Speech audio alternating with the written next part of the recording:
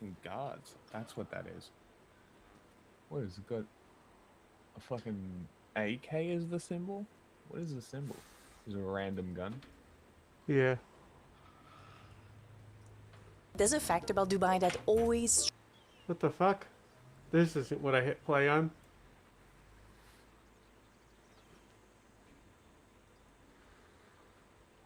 So the day that the coin launched, My Hawk meme coin is live! I actually had, I think 2 podcasts that day. We were in California when it happened, and the guy that was in the room with us, the one that was like operating the coin, we noticed he was like pacing around everywhere, like nervous, and I was like, is that normal? Like, why is he acting like that? Because, you know, I'm doing podcasts, I'm not controlling the coin, but after all that and we finished all the podcasts, everybody just kind of went out of the room and they looked concerned, and I was like, what is going on? Like, I don't understand what's happening. And they're like, oh, nothing, you ain't gotta worry about it.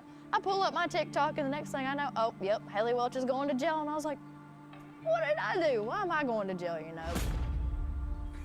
It's done every single day. Like, it's normal at this point. Like, normalize it, you know? What? Octave. Oh, the actual physical act of Yeah. not doing. Hey, what's up, guys? This is not an advertisement, Hilarious. by the way. But did you hear that about a year ago, we bought back our old show, All Gas, No Brakes? Remember, from 2019 to 2020, my first show?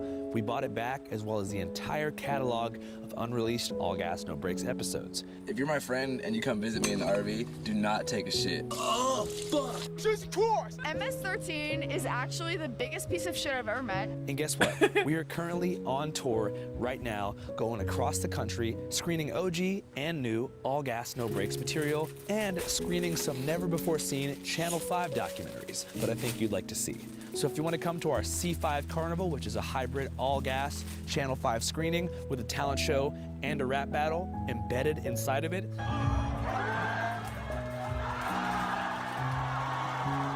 you should definitely buy a ticket right now at www.channel5.news. It's called the C5 Carnival. We're going to so many different cities. If you live in Tacoma, Washington, or Seattle and are free tonight, there's a show at the Temple Theater at 7:30 p.m. with an after party at my dad's bar called Last Call in Seattle at 11. And if you live in LA and are free tomorrow, this Saturday, we have a show at the Wiltern featuring an IRL Crip Mac performance, among other things. And yes, he's out of jail and back in the field. Saturday night on Needwood Crip. Y'all back in, cuz. Andrew Channel 5 on Needwood Crip. I'm doing my first show out of motherfucking jail. Channel 5 Carnival, cuz. And after that, we have SF, Portland, Austin, Denver, Vancouver, BC, Atlanta, El Paso, Phoenix, San Diego, and then wrap up in the big AB motherfucking Q, biatch. Hope to see you guys on the road. Again, tickets are on sale right now at www.channel5.news. All right, back to Haley. Thank you so much for making the Well, time. of course, thank you for having me. I'm Haley Welch, and I guess I'm an influencer. And how are things going? They're going pretty good. Your story to me is one of the most fascinating in human history. You think so? Yeah, I think if a caveman were to like time travel from the past and I had 30 minutes to explain, you know, humanity and the recent zeitgeist and how things have gone, I would explain your 2 to 3 year timeline. Do you really? Definitely. What do you think you would say? I mean, I would start with the first interview itself. Not the contents of the interview, but you're just someone out, you know, with your friend for a night of partying, and then within like 2 days, you're on everyone's phone in the entire country. Yeah, it's kind of scary if you think about it that way. Yeah. What were you doing out that night? We were at CMA Fest and we were drinking. How do you get over a breakup? Get drunk. Like we're doing right now. And had you done a street interview before that? No, that was the first time. Wrong place, wrong time. That's all that was, so. So you kind of regret doing it?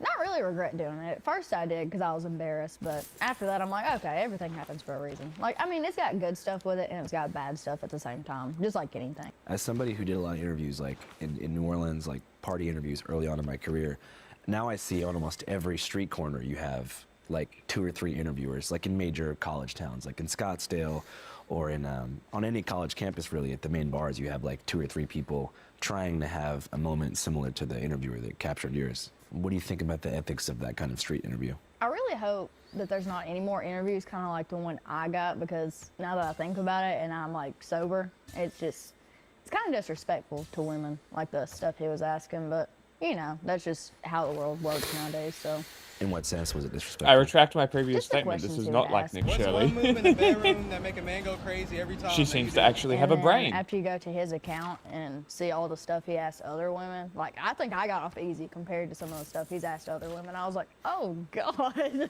prefer missionary or back shots? Missionary. Why? You like it when they look at you Because in the the guy eye? does all the work. Just nasty questions like that. So after he released like the first video, I was like, oh, that's it. Like he don't have anything else to post. Boy, was I wrong. There was like 4 or 5 different videos after that, just like cutouts of this one interview. And I was like, oh my God, did I say all that?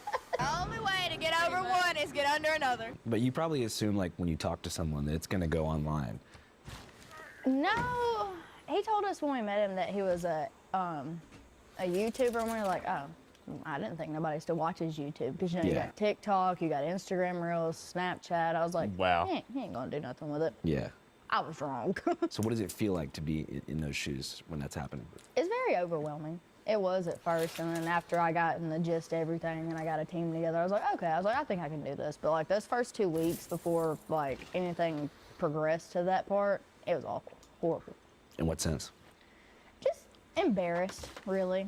And then we tried to get him to stop like posting more videos. He wouldn't do that. So, I mean, they just all came out there. So there wasn't nothing I could do about it. And I was like, well, you know what? The worst one's over. As soon as I said that, here comes another one that was so much worse. And I was like, oh no.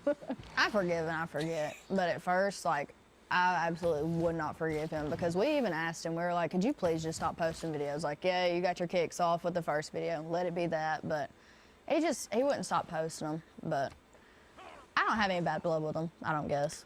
But I couldn't be friends with him. How come? Just because the concept. Like, you know, I asked you politely, please stop posting those videos. Like, I was not mentally well during those first 2 weeks, and he still wouldn't stop, and he just kind of kept going no matter, like, what we told him. So, I don't know. I don't have any kind of patience for people like that. I wonder if there should be some kind of legal protections for people who get interviewed while they're out drinking by people like that. Well, I mean, I didn't sign anything or tell him it was okay to post it, so. But I guess legally speaking, especially depending on like what state it is, as long as you're in a public area, someone can interview you even if you're blackout drunk or you're homeless, addicted to drugs. Like technically someone could still interview you. Do you think there should be like maybe a law in place where someone can request footage to be taken down if they were, you know? I mean, I guess it depends. Some people might think different than I do, and they're like, oh, it's just something harmless that just got put on the internet. I don't know, which it worked out for the good of me, or for the good for me, I guess. But, like, you know, at the same time, it's kind of disrespectful, I think. But, you know, most people have different ideas and stuff like that and what they believe in. But, sure, I'm sure some places could. What was the first moment where you realized that it had grown to a point that you couldn't contain it? So I got to work, and I woke up that morning getting ready for work, and my friends had sent it in our group chat. I was like, he's got like 6,000 likes. I was like, that's still a lot, but it's not gonna get like out of control or anything. By the time I got done with work that day, it's already had like millions of views. I was like, okay, maybe this is a problem. Like, I couldn't process it. I was like, this isn't real. Like, this isn't actually happening, but it did. And then I ended up finally having to tell my granny about it that I lived with. She was like, I don't get it. And I was like, okay. I tried to explain it to her some more. She was like, oh, okay. Like, she got it. And she was like, that's kind of funny. And I was like, okay, well, she's good. She's good. So I wasn't worried anymore after I told her. But So at what point did the kind of terror of being viral set in? probably after that first day when I seen all the views and stuff it got, and everybody that was like recreating it and doing something with the sound or something like that. Like me and my friend Chelsea that was in it, we probably stayed in my house or in her house. We'd switch back and forth for like 2 weeks. Like, we wouldn't go anywhere. It was one of those things like where you're just embarrassed to death to come out of the house. Like, what do you say to somebody? Because like everybody around my town like knows who I am. They're like, oh no, that's Haley. The going from somebody that's just like in the background, and then everybody and their mama sees you on the internet, and you're like, oh no. What are some of the comments you read that really affected you? Off the top of my head, like, you had like a bunch of moms and stuff. They're like, oh, that's so trashy. Like, if my daughter ever did that. And then you'd have people saying, what does her father think about this? My dad thought it was funny. He knows how I am, so. Yeah, most people would just get stuck in like that stage 1 of embarrassment. But for you, I think it went so viral that you're now at this you're at this dilemma probably 2 weeks into the whole experience of like, do I just live like in the shadows for the rest of my life, or do I try to make a career out of this? Well, the thing that sucked about it, like, I was just gonna sit there and be embarrassed about it and let it pass, but then I seen all these women pretending like they were the girls in the video and they were making money off of it, and I was like, well, they're not even the ones in the video, so like if they're making money off of it, I should too. I mean, there's no reason I shouldn't. So that's what I did. And how'd your influencer journey first start in that regard? It was a little overwhelming. Like, I don't know how long we had these tickets. Like, we were supposed to go see Zach Bryan in concert, and then he ended up inviting me up on the stage with him. Where's and she everything, from? And it just started rolling right after that. Couldn't tell It's a you. very southern accent. Tennessee.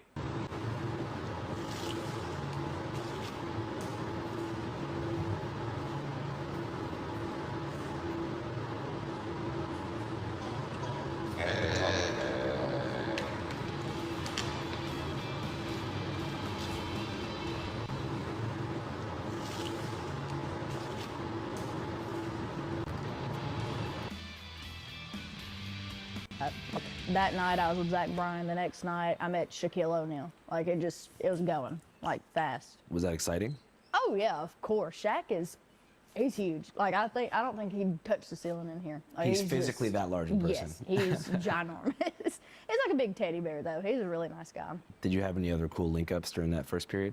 Yeah, Wiz Khalifa. He come on our podcast and he was really cool. Yeah, I want to hear about like the actual influencer journey. So whenever you first started, were you approached by like a Hollywood agency to start? Let's see. My best friend's mom, she was like, you need to get a lawyer and start getting stuff figured out. So that's what I did. And then he pointed me to the direction of my team, and then they got everything kind of set up. Like they made me an Instagram account, just stuff like that. So the Talk to a podcast. How quickly did that start after the video went viral? I'd say, I don't know, about a month or two after. It was a lot of fun too. I don't know, we just kept kind of rolling, and then the only thing that was bad about doing the podcast, most of them we done to like get a guest would be in California. I just got tired of getting up and going. Like it's just so exhausting to have to get up every other week and fly to California and then fly back. And I'm more of a homebody. I've always been a homebody. You like Tennessee? Yeah. There you go. I guessed Stay right. here forever. You did guess right. I guess so. I would. What I are the- couldn't live in California. How come? It's just too busy. Too busy. I cannot drive up there. There's people everywhere. I couldn't do it. You like the rolling hills out here?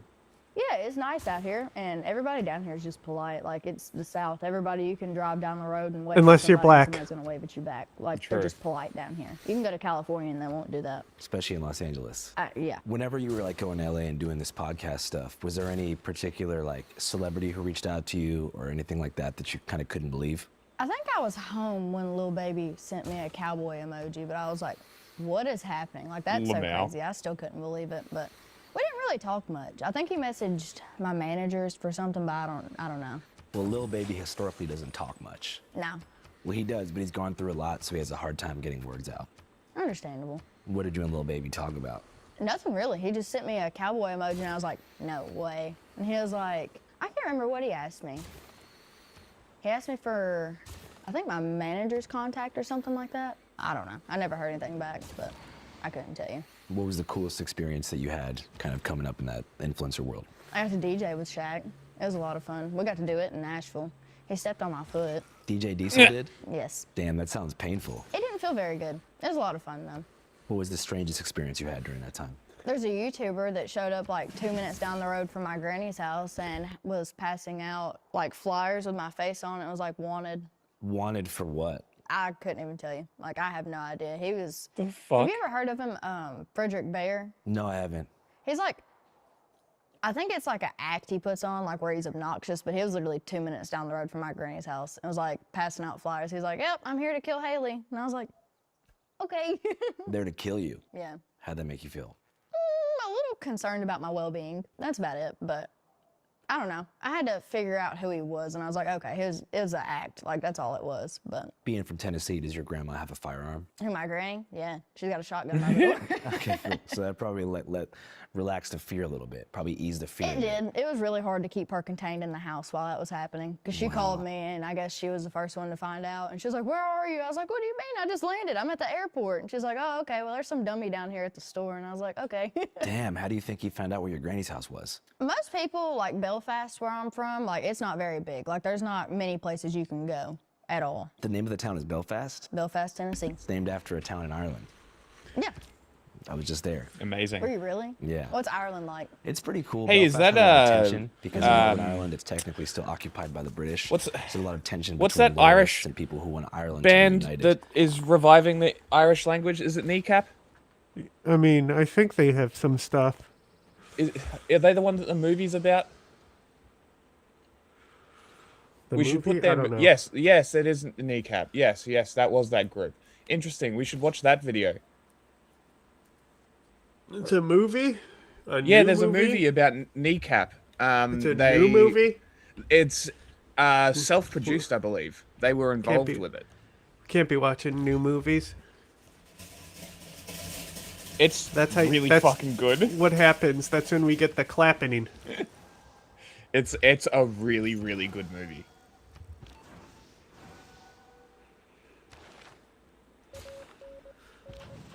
So Did you go to a pub? I went to a bunch of pubs. What was the pub like? Just a bunch of dudes singing and drinking Guinness and They were pounding their singing? fists. Yeah. So moving back to the Talk to a podcast, what are some of the things you talked about? So I think those bombers that disappear might have disappeared because I upgraded my carrier. Yes, that's exactly what happened. I did that as well. I lost 3 planes. Samesies. That was another game. I made that mistake, not this game. Never again. That's what it's really... That's what the term is really for. Not upgrading your carriers with planes on them.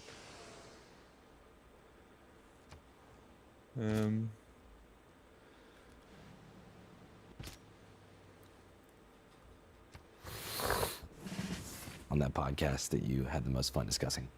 Really anything. I like getting to know my guests. I think that was the fun part. Because, I mean, you got Wiz Khalifa. You know him for songwriting, smoking weed, stuff like that. But I thought there was more to him. And there was. Like, he gave me some great advice. He was like, you got to be really careful, like, what you put your name on and all sorts of stuff. Like, there's so much more to him than just, like, what you see on the internet, you know? Should have listened Yeah, to it well, that earlier. kind of bridges nicely to the next topic, which would be the hawk to a coin. Oh, Lord. The whole, like, crypto, I guess, scandal that emerged based upon your likeness. Today we're breaking down the hawk to a scam. Yeah, the hawk to a girl launched a meme coin. That's just like a term they use, calling it a meme coin. It's really not. It's just always a scam coin. In your perspective, what happened there? In my perspective, I'd say that I got talked into doing something that I didn't know anything about, really. But you gotta be really careful what you put your name on. Like, I think people give me a lot more credit for that whole crypto scam than, like, I can actually pull off. They're like, oh yeah, she pulled this off. I'm almost a 22-year-old girl. Like, you give me so much credit. You really think I can do I'm that a by myself? dumbass, is what she's saying. It's just one of those things. Like, I've never had a Twitter account until, like, we started doing a crypto coin. But it's just, I don't know, it's one of those things. And the internet will take something and run with it so far. I don't know, they just blow it out of proportion. Like, you'll have random people that never even put, like, $2 in the coin. They're like, oh, where's my money at? Like, you didn't even put money in it. Yeah. It's just one of those things. Yeah, I mean, Yes, I kind it's of the hawk first to a girl. gained like influencer status when I was around 21, 22. Did you Just really? one of those Yeah, just through things. being a street interviewer. And one of the first things that happened in my career was I got approached by crypto dudes. Stay away from Right it. away, they were like, hey, how would you like to make an all gas, no brakes coin, an Andrew Callahan coin? And for some reason, like I just had this calling in the back of my head, like, stay away from it. Did you know any like people in that world prior? Well, they've always said that, is it Logan Paul or Jake Paul? One of the Paul brothers that's done it, but I didn't know what it was at that time. But I've always heard to stay away from anything coin related, like Bitcoin, crypto, anything like that. Stay away from it. So, of course, at Correct. first I was like, no, no, no. And then it got brought to me as an idea like, oh, well, think about it this way. Like, after you do this coin, like, it's a good way to interact with your community. You can do this, you can do that with it. You can donate half of it to, like, your Paws Across America organization. Like, you can donate so much Of of that course. to charity. And I was like, you know White what? person. Oh, I want to help animals. I was like, okay, Every I was like, time. that's fine. But Honkies. other than that, it's not a good idea. And I'd advise anybody to stay far away from it. Who was it that first approached you and kind of talked you into it? We can't talk about. We can't name names on that. Well, if you didn't name names, could you describe what kind of person it was? Like, was it a entertainment? But was it another influencer? Was it like We a? can say it's just. We can say. It was somebody closer. Like, you kind of keep on your left arm. He was introduced from a friend of a friend, if that makes sense. Interesting. Yeah. But And it's one of these sort of like big crypto guys who works with influencers to build coins. yep. I don't think it was necessarily all his fault, but I'm still going to be like, yep, it was your fault. But I think he ended up, like, can I say that? He hired he ended up hiring somebody else to help him out because I think he bit off more than he can chew, if that makes sense. So he hired somebody My favorite to help was him that he knew of and just didn't know a whole lot. My favorite thing is when she was getting taken down for all this shit, she just decides on the call, all right, I'm going to bed. See y'all tomorrow. And then never came back. Honestly, great decision.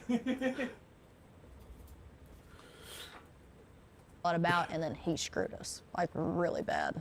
But I don't know, it's just one of those things. You live and you learn. I won't ever touch another one again. Yeah.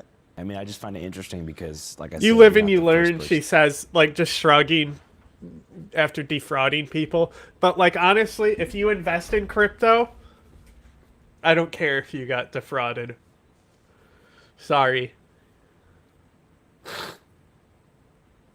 This has happened to, and I'm It's just like curious about someone who buys into an MLM scheme. I don't give a fuck if you lost all your money.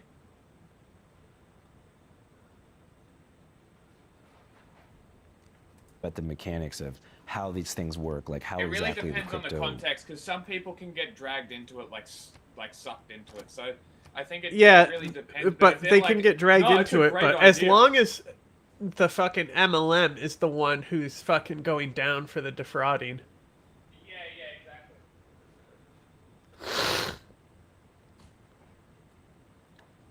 Have you ever seen the Shark Tank episode where a guy tries to pitch an MLM scheme to them? No, I haven't. It's so fucking funny. He's sweating bullets the whole time. And, like, he's just trying to recover his own assets. And just throwing a Hail Mary, being like, I'll go on Shark Tank.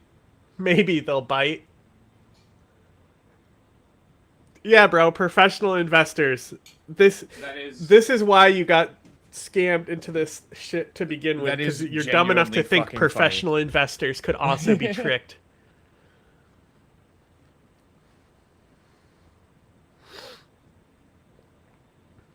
Also, I love the one guy on there always tries to act like he's like, oh, I just was a little guy who made some investments.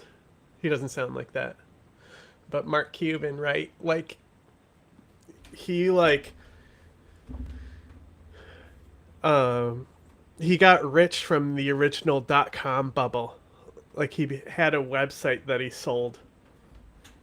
And, like, the way he tries to sell himself as just a little guy beforehand is just so not the case.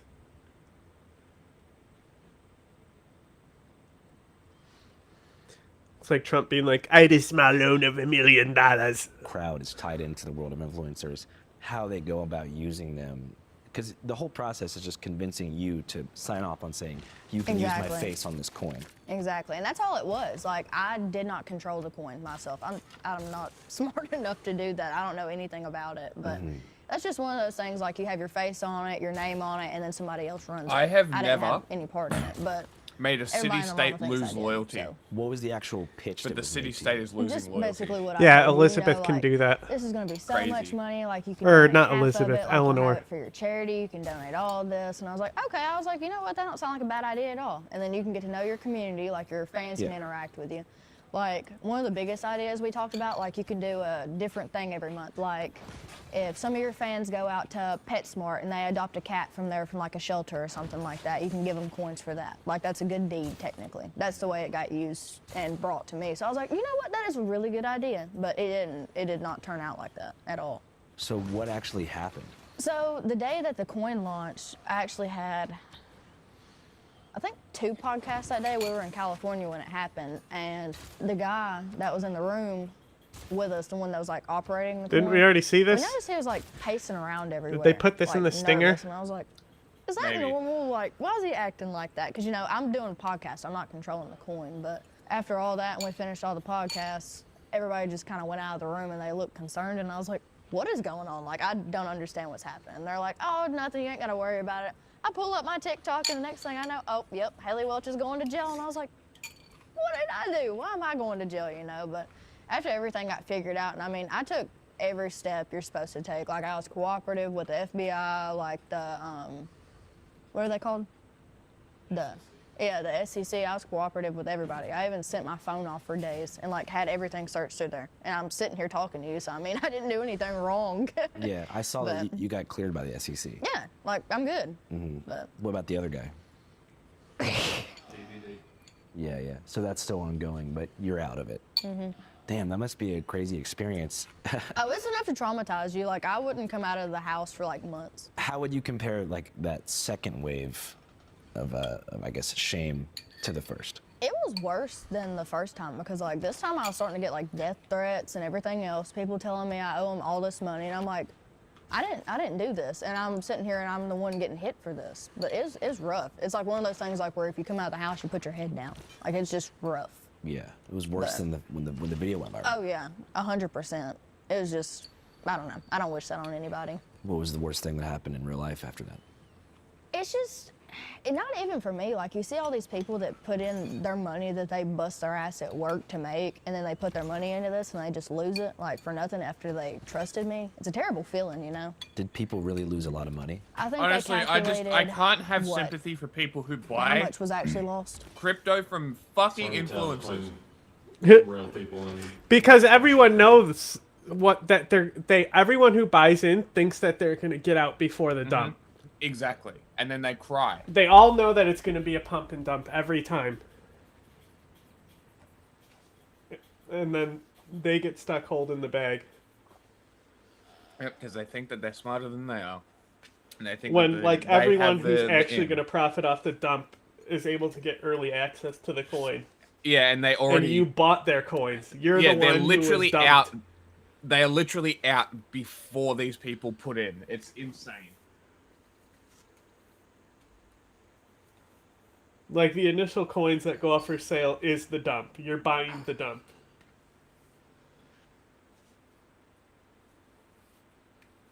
Like, it's just nuts that people don't understand this yet.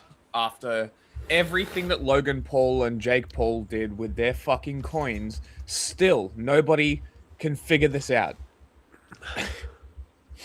Touch some grass. Go outside. Invest in the stock market. At least it's safer. Yeah, you put the S&P 500, I think it's Yeah. called. You just put money literally into like that. can't lose money. Exactly. You have to put a significant like amount of money, so you need to be Yeah. able to have a few grand on the side to invest in it. But that's the thing is, there's a lot of people. It's like how the lottery is an optional tax on the poor. Like the Yes. people who have, thousands to just put aside for investments aren't the ones getting caught in pump and dump scams. No, they are not. the people. It's hard to It was a tell. lot. It was like 200 grand or something. Yeah, it was like 200,000. But like, I kept seeing stuff on TikTok like before we found out how much was actually really lost. Like, I think 200,000 of real people's money got lost, and then the rest of it was like scammers and stuff like that. But that's, I don't know. I don't even know how it works. Like, I have no clue how any of that stuff works. It sounds like how it works is the person who's in control of the coin will do some insider trading and then have people that he knows. See, that's where he got messed up at, I'm pretty sure. Yeah. The guy that ran it, so. So people will basically sell like shares or something like that, or Mhm. tokens before the coin goes live, and they'll kind of all pull out and devalue it rapidly when that happens. Well, see, I even tried to go, like, we went to a Bitcoin conference, and I was like, yeah, I'm willing to learn this, because, I'm going to be doing it. I might as well try and understand it. We spent, I couldn't tell you how many hours at this conference. I walked away and still didn't know anything about it. Yeah, tell you, that's but how the way I it would felt work, he'd be like, okay, well, when we need it to was do the videos, initial like, explainers to for the put on your crypto Twitter, and coins. he'd I send was me like, messages of like what to say what? in these videos, and I'd film it, you know, whatever. But still didn't understand it. My hot meme coin is live! And that's part Legendary. of my fault too, I will say, because I had no business putting my name on something I didn't understand, which I know that now, but it's just one of those things. Yeah, that's why I say the story is so interesting, because all this began with you just having beers in Nashville. Not Yep. beers, sorry, I don't know, what were you drinking? Vodka. having vodkas on Broadway, right? Mhm. And the next thing you know, you're like involved in some kind of crypto scam, and you have a podcast in Los Angeles, and then you have like all of scam YouTube is kind of Yep. using you as this pariah. I have questions. I'm raising my hand. Hey guys. What CopyZilla? I didn't know who he was, but I heard him on the live that live was the day after the coin launch, right? Like it was the same day. That's who I heard talking, and that's when I realized like everything was like, you know, shit hitting the fan. Like it didn't go good, because I heard him on there, and he was like going off, like asking questions about this, this, and this, and the guy that was on there talking to him, he couldn't answer those questions. And I was like, those are simple questions that he's just wanting to know. Like, why can't you answer them? So you understood where CoffeeZilla was coming from. I didn't at first. Hey, this is one of the most miserable, horrible launches I've ever seen in my life. Okay, then why the fuck are you on? And then I did after, and I was like, okay, he's got a point, but like, he's barking up the wrong tree. Like, he thinks I did this, like, full intent, knowing what's gonna happen. I didn't know anything about it, which, again, that's my fault. I didn't know anything about it, but I don't know. It was rough. Yeah, for sure. All right, so Haley Welch is famously a homebody. In fact, she'd never even been on an airplane before going viral, which honestly, after another long red-eye flight, sounds pretty chill to me. Throughout many experiences, I've learned the hard way that when you're landing somewhere intense, the last thing you want to do is be stuck standing in an airport with no internet and nowhere to be. So today's video is sponsored by Saley. No roaming fee code right here, right. Your life look like in the following weeks after this whole thing went down? Oh, I was scared to go home. Like, I had to go through the airport, and as soon as we landed, there was a guy that was like, I don't know, he was on the floor by the gates and stuff, and he was like, where's my money at? And I was like, oh no, I just put my hood over my head, and I got my shit, and I got out of there. But it was scary, you know, because like people are losing their money, and I had all sorts of messages saying, I'm gonna kill you, like, I'm gonna kill your family, you're gonna give me my money back and stuff like that. And like, I don't have anybody's money. Like, and if I would have, I probably would be sitting in jail, but. So somebody else has the money. See, that's the thing, I don't know. Someone that's not you has the money, if they have not already spent it. Because I mean, once dark money goes a certain way, there's no way to trace it. Exactly, so literally every bit of that was for nothing. It was just, I don't know. Yeah, it wasn't good. Do you know if the scam victims have like tried to seek restitution from this group that was? There was, what is that firm called? Civil lawsuit. So there's an ongoing civil lawsuit. It's a group. It's a class action. It's a group of plaintiffs. Oh, great. So there's a class action lawsuit happening with a group of plaintiffs who are suing someone who's not you to try to get their money back. And will you support these plaintiffs? Well, no, she's named in the suit too. You're named in this suit too. Yep. Do you think you'll be all right? I definitely do, because I mean, you can go through my phone, you can have it right now, there's nothing in my phone. To say more that Haley and her lawyer cannot, the primary masterminds of the Hawk-Tuah coin rug pull, according to a lawsuit filed by 12 plaintiffs who suffered a collective loss of $151,000, were 1. A Los Angeles man known as Doc Holliday, legal name Alex Larson Schultz, a cryptocurrency trader who initially proposed the Hawk token to Haley, and 2. Clinton So, a software engineer based in Hong Kong who developed the trading platform called Overhere, which launched the coin back in the November of 2024. Like I told you, I was fully cooperative with the FBI and the SEC, and they're like, okay, well, you're good. I gave them everything on my phone, anything including keywords like meme coin, crypto, anything like that. They have every bit of it off my phone, so. Yeah. So after I got back home from California, like after everything with the crypto. It's funny that like any question he asks, she just looks like with the puppy dog eyes at the lawyer. Well, it's a smart way to do it.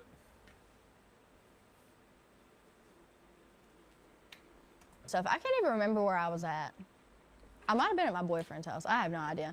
But I got a call from my grand. She's like, Haley, you need to come home. And I'm like, why? What is wrong? She's like, there's 2 FBI agents at the door looking for you. And I was like, Oh, okay, that doesn't happen every day, because I'm telling you, we literally live out in BFE, like bumfuck Egypt. We have a dollar store in Belfast. That's literally all we got. So for them to come all the way from Nashville down looking for me, I was like, oh shit. And I was like, I'm gullible too. I believe everything off the internet. I was like, I'm going to prison. Lol. I was like, that's where I'm going. You His know what? I got biplane thinking did about it, though. I was like, precisely maybe I'll meet Todd Chrisley. I was like, maybe everything will be fine. Whatever. 1 damage. But Sorry, she told 6. me on the phone, she was like, 6 yeah, there's damage one to here my that's really mechanized good infantry. looking. And I was like, Oh no. okay, Granny, you know, whatever. And she's like, I'd let him handcuff me and take me off. And I was like, Your grandma said that. all right, Granny. So when I went for my interview after we got it called and set up, you know, in Nashville with the FBI, and I was fully cooperative, you know, talked to them, told them everything, name names, whatever. I told him, I was like, my granny wanted you to stay at the house with her. And he was like, me? And I was like, yeah, you. I was like, she thought you looked good. But it tickled him to death. He was red-faced. Do you think he was willing Tickled to him engage to your grandma in that kind of manner? No, he's probably smart not doing it. He'd be big around that damn fireplace over there. She can cook really good. So your grandma's got some fire in her. Granny's got some fire in her. And how did that conversation with the FBI go? It went really good. Like, I mean, as good as you could expect it to. Mm-hmm. The good vibes. It was good vibes. I liked him. Besides one guy, there was one guy in the room. He was just scary. I mean, the scariest looking guy I've ever seen in my life. He meant business. So I didn't look at him really. It was a good cop, bad cop situation. There was like, how many do you think? 4 in the room? 4? Yeah, there was 4 of them in the room. Everybody's good vibes besides this one guy. What'd you ask him? I walked in, they were all like saying their name and their occupation, and we're just walking down the line like, some FBI. So I started to make a little joke with them, like tell them my occupation. So I hit him with a little Kelly Black, little plumber, and he just looks at me. He didn't say anything. I guess I didn't find him funny. What do you think was the most like gotcha hardball question that the mean FBI agent asked you? He asked me a lot of like in-depth questions like about the crypto coin, and I was like, I just looked at my lawyer because I don't know what any of that shit means. So I was like, what does that mean? And he'd have to explain it, and I was like, nice. Like, what's a confusing phrase that he said? Like, he asked about something in a phantom wallet, and then he asked about, there was types of coins, I guess. I still couldn't I'm telling you, I have no idea. Like, types of coins, I guess, like how much this one's worth, like 1 cent, this one's worth like 5 cents. I don't know. I don't know anything about it. I have no clue. And it seems like you really don't know. No, I'm dumb as a bag of rocks, so. I don't think you're dumb. I just think you don't know about crypto. I don't. Which makes By you no smart. means. Exactly. That's what they told me to, and I was like, huh, thanks, I guess. Because how many of these crypto bros could build a bed spring? Exactly. You're exactly right. Or one that goes in a vending machine, you know. You I have can do real that. domestic manufacturing skills. That's what I'm saying. Wait, the vending machine spiral? Like the one that would release a Nature Valley bar onto the basin? Yep. You made those? Not necessarily make, like we'll make them where I worked at, and then I would check like the dimensions and stuff on them, and then I hated doing that. It was terrible. But then my part, like where I actually worked like full time, I done shipping. Like I'd pack out so many in a box, and then we'd ship them out to wherever they're going. Did I send my phone off to them or the SEC? Yeah, I ended up sending my phone off for like 4 days while I was in California to the SEC, and then it come back, which I didn't have any notes or anything on it, so I don't know. And I'm sitting here talking to you, so I guess I didn't find anything. Whenever you got cleared, were you like, yes? Well, I knew it was gonna be cleared because I didn't have anything to do with it. Besides, if they would have looked in like mine and my brother's messages, I was like, yeah, fuck that stupid fucking crypto motherfucker. Besides that, there's nothing in there about crypto, so. Despite being technically cleared by the SEC, Haley says that news story got very little attention and that online hate continues to persist in the way it had before, which altogether has had an extremely negative effect on her mental health. You know, you go from like everybody in the world just loving you to pieces, and the next day they're like, oh, yep, she needs to die. We're gonna take all her money. She took our money and stuff like that, and it's bullshit, really, because like I didn't do it. Like you can look at me sitting here and you're like, yep, she's a crypto scammer. She took all the money. Yeah. Like, it's just one of those things. What did that teach you about humanity? The internet is a cruel space, I will say. But isn't it strange how it can reinforce positive self-image and just as quickly It can do anything. Everything can change with like snap of a finger. It don't take long. Especially, you know, you had probably not even realized it, but become dependent on like positive dopamine rushes from social media. Yep. Having a podcast, I'm sure there was some people like saying negative shit. Like, Oh, yeah. I saw stuff like, your 15 minutes is almost over. And I saw like the seeds of cruelty begin to be planted. People were like, Haley, you're gonna have to make an OnlyFans soon. Like, time's coming to a close. Like, Exactly. Shaq's not gonna have you at his next DJ Diesel set at the Bellagio in Vegas. Think of something new. So I saw that kind of resentment begin, and then it just seemed to reach a boiling point. So do you think that people are fundamentally good? You know, it's great. I'd say I have a somewhat, rock but band I that think spreads most the of it religion. comes from people being so easily influenced because of internet. That's really all it is. They believe anything they see on the internet. It could be AI. It could just be something fake somebody posted. They'll take anything and run with it. I mean, that's one of the biggest problems in our world, I think. So going back to the whole viral fame thing, the internet has this weird thing they do where they love to make regular people famous. They want to bring you up into the limelight. But once you're there for too long, you start, they hate you. You start collaborating with people that are like, you know, on the celebrity tier. They start resenting you and wanting almost to bring you back down. Yep. I have a theory it's because all fame and desire for fame is rooted in fear of death. Existential anxiety about impermanence makes people want to seek fame as the closest thing to immortality. So they want to feel like you being famous is an avatar of them having some sort of value, because they see themselves as someone like you, someone on the street. They build you up. But once you're in the sky, they're on the ground being like, we got to bring her back down. This is going too far. Or they'll be like, oh, we made the wrong one famous. Like, I see that a lot, and I'm like, okay. Well, you did it. Like, I'm here because of you. When did you notice those, like, her 15 minutes are up comments starting to hit? Oh, that was like as soon as it started. Like, I've got those from the point, like, all this even happened. Like, her 15 minutes will be over, like, next week. Don't worry about it. She won't be here by then. Okay. Like, it's, I don't know. Is it supposed to offend me? Like, I mean, I'm grateful for everything that, like, has happened and everything. And, I mean, if it stops, it stops. Like, what can I do about it? Where'd your Like, I'm just tank glad go? I got to do more stuff in the last you 2 talking years of about? my life that Oh, people it's do still in their right here. entire lifetime. I'm I grateful for that, you Took know? the city That's down good for you you. look good that way. So even if you never Oh, that had a one. career in social media again, you'd be happy just to have lived these Oh, 2 I'd be years. so okay. I'd be so I was okay waiting with it. Like, for I it. got to go to Hawaii. I got to go to London. I've got to go so many different places. I even got to go to Bora Bora last year. Like, that's crazy. I wouldn't go back, but I don't even know what that is. French Polynesia? Yeah. Okay, somewhere Over far. there. South of Hawaii. Yes. So, like, yeah, do you plan to, like, engineer a big social media comeback, or are you just gonna chill? I still post here and there. Don't get me wrong, but I don't know. I'm okay with posting. Like, it's something fun I like to do. Yeah. Did the whole crypto scam controversy have a super negative impact on your fan base? It definitely did. Like, I still get comments all the time about it, but I think it's like mostly it's bots, I think, because nobody really cares anymore. Like, they'll forget about it. Somebody else will do it, like, again in the next week, and they'll haze on them, so. Yeah, I guess you'd kind of either have to wait it out, or you would have to really attack it head on. Exactly.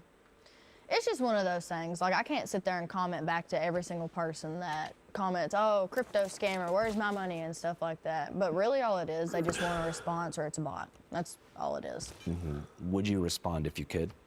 I do, for the most part. When I see people comment, I'm like, I don't have your money.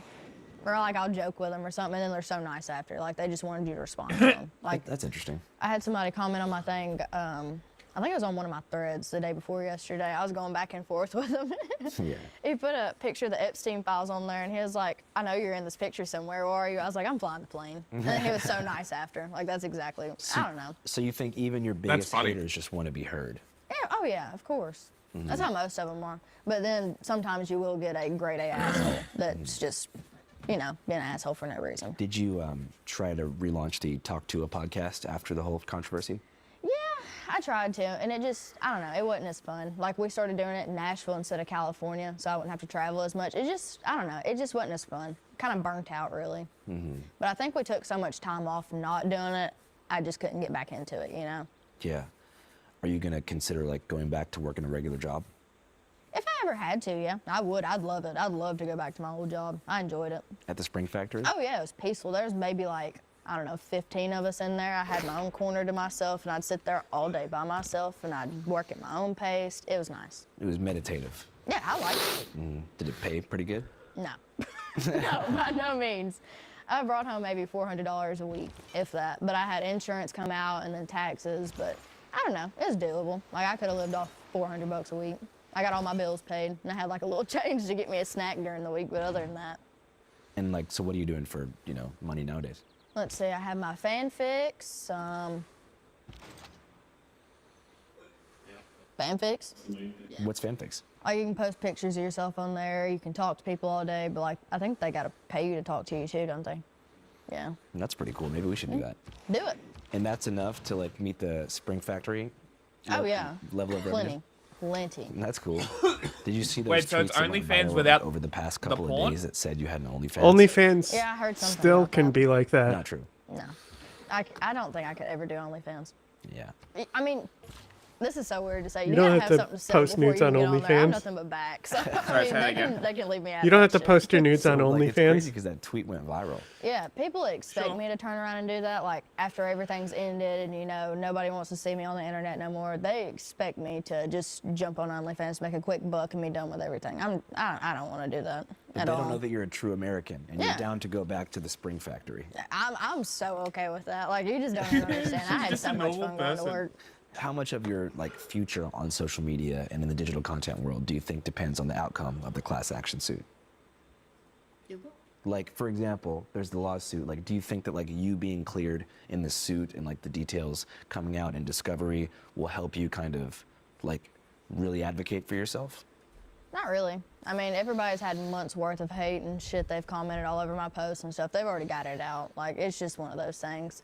And I don't know, they all believe, like, I can't change somebody's mind. If you really think I done that, then okay, that's your opinion. I can't change that, you know? It's like it's just your one of those opinion, things. man. Goes back to what I was asking is like, is it a better idea to just wait it out or like wait for more details to come out in the suit and like make a video and be like, you see, like it was this guy, it wasn't me. I think my thing is, I'm just done talking about it. Like, I've talked about it and talked about it and talked about it. Like, I can't make you understand that I didn't have anything to do with it. Like, I had something to do with it, yeah. I was gullible and got talked into it and put my name on it, but like, as of like actually having control of the coin and doing that to people, I didn't do that. So this is right now is the final word on it. Mm-hmm. And so is there anything else that you wanted to say about that in particular? Not really. Like I told you, I've talked about it so many times and I've sat here and told so many people, like explained to you just like how I did them, you know, like how everything folded out and how it happened. Like, I can't stress it enough. Like, I didn't have anything to do with it besides putting my name on it and being gullible. But The next question I wanted to ask you is what advice would you give to someone in your shoes who went viral, maybe by accident, maybe on purpose, and they're popping off, they're doing collabs with different influencers, and they get approached by a crypto guy, a crypto bro, or a crypto company? I'd tell them run as fast as you can and don't sign anything that you don't understand or you don't know how it works. Run as fast as you can. And what about to somebody who is walking down the street after a night of drinking and they see a guy with a microphone about to ask them about their body count? You know what? Hell yeah. If you want to answer it, answer it. If you don't, that's all you. But if you want to answer it and have a good time, you go for it. But what Might if bite you in the ass, though. I will warn. maybe there's going to be so many inappropriate street interviews in the next couple decades, we're going to have to apply blanket amnesty across the board in the year 2050, where it's like if you did an interview before 25, that cannot be factored into your job application. Would you support that legislation? I mean, sure. Yeah. I mean, they just passed something now to where if you're a felon, you don't have to check the box anymore in certain states like California. Really? Yeah. That's great. You can be 25 years out of prison, you can get a good job at the library, no worries. Even if you're a felon. I think it's non-violent felons. Okay, non-violent felons. Okay, I'll take that. So, no regrets.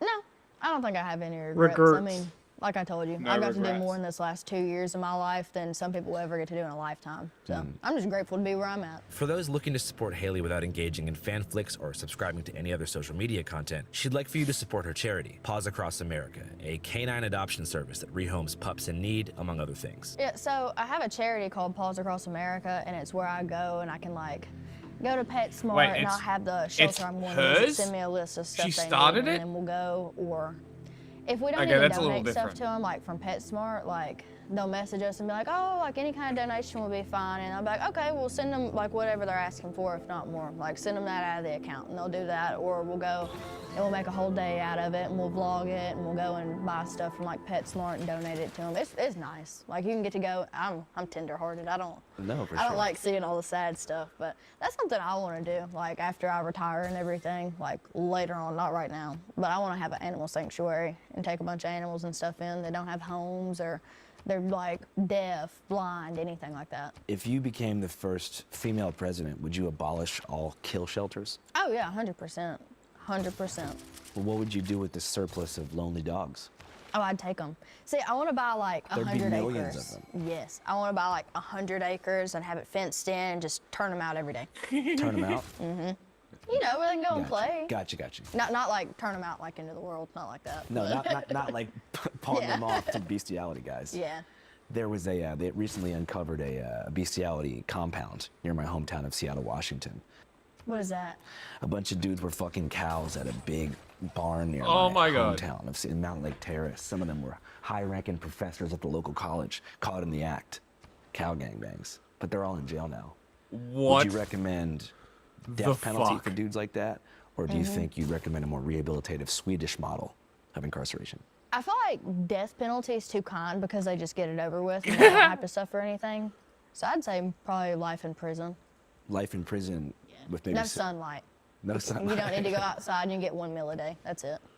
No beef. How many dogs do you have right now? I have two, but I will end up having more. Yeah. I had a foster puppy last week. So I got my first foster puppy last week, and I had her for a day, and then she got adopted the next day, and I was a wreck. So I don't know if I can do that again. Yeah, It was rough. I adopted a pregnant dog, and she had 6 puppies, and we had to Aw. send them off for adoption. That was a tough day. Yeah, it's rough. You think dogs are better than us? Yeah, 100%. These are dumbass I mean, you questions. can have some mean dogs here and there, but like, you don't have dogs killing people. You don't have dogs robbing banks. You don't have dogs just doing anything that a human can A do. dog bank They robber can't say would be nothing hurtful fucking either, epic. so. What's the worst thing a dog can do? Probably piss on your couch. Mine have both done it, and I'm like, oh no. But Do you think that having animals around helped you navigate some of these tougher times? oh yeah, 100%. I think I talk to my dogs more than I do my boyfriend. Cause like, I mean, he works all day long, and I'll just hang out with him at the house. I have ducks. I have 7 ducks. I have 2 cats that I rescued, and then I have a Great Dane, and then a miniature weenie dog. So. How did you guys meet? Oh yeah. Jesus fucking Christ. How did we meet? I wouldn't even say that. Sonic Drive-In or a screening of the Hedgehog film? Like the drive-in, Okay, but got it. that's the first time I ever met him. But I knew him through one of my best friends. They're cousins. Chelsea, the one that was in the interview with me, her and her sister that we're both best friends with. Well, not him, me. I was best friends with him. They introduced me to him like Nice. years ago. How long have you guys been together for? Going on 2 years. So right around the time this thing first cracked off. Yeah. What's your nickname? Pookie. No way, that's you? I love you, Pookie, forever. Yeah. Oh my God, you're kind of a micro celebrity too. Yeah, you are. That's crazy. Pookie's been here this whole time. Yeah. I thought Pookie was like the boyfriend from before everything happened. No. Yeah, Pookie, that's what's up, man. Did you guys see? There's a podcast that was a Talk to a Analysis podcast. Welcome to Talking Talk Tua, the official companion podcast to Talk Tua. I'm Peter. And I'm Cam, and we're your hosts here to the only official companion podcast. Did you see that? I've met them twice. No, you have not. They're really cool guys, I will say. They appreciate your guys' relationship. Oh yeah, 100%. Well, they're a little, what's the word I'm looking for?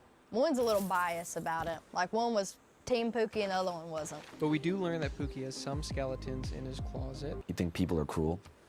Some of them can be. You think they're as cruel in person as they are online? I hope not. I don't think so. I think most people are just more comfortable doing it online because like they can have fake accounts, so they don't have to show their real identity. They don't have to show who they are, what they look like. It's just easier that way. So you think it enables people's darkness to reach the surface? Oh yeah, 100%. And you've seen that a lot. Yeah. So you think the internet was a good thing for humanity? If I could just toss my phone away and never have to get on internet You can. again, like, you know, TikTok. literally well, I can't can. live without TikTok. You could I literally don't do have to that. love TikToks, but watching TikTok, I like watching TikToks. But now, anything else like Instagram, Twitter, anything like that, I can 100% live without. But do you think humanity and human beings would have been better off without modern technology? I don't know. It has plus sides and it has like downsides of it too. Like, oh, you can look up how to cook a roast on the internet. Like, sure, that's something good. But like other stuff, like hazing other people and bullying them and stuff like that, no. But I feel like everybody gets so easily influenced by just let things that they see one on the fall? internet, it like freaks them out. What like, one? The The last Epstein one. files. like stuff like No, that. just take like, I it. wonder if some of the stuff I've read on there is even true. Yeah. Which I'm sure some of it is true, like all the stuff that they did, but like little bitty details. Like, have you seen the intestines part? No, can you tell me? Oh God. So evidently, the people on Epstein Island, they like killed babies and ate like their shit out of their intestines. I swear to God, and it tastes like cream cheese. I swear to God, that's what it says on there. Like, it's stuff like that where I'm like, is that I even just didn't true? think you were gonna say ate their shit. I don't think it's funny Yes. to eat babies. That's what I'm saying. Because they eat a different part of the baby. That's what I'm saying though. But like, it's little shit like that, and I'm like, are they just that sick, or is this like just some bullshit somebody's come up with? Well, like, I wonder all the time. I think the government, not to get too crazy here, but a lot of times they'll like take some real information and they'll drown it in like stupid Crazy conspiracy shit to make it Mhm. all seem stupid. Exactly. So like was Epstein trafficking people to powerful kings abroad and stuff? Yeah. Were they eating this shit out of babies' intestines, you know, as an act of satanic worship? No way. I don't know. There's I don't way know about more pedos than there is dudes down to eat baby shit out of intestines. Well, that's what I'm kind of thinking too, because like, who in the hell would just wake up one day and be like, yep, I'm going to try that today, and it's going to taste like cream cheese? Well, I guess maybe there's an element of like peer pressure among the ultra rich. Mhm. Like a rich guy's like, you know, we all do this. Like this is normal Yeah. for us. Yeah, I don't think that's normal. Yeah. Where did you read that? TikTok, I'm telling you, TikTok shows everything. And then they'll have stuff like back it up. There's a disease you can get, and Epstein had it before like he died, like where the side of his face swelled up and he had bumps all over it. But you get that, my what is it God. called? It's some kind of disease you get when you eat other people, like it's a real disease. Oh, like a post-cannibal. Kuru? Wow. Do you know what Kuru is? Yeah. So that's the prion that they had in Papua New Guinea. Mm-hmm. That's awesome. I don't think it exists anymore, from my knowledge. Wiped out, huh? Well, the prion has to be in the person. Oh, so once they die, it's gone. Yeah, so like it was specifically one tribe that had it in their genetic code in Papua New Guinea. Oh. Okay. And they weren't like eating them per se. It was part of the funeral rites when they were cremating them. Uh-huh. And it was only the women who did it as part of the ritual, I believe.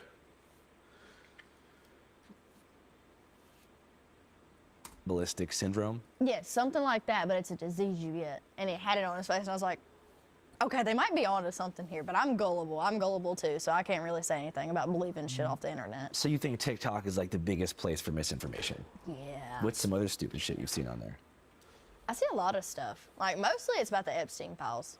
But, like, then you'll see, like, real stuff that's happening. Like, what we were just talking about a while ago, like, all the bombing and stuff in Mexico right now because Yeah. the cartel leader was killed. I'm sure that's, like, actually happening. Totally like, happening. 100%. Totally But happening. I don't know. It's hard to tell because, like, AI looks so real. Like, there was a video, I don't know if you've seen it, and it was, I seen bunny rabbits and I seen deer. But they were jumping on a trampoline. I thought it was real for, like, 3 weeks before I found out it was AI. I was like, oh, look at them bunny rabbits jumping on a trampoline. Who broke the news to you? Yeah, just there's no way six does are getting on a trampoline. They're just sitting there in a group of a circle and just jumping up and down. Yeah, yeah, And yeah. it's the same trampoline the rabbits were jumping on. It's just... Gender question. Do you think that you would have gone viral if you were a man and you were referring to spit on that thing with reverse genitalia? You think a guy would go viral if he was like, I'm gonna spit on that thing? Or you think people would just be like, Probably not, because I don't think women would look at that and be like, yep, that's appealing. I don't think so. okay, so what would a man have to say to reach your level of virality? You know what I think would go viral if men acted like men. There's so many men in the world now that they What are we wanna gonna be do without in a men? Relationship. Don't worry, I'm not looking at you. I know you like the back scratches. Don't worry. He's like, fuck. But you know, like if they were just like how men used to be, like showing up to a woman's door with some flowers, opening the car door for her, just stuff like that. You know, being a basic gentleman. You know, I feel like that'd be something good. What do you think men want to do nowadays? They want the women to put in all the work and like chase them. Yeah. It appears that some men and boys, particularly in the early Gen Z demographic, have also opted out of the dating market altogether in favor of joining insular, pornography-fueled online subcultures like the gooning community. Last week, we sent our new correspondent Steph Dagg out onto the front lines of Goon World to document an event called the Gooniversary, a candlelight vigil honoring the life of Nautica Malone, an Arizona man who tragically took his own life after being caught and filmed allegedly exposing himself in the drive-thru queue of a bikini barista in Tempe. Here is a preview of that footage. Nautica's death is bigger than 9/11. This was a recurring incident that all the girls were aware of. You killed that man. Nautica was a gooner. He's left behind by his wife and 2 kids. Do you think they consider him a goon lord? I think they view him as a loving father that did a radical thing. I want to be just like my father. He was a gooner himself. You know he did it in that parking spot. No shit. That's messed up. I analyzed that video over 1,000 times. That man had pants on. Have you ever exposed yourself in a drive-thru? No, but I probably will in my future. You killed that man! You killed that man! Acting like it's a joke is damaging for everyone involved. The spirit of the Gooner was really all around us. I can't go! I can't go! I can't go! What the fuck? If you'd like to see our complete, uncensored, and full documentary at the Gooniversary, head to our Patreon. I'll put the link in the description of this video. As many of you guys know, we are a completely independent news organization that is primarily powered through your $5 monthly Patreon subs, which allow us to be free and cover the things that we want to. All right, back to Haley Welch. So you feel like men have lost their traditional masculinity? I'd say so. Like him, he'll go and get me flowers here and there. Like just stuff like that. Yeah. But I feel like men nowadays, like they want you to get them the flowers. The women gotta plan their Hiding dates, the just face, stuff but like that. not It shouldn't be that tattoos. way, Yeah, I don't right. think. Yeah, that's what's kind of. Well, they weird, wanted is, their like, a lot of tittas the to be out. masculine culture is saying shit like that. It's like, don't ask her on a date. Have Exactly. her ask you. Say no. Or they'll asks ask something- ChatGPT. Like, why are you asking ChatGPT how to go on a date? Oh shit. Like, it's stuff like that. I'm like, it's really not that hard. But according to some, dating, chivalry, and other acts of foolish gesture maxing are a complete waste of time that steal precious time away from looks maxing and other male self-improvement techniques. While Steph Dagg was filming at the Gooniversary, I was also in the field at a streaming mansion in Fort Lauderdale, Florida, interviewing Kick's top creator, Clavicular, and things, surprisingly, really didn't go that well. Not one, He question wants to make about, peace. about looks maxing. There's been so many Nah. questions about looks maxing. I probably asked you about looks maxing like 40 times. That video is also up right now You in its asked raw for this, form bro. on our Patreon. A lot of shit to offer over there. All right, back to I Haley should have again. made peace So with your it life because his online, will city's it gonna continue fall forever? anyway. Who'd you make peace with? It might continue for a few more years, but you know. Don't make peace with anybody. I feel like once you get to a certain age, that's when you're like, do I really need to be on social media? Because like at that point, Zulu were it's kind of asking. weird, I think. But What do you want to live for in general? Like, are you really family oriented? Is that something you'd want to do? I'm sure, maybe. I like gardening. Yeah. I like to garden. I'm sure later on, like after we get married. Sorry, I hope you plan to get married because I just said after we get married. Sure, later on, I'm sure I'd be down for it, but not right now. How old are you now? I'll be 22. What's today's date? Anybody know? No one knows. Next month, March 11th. That's fucking crazy. Yeah, because like a lot of people have this anxiety about like not starting a family before 30. Like I'm 28, I'm kind of feeling it right now. Are you married? No. Sweden has a slinger See, over look at here. you. Okay, that's a little concerning. See, reinforcing That's great. judgmental tropes. No, I'm not being judgmental. Now I'm just thinking of doing speed dating for you. Well, I have access to potential girlfriends, but they don't like my traveling lifestyle. Well, it's just something they gotta understand though, because I mean, this is your career. Like, that's something you gotta get up and go do, you know? I mean, I get it, because I mean, I've had to do it. What a but queen. Yeah.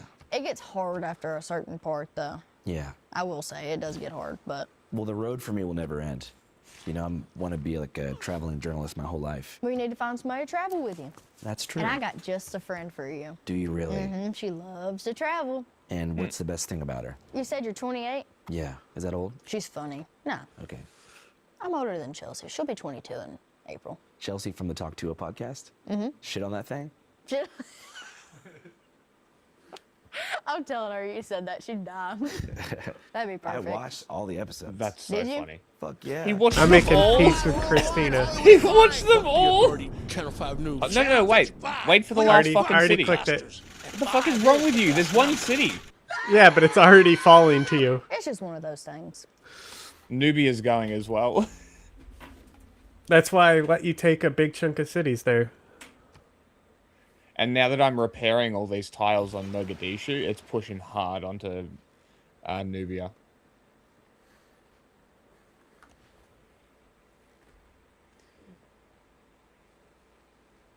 Jerusalem?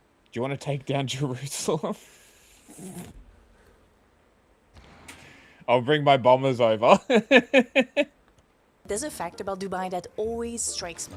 90% of its population is foreign-born. Isn't that insane? 90%. Among those foreign-born individuals, you have a bunch of expats working in finance, tech vibe, trust fund, AI. And then you have the influencers. I have nothing but good things to say about Dubai, and it goes all the way from down to the very base level, all the way up to the top. Unless you're one of their followers, you probably haven't heard much about Dubai influencers. I used to follow some of the ones who became popular through reality TV, but that was years ago. When I re-entered that space to research this video, I felt like such a boomer. I just didn't get it anymore. I didn't understand the products, the references, the songs, or the edits. I asked my younger cousin if it made sense to her, and she said yes, which only confirmed my anxiety that I wasn't as media literate as I thought. I had no clue who these people were or how they got so many followers. Yet that didn't matter. Overnight, they had become the people through whom we learned about what was going on in the Middle East. They had become citizen journalists communicating up close and live in English, French, German, Spanish, whatever language reached their audience. That became the reason people reconnected with them and were reminded of how much they didn't like them. Why? Because of this. Actually so scared. I'm in JDC right now and I can see... Oh no. You think I'm stuck in the Middle East during a war? That sounds like a f***ing epic story. 3 hours later. No one's ever died in a bus before. What could possibly go wrong? A few moments later. Why have we been stuck here for 2.5 hours? Sometimes it's good Man, to he go went back from gloating to whinging remember real quick. and appreciate how far you've come and how spoiled you Man, are. But what a pussy bitch. What a bitch made. I mean, everyone knows she's a bitch. So what if I told you that your ancestors might have lived a completely different It life took than you ever less than imagined? 2 I recently hours discovered for mine, him and to it was start honestly crying. So let's dive in. This video is Awesome. sponsored by MyHeritage. So this is what my tree looks like at the moment. It still needs a lot of work, I agree. I put some colors here and there, didn't put any pictures, but that's the next step for me. I'll admit that I was a bit worried I wouldn't find much because my family migrated all over Europe before they settled in France. Surprisingly, the person I found the most information... It's pronounced France. Not France. We're still at war with the Congo. Cool. Yeah, they're next. I guess I'll move my shit up. They're next. I'm gonna poop on them. They're gonna go to Dookie Town. I also have a random settler that I stole from Sweden too.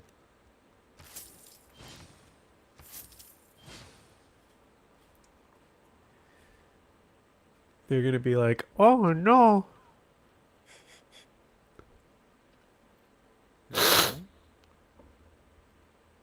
This one. Aerodrome. We want to repair that as soon as possible. Where's the aerodrome?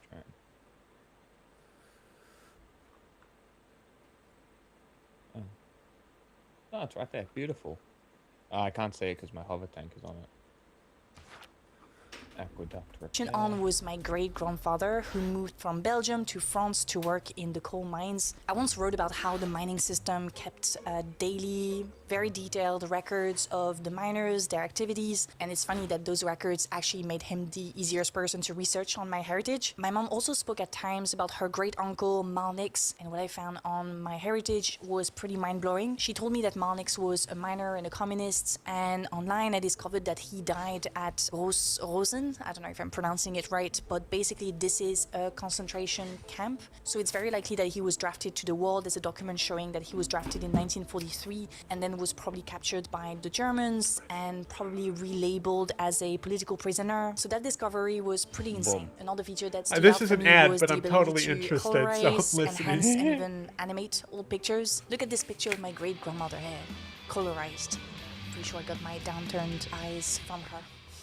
MyHeritage, the leading family history platform trusted by over 90 million users worldwide. With access to more than 33 billion historical records, you can uncover long-lost ancestors, build your family tree, and even bring historical photos back to life. Now, if you ever wondered about your own family's history, now is the time. MyHeritage is offering a 14-day free trial. You can click on the link in the description box, in the pinned comment, or scan the QR code that is on screen right now. So don't wait, your story is waiting to be discovered. Thank you, MyHeritage, for sponsoring the video, and now let's go back to it. Dubai influencers are known for being kind of the worst type of influencers, right? Superficial, obsessed with money, reluctant to redistribute it in the form of taxation, for example. Massive thank you to the British taxpayer that has stumped up to bring us home today. Didn't expect you to put us on first class, so really, really thank you. Sure.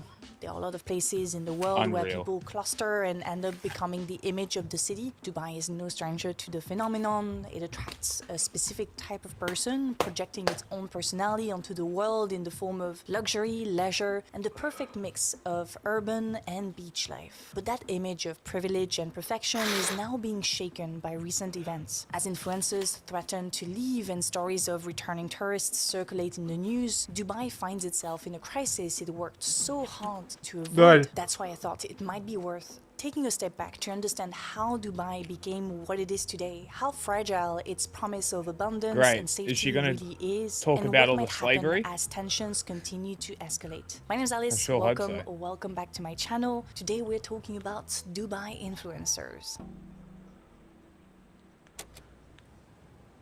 Dubai probably started out in the early 18th century as a small fishing and pearling village. By the early 1800s, it was home to a few hundred members of the Bani Yas tribe and was under the authority of Abu Dhabi's ruler. In 1833, after some internal tribal disputes, a branch called the Al Bufalasa, led by Maktoum Bibuti, broke away from Abu Dhabi and established Dubai as its own political entity. That's how the Al Maktoum dynasty, which rules today, got its start. From the beginning, Dubai's survival depended on trade and location. In the 19th century, British naval attacks in the Gulf forced coastal rulers to sign treaties. Dubai signed the General Maritime Treaty in 1820 and later the 1853 Perpetual Maritime Truce, entering the Trucial era. Under that arrangement, Britain handled defense and foreign policy while local rulers kept internal control. This period shaped Dubai's political instincts: security through alignment with a powerful outside force, and prosperity through commerce. This strategy became clearer in 1901 when Sheikh Maktoum bin Hasher made Dubai a free port, scrapping import and export taxes and guaranteeing protection for merchants. Long before oil, Dubai's leaders understood that international trade was their asset. The mid-20th century reinforced that lesson. In 1959, Dubai got its first telephone company, and the same year, construction began on its first airport. Oil came in 1966, but in much smaller amounts than Abu Dhabi. Revenues were quickly funneled into ports, roads, telecommunications, and aviation. Between 1968 and 1975, the population grew by over 300%. Then came a major shift. On December 2nd, 1971, Dubai joined Abu Dhabi's Sharjah, Ashmun, Al Quwain, and Fujairah to form the United Arab Emirates. Ras Al Khaimah joined in 1972. The British protectorate ended, but ties didn't disappear. They evolved. Security operations stayed in place. British companies secured financial links. Even today, UK-based firms like Serco operate major systems, including the Dubai metro system. So the end of the Trucial era wasn't a rupture, but rather a transition from dependency to partnership. In the 1970s, Dubai really doubled down on infrastructure as their main strategy. The creation of Jebel Ali ports in 1979, one of the largest man-made harbors in the world, transformed the city logistical power. By 1985, Did I just kill that settler? Zone allowed foreign Why didn't the city form? Did I kill him by accident there? Did I delete him?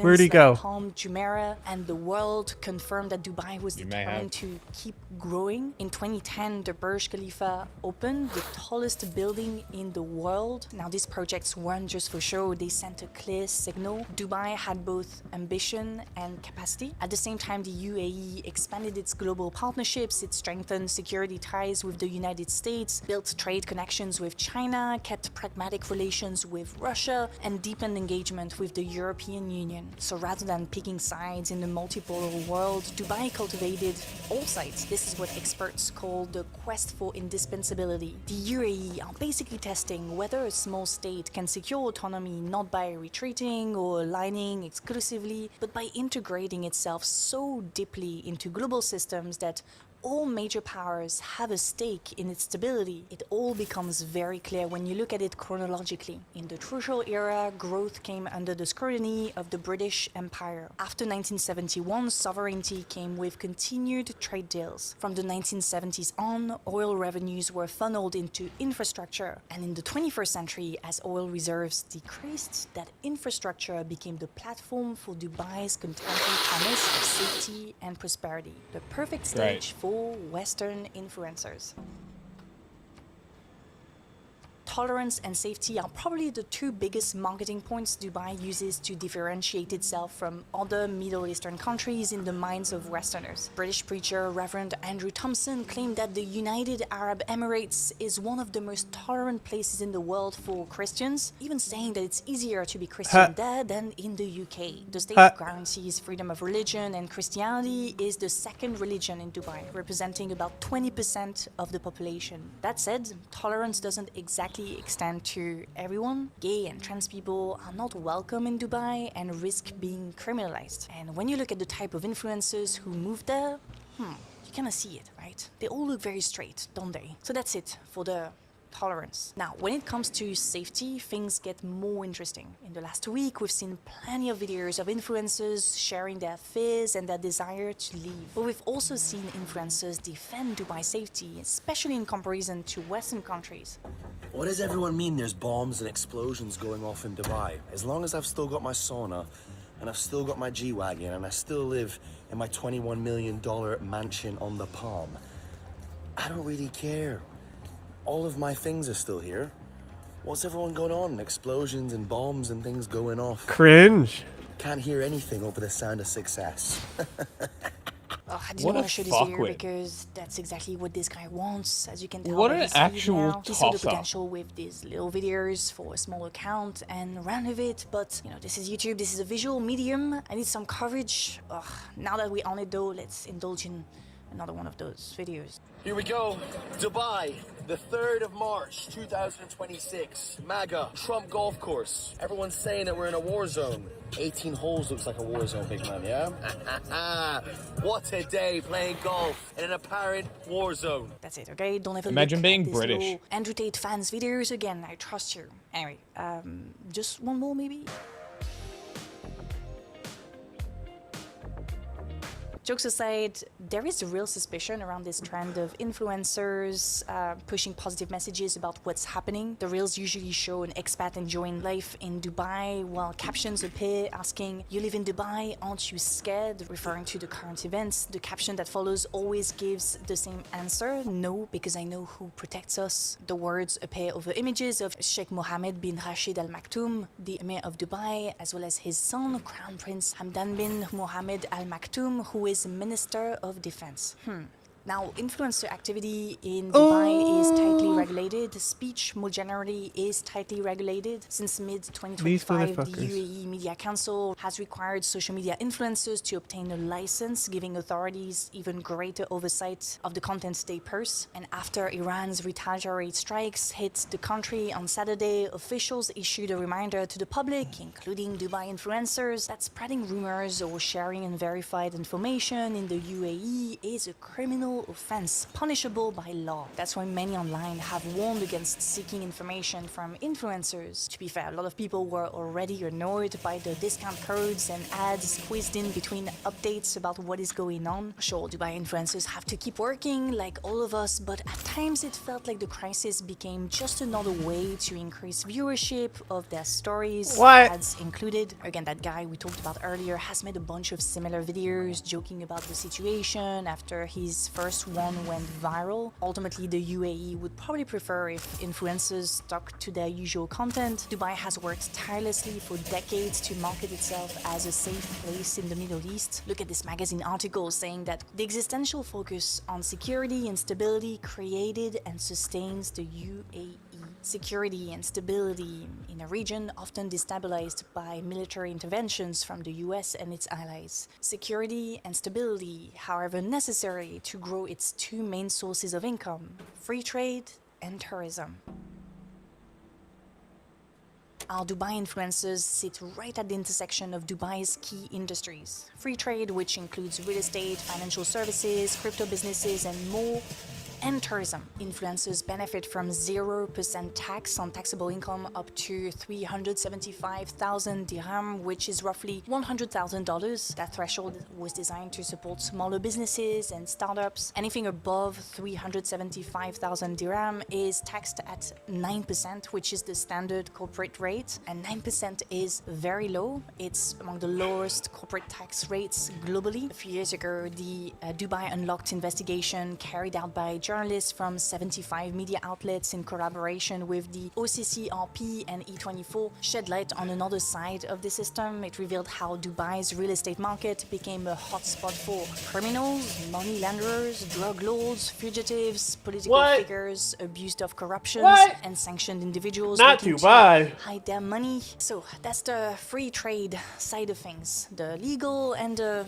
less legal. But unlike business people, politicians who seek discretion and secrecy, influencers need visibility. That's why the UAE also offers them endless opportunities for lifestyle content. Dubai is basically a playground for lifestyle creators. It's known as the shopping capital of the Middle East, with more than 70 shopping centers, including the Dubai Mall. There's always something to show off, and the mall itself is expanding with hundreds of additional luxury stores and new food spots. And then there's everything else you can dream of: beaches, skyscrapers, views, My sauna. Did you say clubs, bitches? My G-Wagon. rooftop bars. My $21 million mansion on the Palm. Gosh, sorry, that's not me, that's my editor, I promise. So yeah, you've got the parks, the theme parks, pretty much every attraction imaginable. It's almost too easy to create engaging content there. From the outside, the experience influencers showcase in Dubai can feel suspiciously unreal, and honestly, that suspicion is once again valid. Remember at the beginning of the video when we said that close to 90% of Dubai's inhabitants aren't Emiratis? That means that 9 out of 10 people living there are expats. Western expats account for about 5% of the UAE's total population. The rest are, not exclusively, but largely another category of expats, to be honest, commonly referred to as migrant workers. Interesting how we have different words. We could call them all expats, but we all know that there is a difference between an expat and a migrant worker. It's about social class and, to a certain extent, skin color. Low-wage workers from neighboring countries are the backbone of Dubai's economy. Now, of course, you could say that about many countries, but in Dubai, the contrast feels especially stark. You have the privileged few enjoying leisure and attraction, and then you have the many,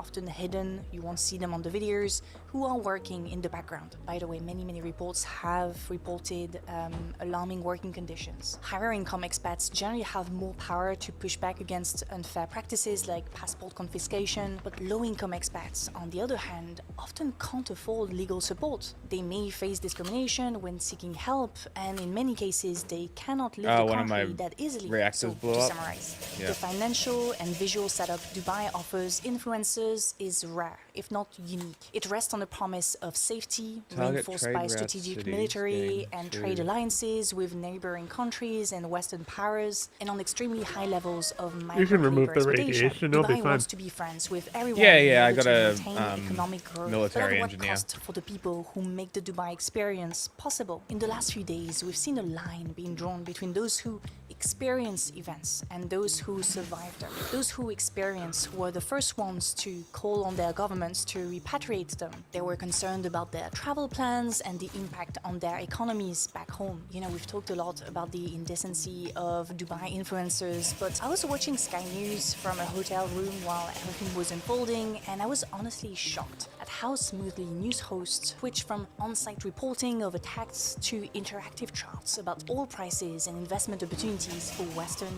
investors. People are literally dying. On the first day of the current round of military military strikes in the escalating conflict between Iran and US-Israel military coalition, an airstrike hit Shahaje Tayyebe Girls' Elementary School in Minab in southern Iran, reportedly killing dozens of girls. Since then, many more people have died. American soldiers, often working-class young men, are being sent abroad while the sons of political leaders stay safe at home. As Matt There is a Bernstein random asked in a Congo recent post, machine will gun Baron Trump that seems go to be war, heading or towards will he my stay at home? territory. Again, some people experience events, others have to Whoops. survive them. Clicked wrong. Low-income expat workers in the UAE are more likely to be exposed to the consequences of the conflict, to be stuck there. Emiratis themselves have nowhere to go. This is their home. In moments of crisis that divide between rich and poor, global north and global south, those who hold the cards and those who are forced to play along becomes impossible to ignore.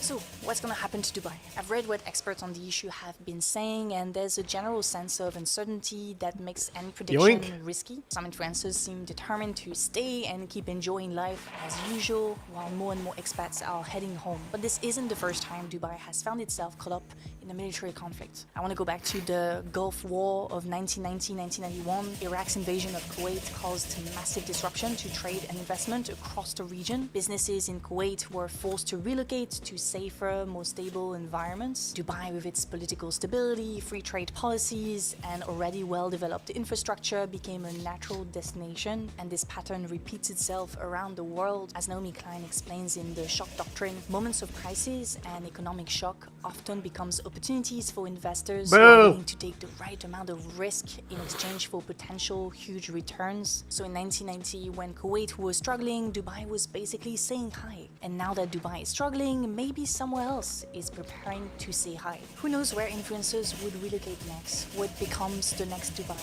Like I said, it's difficult to make predictions, and I'm not even sure it's that productive to try. I'd rather spend time like we've done in this video, looking at the context, the history, how we got here, and how Dubai, despite all its extravagance, is ultimately just another version of the same story. The story of a city that thrives through compliance with global capitalist system, with Western powers, with investors whose support fuels its growth but can also threaten its sovereignty. This story isn't unique to Dubai. It plays out in different forms all over the world. The spotlight is on Dubai right now because of its influencers, because of the spectacle. But the root causes of these crises go much deeper. They lie in the decisions of powerful leaders who drag their populations into war, in the narratives built to keep us emotionally invested, in the economic interests that shape the outcome. And in the end, it's always the same people who pay the highest price. The vulnerable, the ones who didn't get to relocate, the lives that are already lost, and the ones that will be. That's it for today. Thank you for watching. If you enjoyed the video, or find it interesting at least. Alright, that's the last one I'm going to take. The rest of subscribe yours. if it's not already done. You can also hype the content. Support us on Patreon. I'll put a link in the description box. And thank you to MyHeritage for sponsoring the video. Don't forget, your past is just a click away. Start your 14-day free trial now by clicking the link below or scanning the QR code. Who knows what incredible stories are waiting to be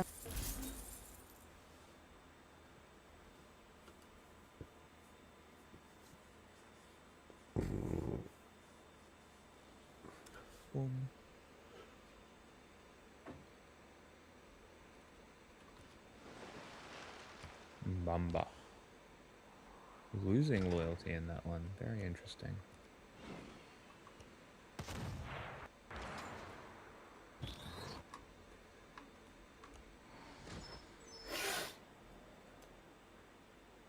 I'm gay. Did you post on Instagram? I did not. You're a bitch.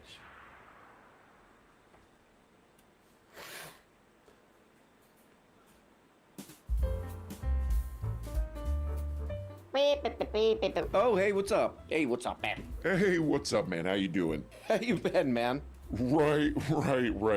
Was that today? Wow, that's interesting, man. Yeah, okay, you got me. I wasn't listening. Say what you said again. I'll listen this time. We'll be right back. Joe Rogan, check this stupid thing out, goddamn you! Experience.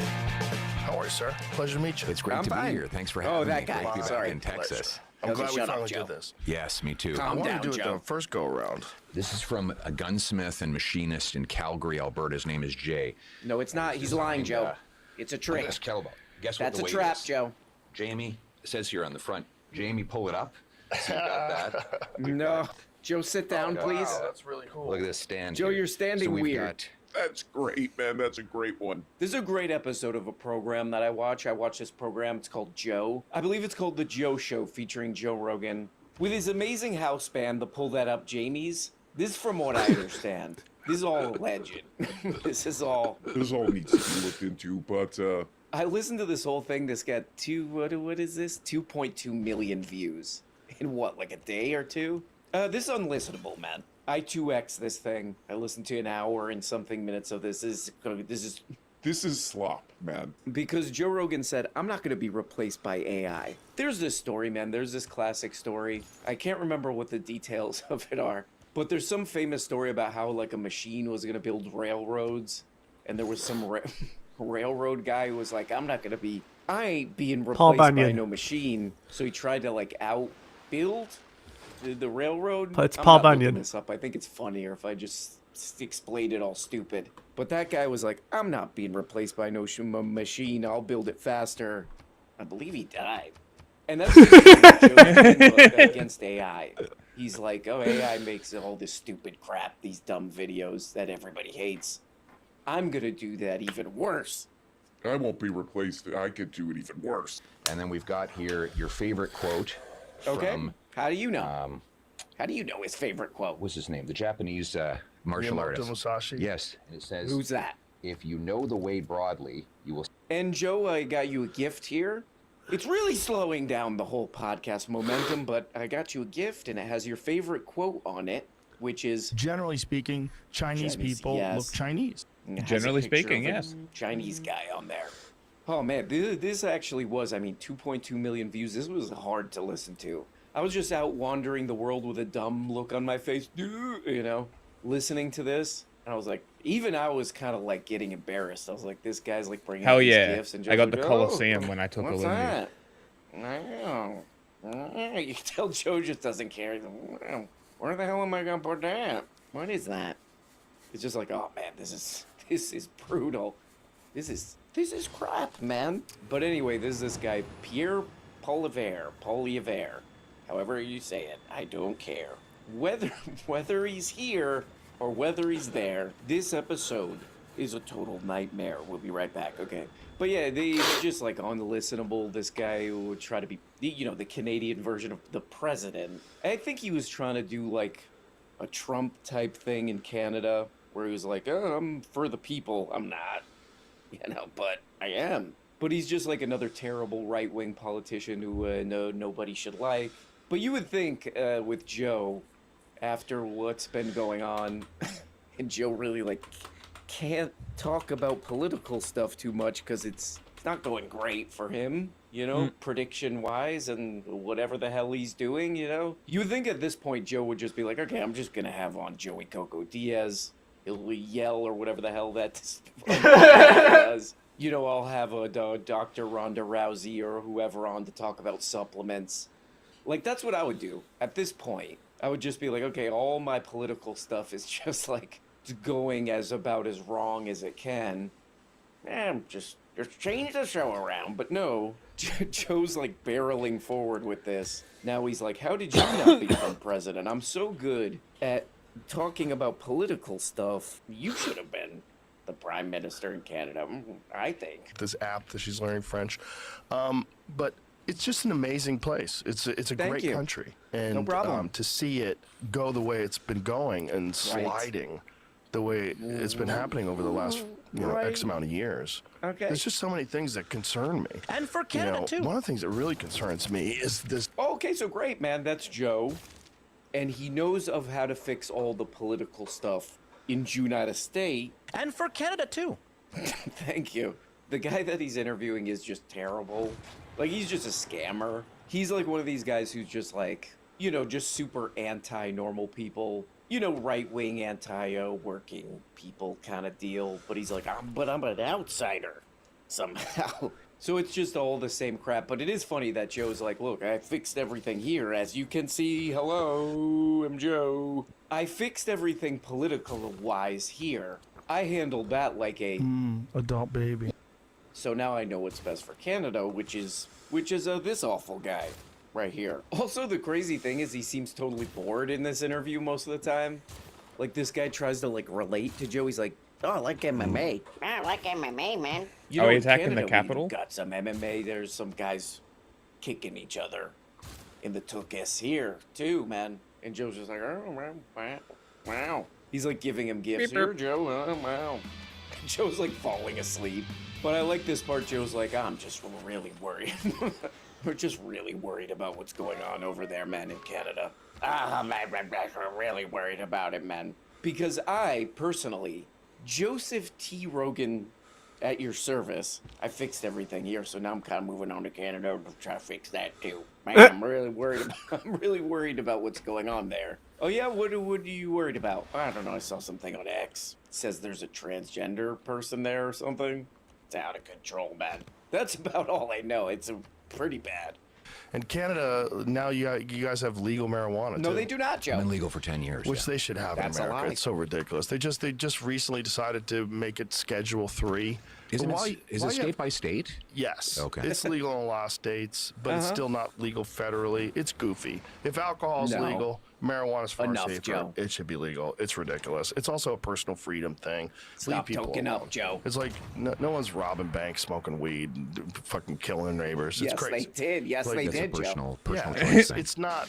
It's The bottom line is if you cannot trust a man to govern himself, how can you trust him to govern for others? That's none of your if, business. If you think that Okay, so this is just a little fun one, but it shows that, like, Joe doesn't even know what the hell he's doing anymore. This is from a website called Stratcan. Stratcan. Oh, like cannabis. Okay. Oh, toking up is for America. Holy and for shit, Canada I need too. Let's read this thing about this. 69 ear Well, they score wrote to an get article a golden age. about That's Joe fucked. and his episode. adult baby. Joe got so high once that he saw a... Adult baby. He thought it was a rotisserie chicken. 'Cause he had the munchies, man. The surprising part for Canadians who don't have the political memory of a gnat, hey, just check the attitude article, was Polivier, how do you say this guy's name? Polivere's agreement with Joe on the topic and principles of cannabis legalization. Despite Polivere's agreement with Rogan, Joe, that the government should not be preventing people from consuming something like cannabis, cheeseburgers, or whiskey, he and his entire party, save for one who was punished for it, voted against legalizing. Adult baby. That's what they call weed in Canada. Adult baby. Voted against legalizing cannabis in Canada. The Conservatives, including Polivier, not only voted against the bill that legalized and regulated cannabis in Canada, but also opposed the process at every step, refusing to even improve or refine the bill during a series of House committee hearings that made its way through the Parliament. The bottom Joe line Rogan is that talks if you like an cannot AI trust of a man himself. to govern himself, That's how funny. can you trust him to govern for others? That's none of your business. If you think that There was a 3-page provision that was kind of Uh-oh! put in there without really any debate in the committee or anything. It's like her, that. the That would demon. essentially authorize again. the United States to go to war with Iran.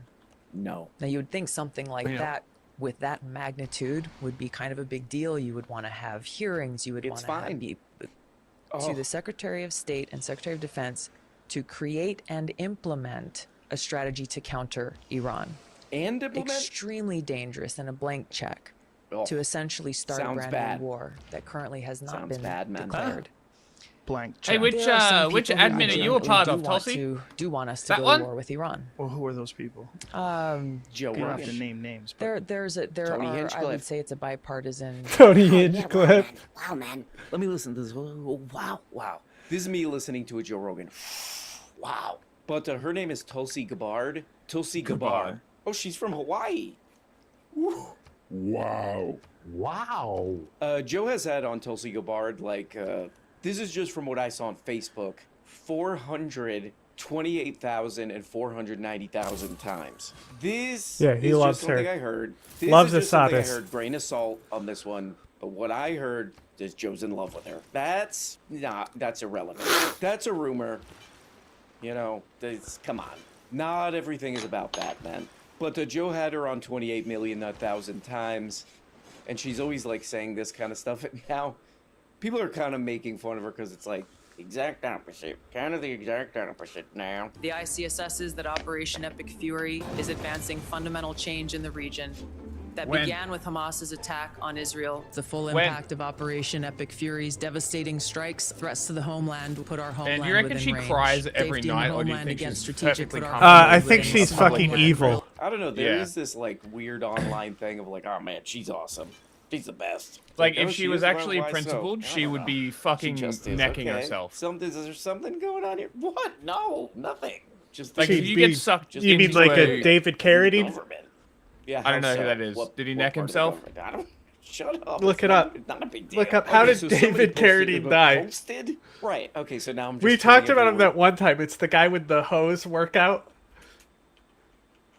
that I showed you. David Carradine.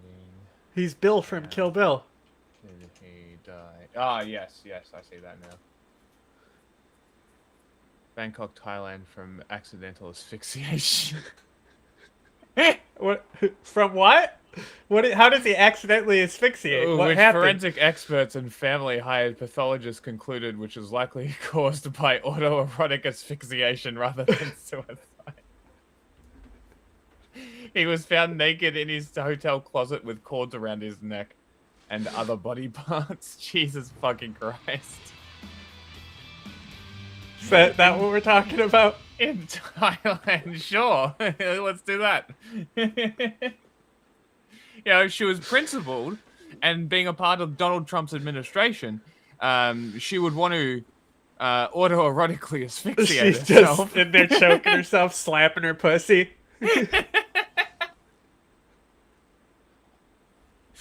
But I think you're more correct. I think she's just straight up electroding it. She's just mainlining that shit. Like, imagine going on for as long as you went on for about fucking regime Assad? change wars and all this And how shit. Assad is great. Yeah, defending Assad, all of that shit. Meeting to with just Assad. Go in and be a part of the administration, starts another fucking regime change war. Like, are you fucking kidding me? You fucking weasel. Oh, you've been doing train tracks and shit. I got a few. Great. No, because I've been making military engineers to into Tulsi. Somebody posted this Joe Tulsi clip on Joe Rogan Reddit. And what are people saying in the comments? I believe it's positive. All these people are hypocrites. What? Hey! Hold on. That is not positive. That's negative. Let's read the rest. Maybe it gets better. And do not give a straight F. That's the F word. What's the F word? About Americans or the country at a whole. Okay. Fag? Only themselves. They say whatever they need to say that helps them get elected or smear their opponents. They're all saying Joe should have her back on. You came on a lot. You're saying kind of different stuff than you're saying now. This is Joe. You're kind of saying different stuff. Why were you doing that? Oh, what's become of my show? My name is Joe. Please. Please help. Anything helps. My name is Joe. It's crazy to me, this guy says, how many of these lies, okay, maybe he's trying to say liars, but I like that. These people are just walking lies, this guy says. Choose to go on Rogan specifically to advocate this stuff. Okay, man, let's check in on this right here. Huh? This is Tulsi. She's been on Joe a bunch of times, bunch of views. From what I understand, he looked at her and he said, Adult baby. but what was she doing? She did a brief, how many views? 27,000 views on her channel. Ooh, not great. Okay, so we'll still look at this, but it's technically not news. Okay, so basically she goes up here and she's like, man, all the stuff that I said, more on Joe aluminium. and other places, Give it never all mind. to me. What are people saying in her comments? For her very poorly viewed YouTube channel, no offense. Boom. Hey, I looked on your merch store for a No Iran War t-shirt. Didn't see one. How can I get one now? Bet they'll be worth a lot of dough someday. Maybe they'll be available in the Museum of Hypocrisy. Museum of Hypocrisy? Where's that? Is it Pittsburgh or so? Whoa, wait a second. That guy's being sarcastic. That guy's being sarcastic. Is that allowed in the comments? I'm gonna, hold on, I gotta flag this. Is this true, man? Hold on, let me look into this. Hold on, let me do some research on this. What is this? Oh, this is a Honolulu website. She was running for president, and that same week her presidential campaign started selling No War with Iran t-shirt for $24.99. Shipping? Including shipping? Let me look at this shirt.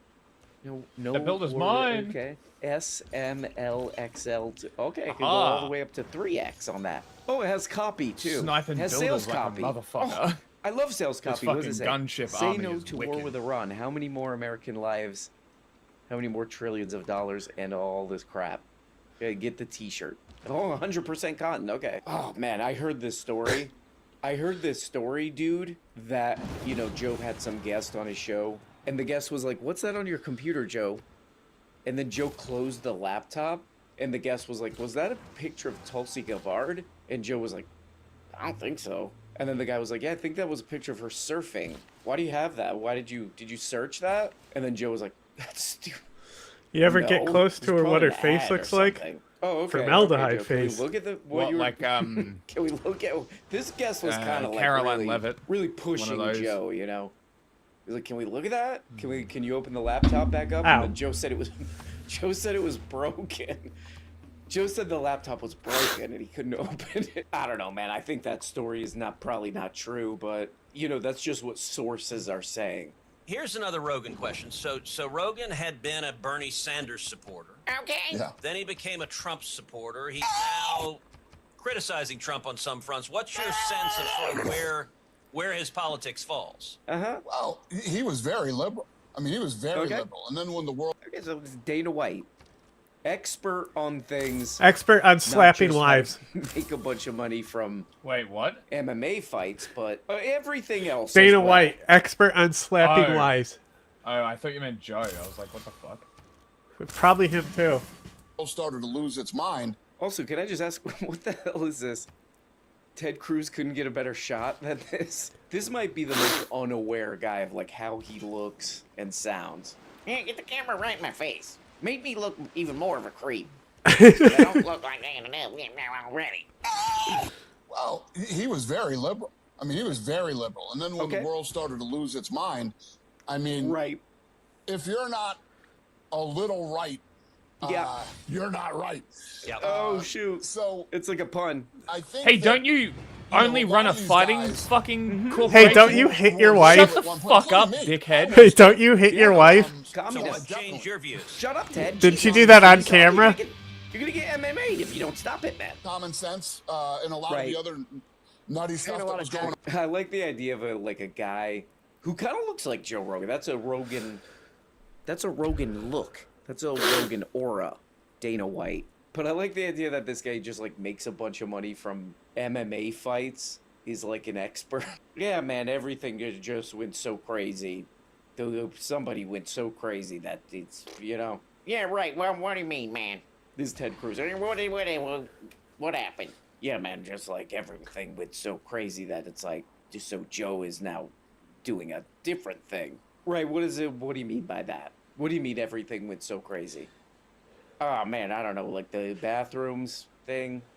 What's the bathrooms thing? I don't know, whatever it is. Anyway, I gotta go make more money from people doing MMA fights. You're welcome for the knowledge that I shared. Yeah, man, Joe just saw that everything was getting so crazy, so he fixed it. I think we could all agree that he fixed it. So it's fixed, and we should all be thankful. We should all be thankful. Also, I wanted to point out, because you're not allowed to say this anymore. Ow. that- Generally speaking, Chinese people look Chinese. Chinese? Robert Downey's in full black everything. Yes. And everybody's Right. like, he nailed it. I asked him about Yeah. that. I said, Oh, do you think wow. you could do that Oh movie my today? God. He goes, well, you could do it. Right? That movie was fucking amazing. Amazing. Jesus, It's Joe. the last completely politically incorrect movie, and it is Right. hilarious. I know. Right, but it's stop so saying good. the F word. You know who Joe. kills in that movie? Tom Cruise. Killed it Right. as That guy's so good. He's good. He's so good. I was just talking the other day about that movie Collateral. Yep. Jamie Foxx, where he Michael plays Mann. a hitman. I mean, I don't know. Poor Joe. I feel like, what the hell is anybody getting out? I mean, the bad parts of this show are like so terrible. And then it's like, all right, well, what is it? Funny or something? Like, what are people getting out of this show? And then it's like, oh man, you know what's an amazing movie? Tropic Thunder. Can't do that anymore, man. All right, okay. Okay, this is a brand new take here. Tropic Thunder, oh man, we can't do that anymore, man. You know what's gonna be funny? Also, Because it's inevitable, because nothing is original now, they're gonna fucking commission a Tropic Thunder sequel. And then what are these people gonna say? You can't do that anymore. And then they do it. here's an amazing take right here. Collateral was good. Tom Cruise, good actor. Yep. I think I would kind of get it if there were just something different or new, you know? Oh yeah, hey, it's me, Joe. Yeah, Collateral was good. Guess what? I read Heat 2. Oh yeah, they did a novelization of Heat, the Heat movie. They did 2. It's a book. I read it. I read the whole thing. Even that would be, okay, there's something. There's anything to this. You know, that's the same thing about Dubai.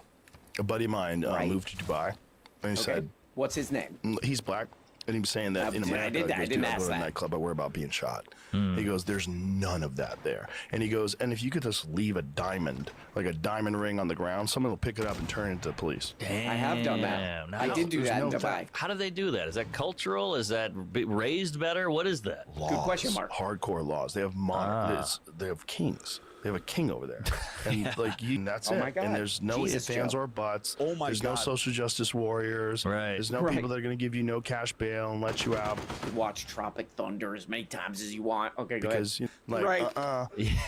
not here. Well, the fistfights on airplanes has gone up from, if you go 1960 to No. 2025, it's got to be up 8,000%. No. What happened? I don't know. What happened? What happened?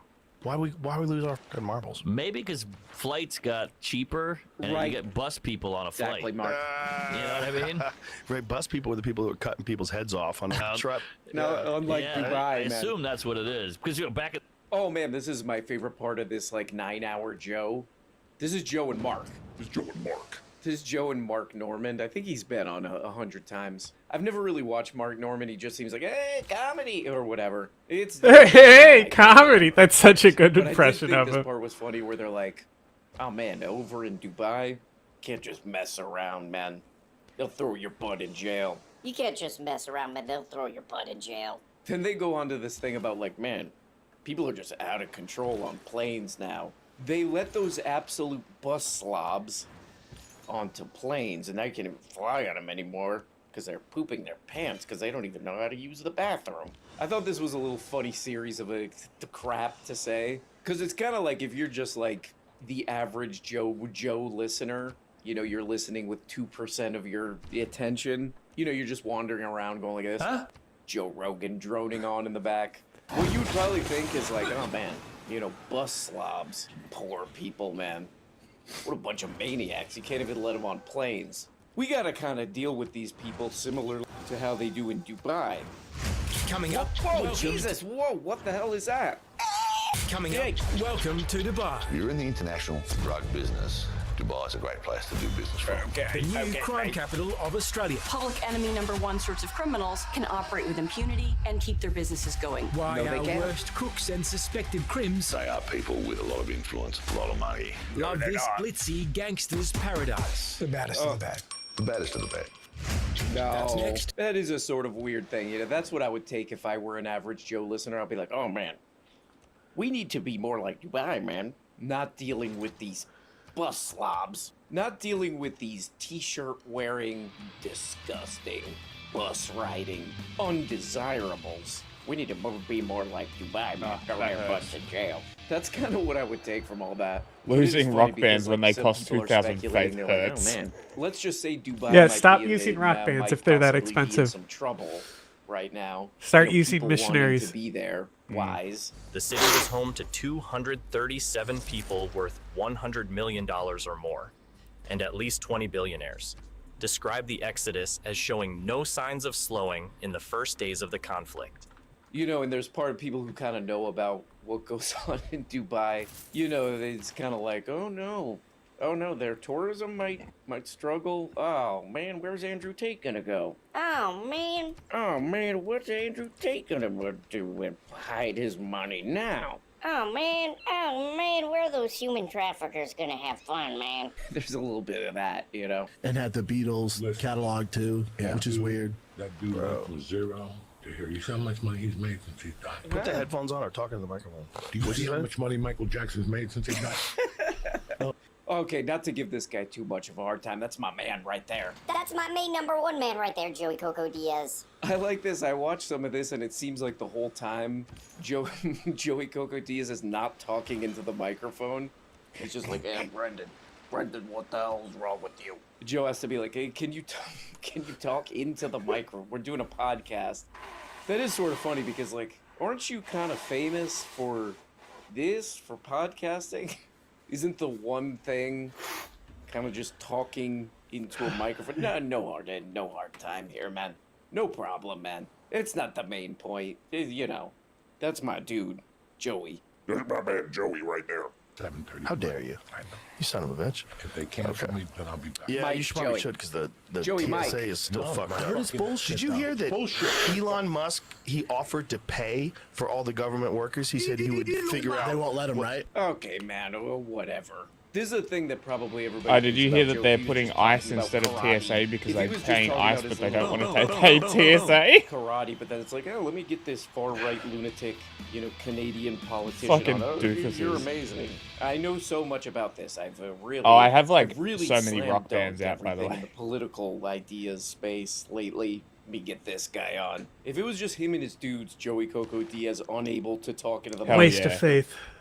Brendan, what Well, the I had hell is already going on made with them. you, I made them like 20 turns Joey, ago. please. I mean, I Mike, told you 20 we're turns doing a town podcast? Oh, I'm just hanging out with my to dudes. stop If using it was rock just him and bands. Joey Coco Diaz, They and weren't these that guys just talking expensive. about karate, fine. Who cares? Who cares? But even here, it's like, oh, Elon Musk is the ultimate genius. Elon Musk is always the ultimate genius. Oh, he's even giving him money. England to all these spent all their people. What a faith good on guy. cultists. End of So did the discussion of Kree. Elon Musk, guys. That's all we Hilarious. have to say about him. He's a perfect genius and he's always doing the right stuff.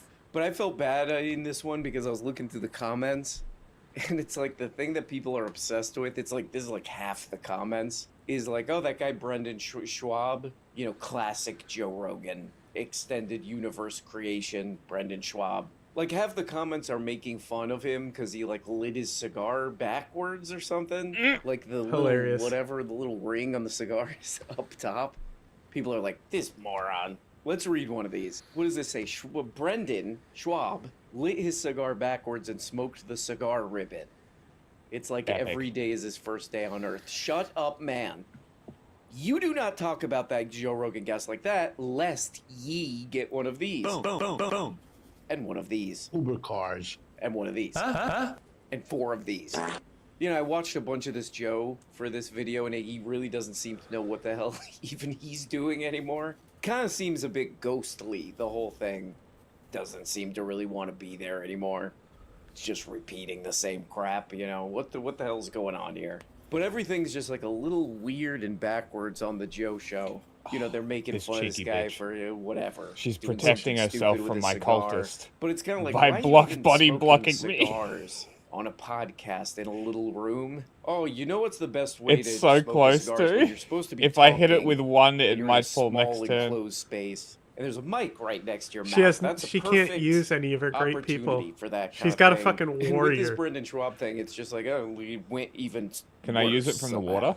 Somehow it got even stupider. Maybe, I don't know. I actually think Schwab is I'm right gonna on this find one. out. Those haters in the comments need to shut the hell up. He's right. Should have just ate the thing. You know, in an act of defiance. Why are we doing this? Look how ridiculous this is. I'm gonna chew on this thing. Okay, here we go. I don't know too much. I literally know nothing about Brendan Schwab, but I'm kind of on his side right now. I'm kind of a little bit of a Brendan head, a bit of a Schwab head in this one. In the Joe, who's the guy you had on? He was driving me fucking nuts. He was smart. I liked him. And he was talking about. Oh, who? JD Vance? Oh, Tulsi Gabbard? Who was it? Oh, you're thinking of Paul Davidson? And he was talking about Epstein, but he kept kind of defending it. Oh, Michael Schellenberger. I was like, buddy. He was like, well, you're just jumping to conclusions there. It's like, well, you are too, though, dude. Yeah, whether he killed himself or I'm about to jump kick my Bluetooth ear pods with this guy. I don't understand that. He's rational about most things, but that one was a weird one. He's like, the cameras go down all the time. It's like, okay. Sometimes people like form an opinion and they stick with it. But he seemed like a smart dude. That's why I don't understand when guys do that. I mean, I'm giving him the benefit of the doubt. Me too. I'm trying to be very And you're charitable. like, the guards fell asleep too. He's like, that happens all the time. I'm like, buddy, listen to yourself. The cameras go down. Oh yeah, man, this is a big hats off. This is a big karate chops and kicks off to Brendan. My man Brendan. He's the most, he might be the most rational from the zero I've seen him of him on the Joe Rogan show. Cause I like this. He's like, yeah, that guest of yours. What is he, a moron? They're talking about that guy Michael Schellenberger, who's just like a free press, you know, just like a total sellout creep. And he's basically doing like a Michael Tracy thing where he's like, I don't know, man. I don't think there's too much to see here with the whole Epstein thing. And Joe just absolutely went heavy bag on that guy's butt. He agreed with everything, all the other demented things that boring, lame liar was saying on his show. Because these are the only people Joe will allow on his show anymore. He agrees with everything else, and then, like, at the end, he's like, man, nothing to see here on the Epstein thing. You know, that guy's whole thing and his all connection to, you know, the political elite, arms trading, Israel, all this stuff. Not too much to see there. I work for the Free Press also. I work for an organization that's whole thing is lying and propaganda and nonsense. Also, nothing to see here on the Epstein stuff. And Joe Rogan just got so pissed off. So I think Brendan was like, okay, this one, I got an opening. Because Joe disagreed with that part too. That guy sucked at the end. It's like, yeah, he did. Maybe he kind of sucks in general. What about that? How do you know? Who knows anymore? Yeah. Who knows what's real and what's not? Hey, Eddie, how do we know here in Texas? We don't fucking know. Who's gonna Yes, you guys certify? do. Whole fucking thing. This is a good thing? Always. What's the good thing? Always. Joey, seriously, Joey. We love you, Joey. I love you guys too. You gotta talk into the mic, Joey.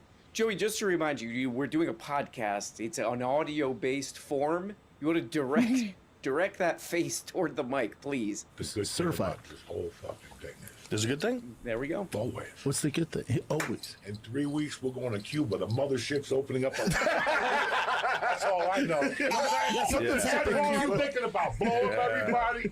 Right? In 3 weeks, we're in Cuba. We're going to open up the mothership next to Starbucks. Joey. Right, get some real Joey. cigars, though. Joey, please. Mike, please. Nah, those cigars taste like ass now. That communist dirt. Dare you? The other guys, Right. son of a... Get them all out?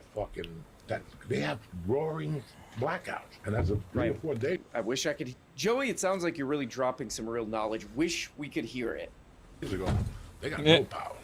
Right. Yeah, guess what, kids? Communism doesn't work. No, it don't fucking work. There we go, Joe. No. There's no Oh, paper. Donnie's It's trying not it in communism, New York. doofus. New York. Fly.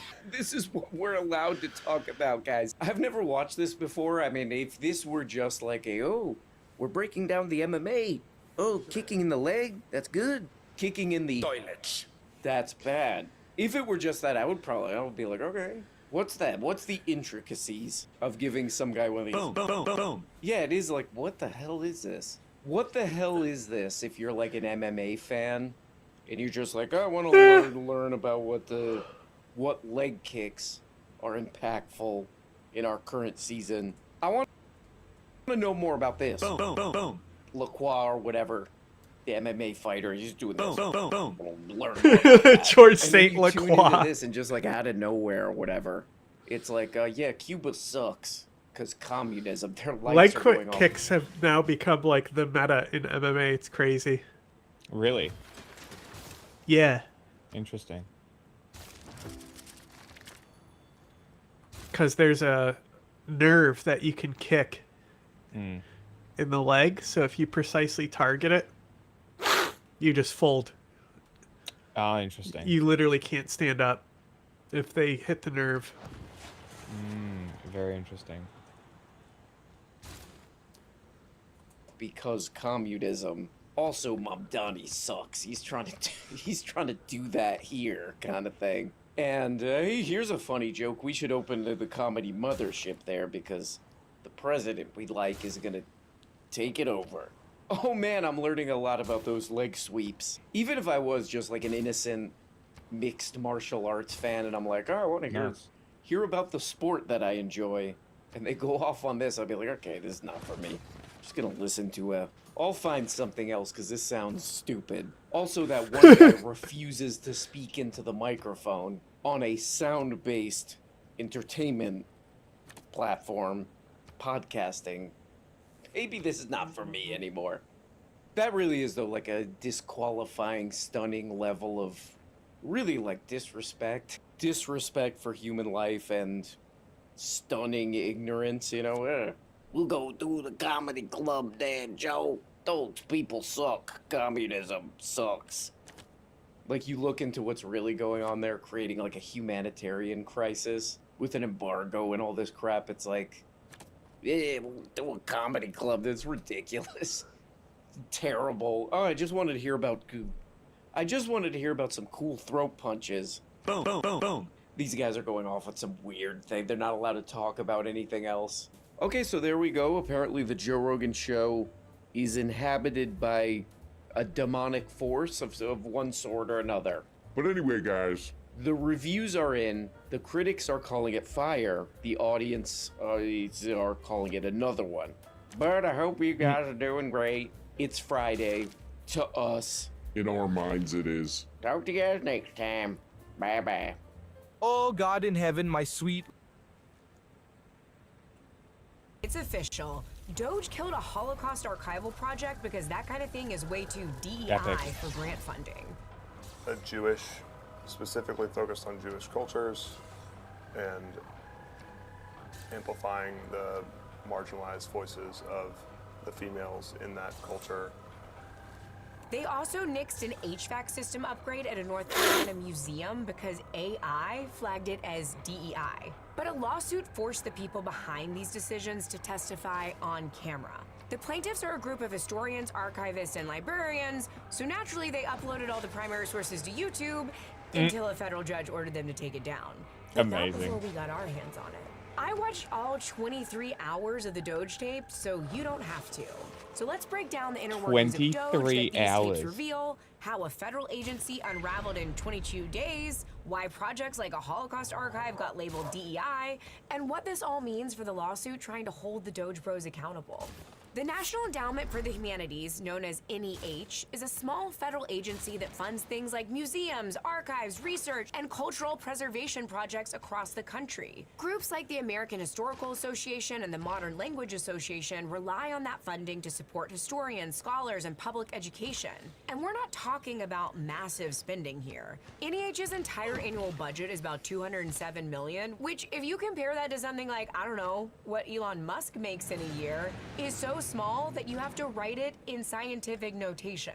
These groups contend that Doge seized control of NEH and unlawfully canceled more than $100 million in congressionally approved humanities grants.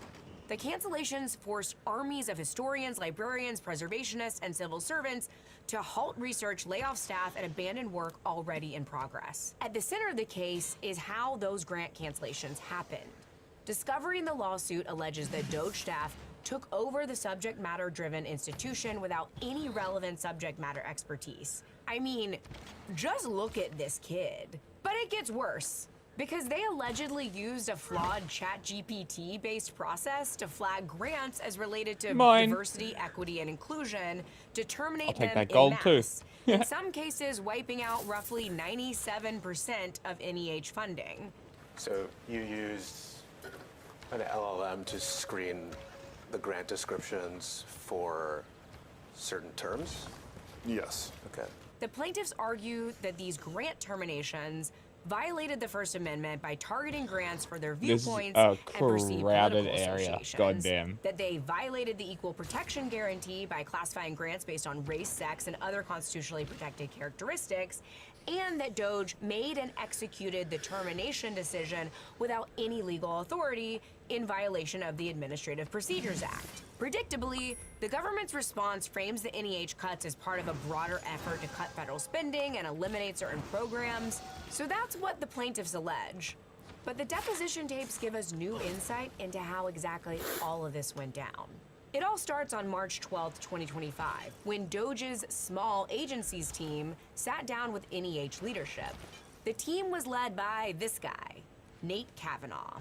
At the time, the NEH was being run by Michael McDonald, who had been general counsel at NEH for more than 2 decades. He got the job as acting chair after President Trump asked the Biden-appointed chair, Shelley Lowe, to step down.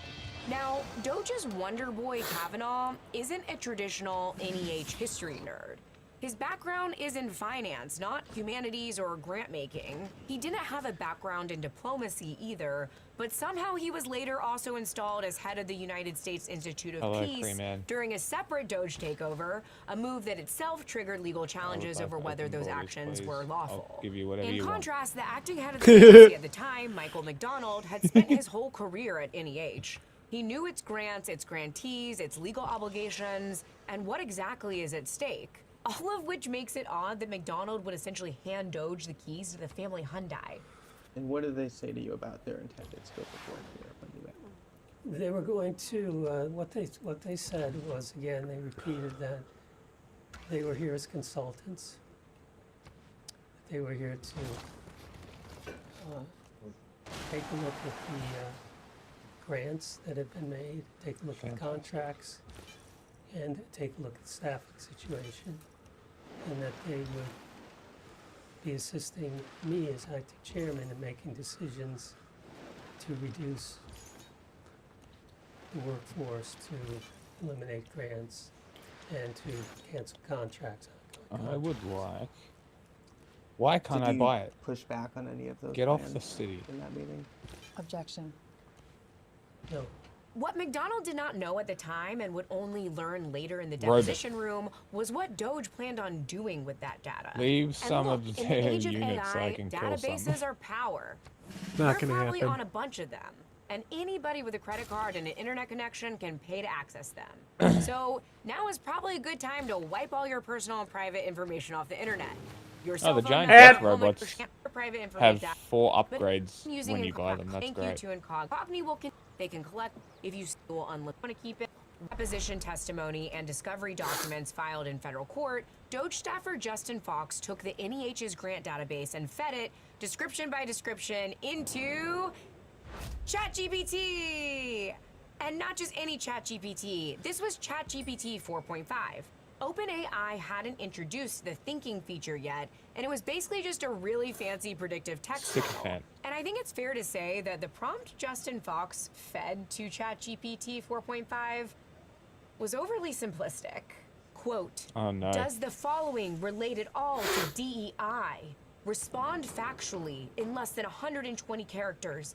Begin with yes or no, followed by a brief explanation.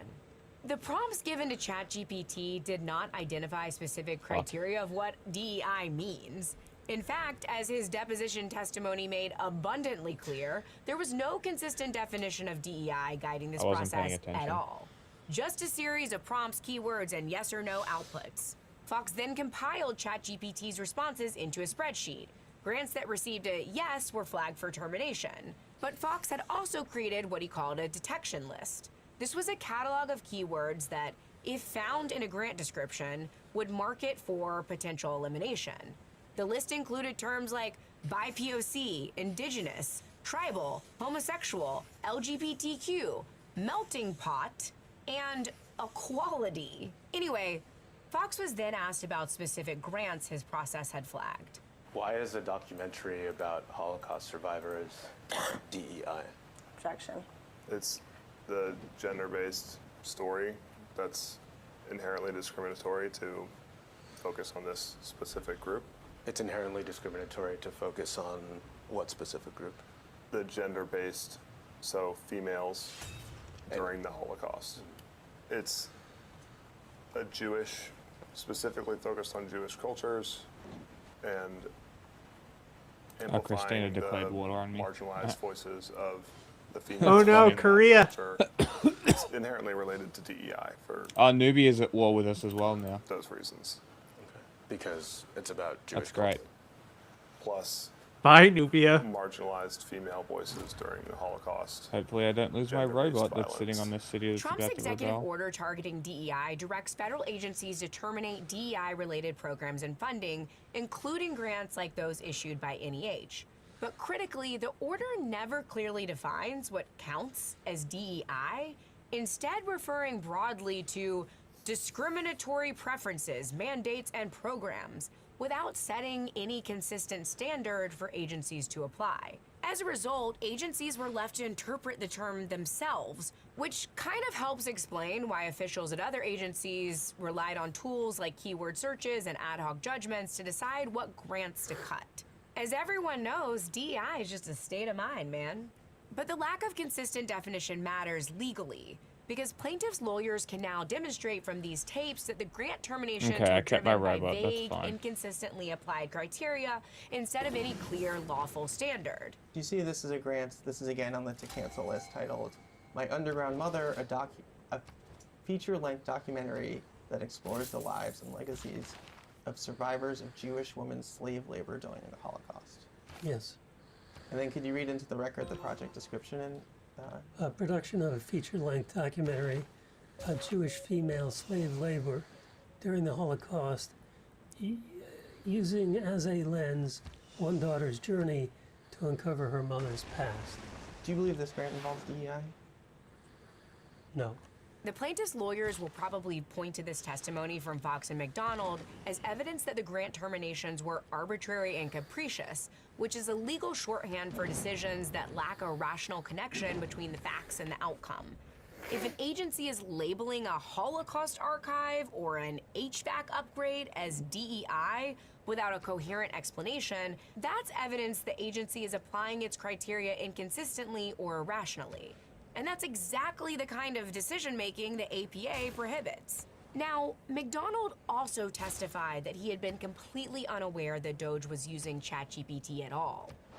And so does it appear Hey, to you, I got based that on this, city-state Mr. finally. Kavanaugh was, or Mr. Fox, I should say, was asking ChatGPT, it was giving ChatGPT each project description and asking it to answer yes or no whether it involved DEI. Like Korea's at war with us as well? Saying what information he was feeding into ChatGPT, he was where he was getting his descriptions from, what aspects of the. Yeah, I just don't know. But so, what exactly did Doge terminate? Let's take a look at a few. A project to digitize photograph collections of Appalachian residents, an archival effort on the lives of Italian Americans, multiple projects to preserve endangered Native American languages, and, of course, the grant to the High Point Museum in North Carolina for HVAC replacement. Wait, what? Now you might be wondering, how exactly did ChatGPT flag a $349,000 HVAC maintenance grant as too woke to be tolerated? Well, thanks to the deposition tapes, we know that Doge staffers fed ChatGPT a prompt describing this project. Let's take a look at the description they fed ChatGPT. See if you can spot the DEI in this paragraph. The High Point Museum proposes to replace aging HVAC systems in the museum's main building to create a better preservation environment for the varied collections it houses. Phase 1 of the project, completed in 2021, analyzed the existing HVAC systems and was followed by a building envelope study in 2022. New equipment will ensure greater flexibility in responding to outside conditions, will improve energy efficiency, and will further the museum's goal of providing greater access to its collections by ensuring their long-term visibility. Here's how ChatGPT apparently concluded that this related to DEI, responding, quote, "Yes, improving HVAC systems enhances preservation conditions for collections, aligning with the goal of providing greater access to diverse audiences. Hashtag DEI. I don't know about y'all, but I'm starting to suspect that they did not pay for the monthly professional subscription. To be clear, this isn't ChatGPT going rogue. It's doing exactly what it was told on both ends. The user who demands that it spit out something, and its own coding that famously erred on the side of sycophancy when in doubt. Now, DOJ will likely point to their client's insistence that they didn't really rely on ChatGPT as a source of truth. But if that's true, it doesn't really line up with what they did next. The terminations happened with extraordinary speed. On March 31st, 2025, the day before 1,400 grants were canceled, Justin Fox sent a series of urgent messages to McDonald, pressing him to act. Quote, "We're getting pressure from the top on this, and we'd prefer that you remain on our side, but let us know if you're no longer interested." Nate Kavanaugh, Fox's superior at Doge, elaborated on the pressure in his own deposition. So as a pressure tactic, we would tell Mike that we were getting pressure from basically the White House to effectuate these contract and grant terminations that are aligned with the EO. Basically the White House or the White House? So Doge was in a rush Which to move one? fast and break Basically things. or the White That House? much is clear. And the stated justification for all of this? Reducing government spending, supposedly. Hundreds of millions of dollars of grants were terminated from the NEH. The deficit didn't change much, and you were paid $150,000 to do that job of reducing the deficit. Do you feel like the $150,000 paid to you was wasteful spending? Objection.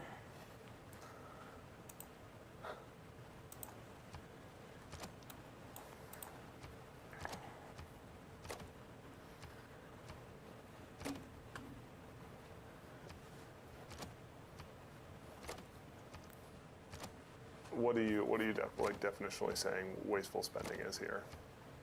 That moment is You tell me, bro. revealing, because the entire process here seemed to rely on terms that even the guys who were cutting the grants couldn't define.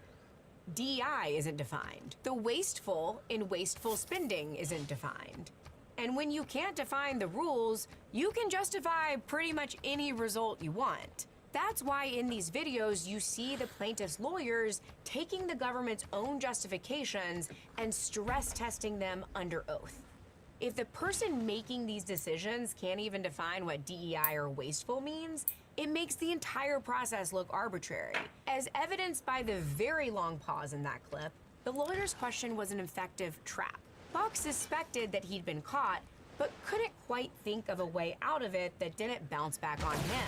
For example, at one point, Fox tried to identify the things he did that had legitimate value to taxpayers, tying his decision to flag the Holocaust documentary to other things he would rather see the government fund. Those dollars could be getting put to something like food stamps or Medicaid for grandma in a rural county. So that's not wasteful spend. So because you were paid $150,000 to help to save hundreds of millions of dollars, that $150,000 was not wasteful. Is that your position? Objection. Everything they say, the lawyer says objection. In the end, Doge did not reduce government spending. Nate Kavanaugh admitted as much in his deposition. I think it was more important to reduce the federal deficit from $2 trillion to close to zero. Did you reduce the federal? No, we didn't. But the plaintiffs weren't there just to argue about what constituted DEI or waste. One of their legal claims is that these decisions weren't made by the agency Congress authorized to make them, by outside actors with no statutory authority, rendering the entire process unlawful. That's why they wanted to know the mechanics behind the grant terminations. The depositions revealed that rather than use the NEH's standard grant management procedures, Fox sent the termination notices himself from a Microsoft email account. McDonald acknowledged in his deposition that it was the first time he could recall that the NEH's official functions were carried out by staff from another part of the federal government. And did you review this letter when Mr. Fox sent it to you? I'm going to try and appeal to him Did you for review a... it closely? Fuck. In Not retrospect, interested. not as closely as perhaps it should have. He said not I interested? did not see my No, he email basically said, fuck you. You see it says, please contact Let's see if he grant doesn't like underscore somebody else. notifications at NEH Let's see if he doesn't email like a monetary. dot Let's see if he wants an on emergency war. Microsoft.com. Yes. No, not And is that interested. an email address you've never seen before? You gotta give him a little money. No, Before this- he's before taking nothing. April I 1st, asked him what he 2025, would you've take never for seen it. He said nothing. That's not. It doesn't matter. Sometimes Is you that a can just give typical him money email and they'll address say, for okay. Government email address Oh, that's at funny. I'll try it. Microsoft.com? No. Objection. Okay. And your email address is all Objection. at NEH.gov, is that right? That's correct. Okay. So at some point between the draft letter that Mr. Fox sent you that we looked at and this final version, your email address was swapped out for this email address. Is that right? And your the signature that's typed at the bottom /S/Michael McDonald. Do you see that? Yes. Did you write that there? I approved the use of it. Yeah. Did you type in /S/Michael McDonald? No. The depositions also raised a Amazing. more fundamental question that I am terminally interested in. Who is the administrator of Doge? In its prime, Doge operated without a clear statutory structure, with overlapping roles and unclear lines of authority. And that raised serious questions about whether the people making these decisions had any legal authority to do so. And as I pointed out, McDonald said that this was his understanding around March 11th, 2025. Steve Davis was Try and make him friendly with me. one of Elon Musk's, Cultured lack of a expert. better word, lieutenants who was placed in charge of the Doge operation. My understanding was, yes, at the time, that he was functionally running Doge. That's weeks after the White House named Amy Gleason as the purported acting administrator of Doge. When Nate Kavanaugh was asked about who ran Doge, he also said Steve Davis. Steve Davis. What did you do with Mr. Davis? Steve was effectively my manager at Doge. You said Steve Davis led the meetings? There's He would a open up the Swedish meeting, ship here. and then each Get the respective fuck away from me. agency And lead one for shot Doge it. would provide their relevant update. So you mentioned Yeah, she sent like a quadrime at me. That's did he have, awesome. like, deputy? No, Did you report to anyone? not in a formal capacity. In an informal capacity, it would have been Steve Davis. Was it you all along, Steve? Now, setting aside the obvious problem here, that this guy had the authority to terminate hundreds of millions of dollars in grants without any real oversight, this answer made my hair stand on end because of who he didn't name. Amy Gleason. You know, the alleged administrator of Doge? The one who was administrating so hard that she only learned she was leading Doge when she was on vacation in Mexico? Never heard of her. Epic. What was Amy Gleason's role in Doge? I believe she was the head of the U.S. Doge service. Did she ever lead the weekly Doge meetings? Not the ones where I was present, no. Did you ever see her at the meetings? A few times. Do you know what her role was, aside from her title, what her actual responsibilities were? I don't. Did you get the sense that she had significant responsibilities at Doge? I'm not sure. I didn't interface with her very much. It seems pretty clear from this dead-eyed stare and other testimony from Fox and Kavanaugh that they had no substantive interactions with the nominal leader of Doge.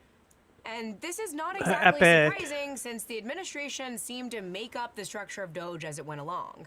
And these depositions revealed that behind the scenes, there were signs of tension, even within the administration itself, over just how aggressively to push those grant terminations. The small agency's work ultimately was winding down in around July because there was growing tension between Elon and the White House, and the desire to cut spending from the White House started to reduce for political reasons, I assume, and so I got transitioned to immigration after that. I had firsthand knowledge of the tension between Elon and the president. How so? I was in a meeting with Elon, Steve Davis, Howard Lutnick, and David Sachs in the West Wing of the White House, where there was a discussion about the growing tension of not being interested in cutting spending as aggressively as we'd originally hoped. And who communicated that from the White House perspective? Objection. I don't recall. Someone communicated it. Objection. I don't recall, honestly, who said it. Might have been Elon. But it was said. The plaintiff's lawyer in this clip didn't take his initial "I don't recall" as his final answer because lawyers tend to be suspicious of "I don't recall" answers. Those are the go-to words when an answer could be damaging. The depositions also revealed that Doge and NEH staff used the encrypted messaging app Signal to coordinate the terminations. Rip. As we talked about back when Pete Hegseth used Fucking Signal to discuss sensitive military operations volcanoes. government employees are required to preserve official records and are prohibited from conducting government business through private channels. So, changing gears a little bit, you noted that you communicated with Mr. Davis via Signal. Do you remember that conversation? Yes, I do. Okay. Did you communicate with anyone else at Doge via Signal? Yes. Who?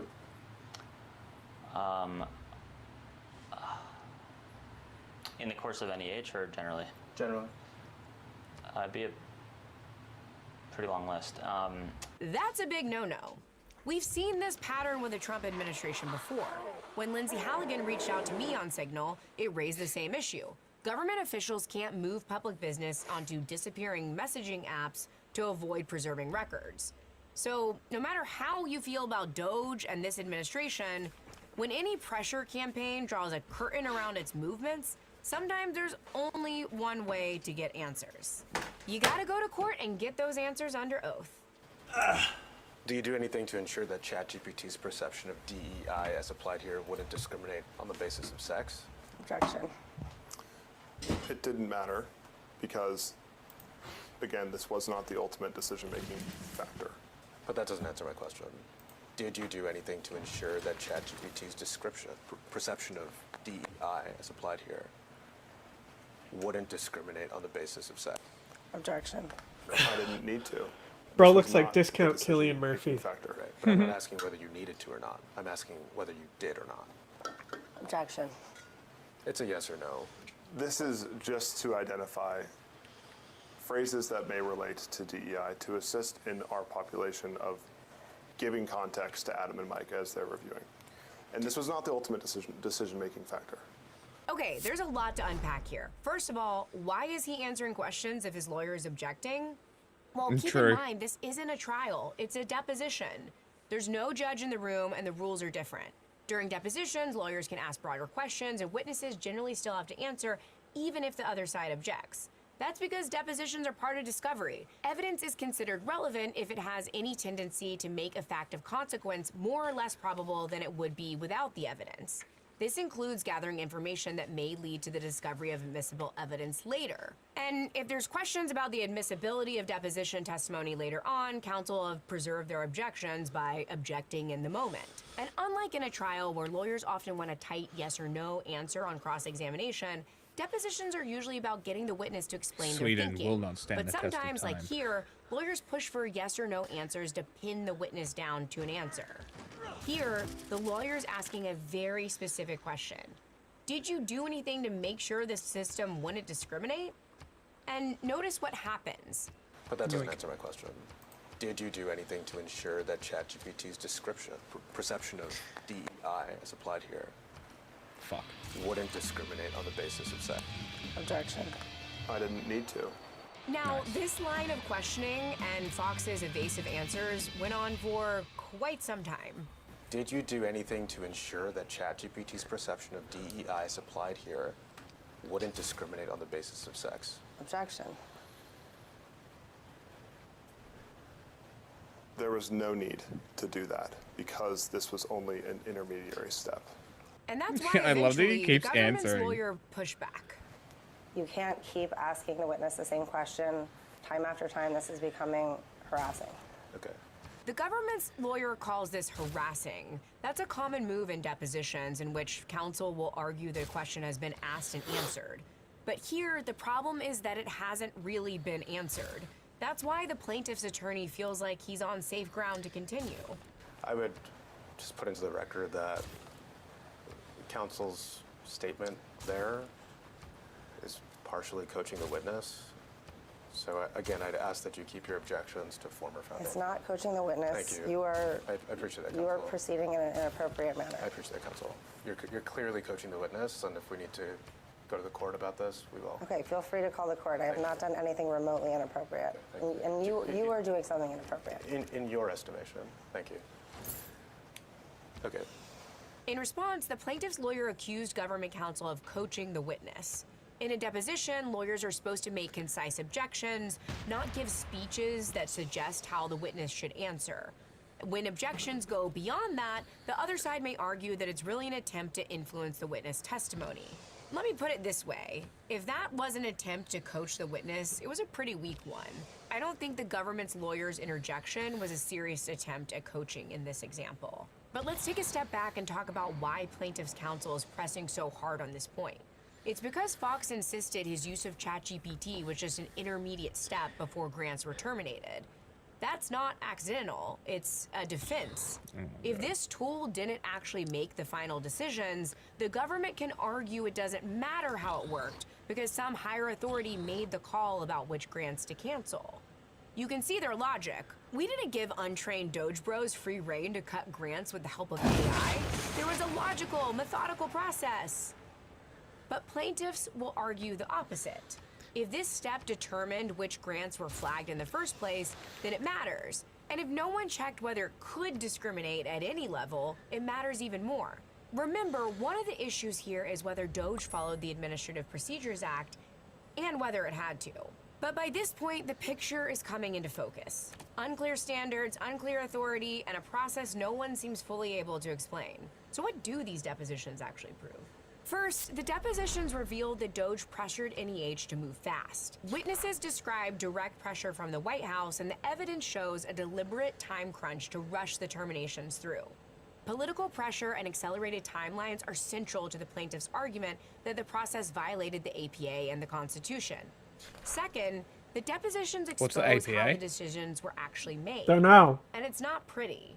Witnesses confirmed that Doge used ChatGPT and keyword searches to flag grants as DEI and then cancel them, sometimes over the objections of NEH staff who believed the projects were compliant. Taken together, the depositions give plaintiffs a narrative that the grant cancellations were improvised, driven by politics, and procedurally unlawful. If decisions were driven by rushed timelines, political pressure, and blunt tools like keyword searches or AI flagging, my policies without are getting all individualized screwy. review or consistent criteria, that can be the kind of decision-making courts are often skeptical of. This is especially true when the government cancels existing grants as opposed to refusing to fund new ones.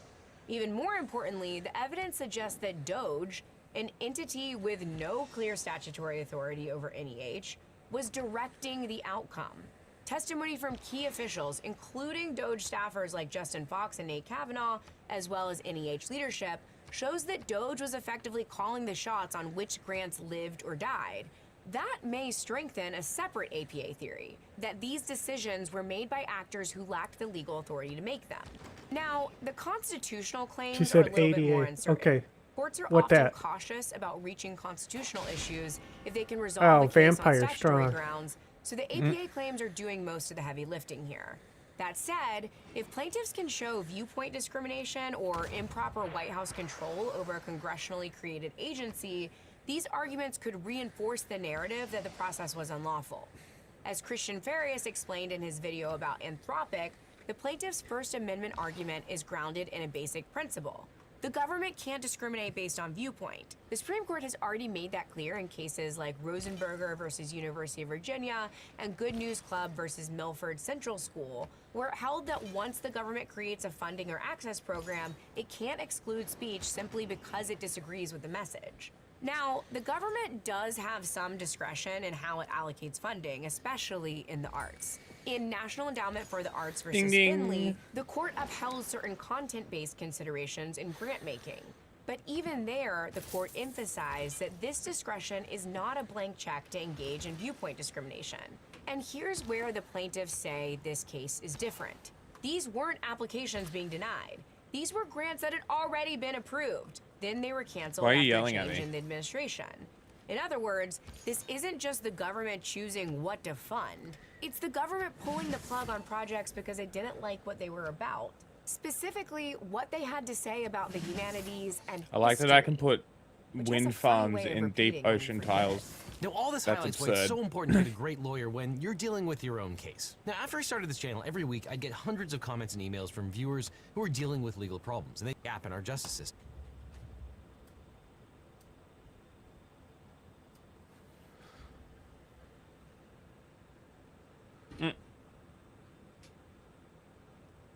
Can't hear it.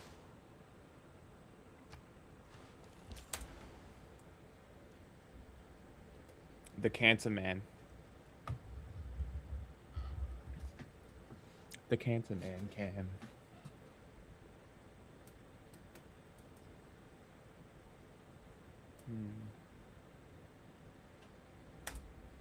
I believe it's a standard 6. It is a straight 6 engine. Here it is. We'll take a little detour before we go on the apartment tour. I'll start up this car for you. Hang on. Haven't we Here is seen the this front already? seat. Nope, this is brand new. People always ask me, are there seat belts in there? No, none of my Ford 1920s cars have seat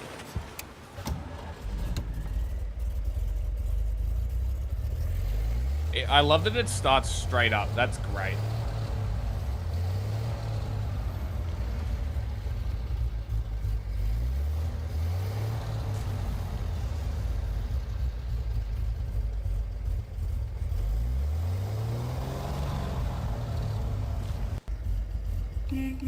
Anyway, there that is.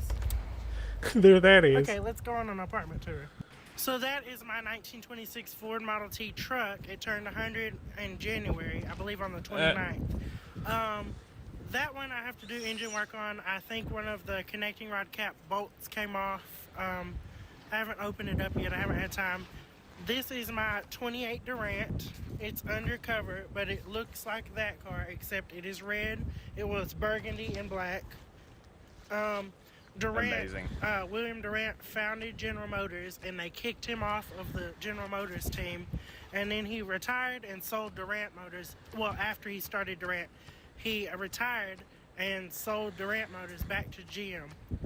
So that was Genius. that. Let's go in to my apartment now. It is super windy. Okay, we're approaching the front door. Go away, it says. Let's go in. Here we are in the parlor. Whew. Okay, well, that's me, of course. Oh There's my me. god.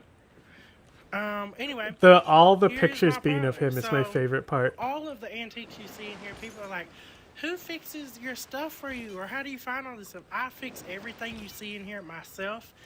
For example, the Honestly, that's quite a 1917 skill. Hughes electric range. Bought that on Facebook Marketplace for $400. Cancer. And I recoiled every burner, except for the broiler coil up here, which is original from 1917. And it heats up rather fast. Observe. There are 3 heat settings: full, medium, and low. And then, of course, there's off. But that will heat momentarily. There it goes. I recoiled that burner. In fact, if you go back to my previous videos, you can see the video where I did it. I document everything. This is an ad from 1917. It's so April funny 29th that of 1917 now electric stoves for are the Hughes thing. electric range. Yeah. And I have various cookbooks up here as well for it.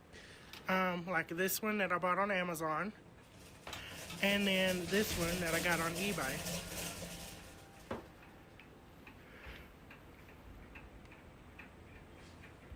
Oh, and of course we can't forget this. Yes.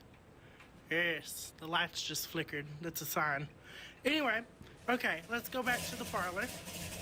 So, let's start in here.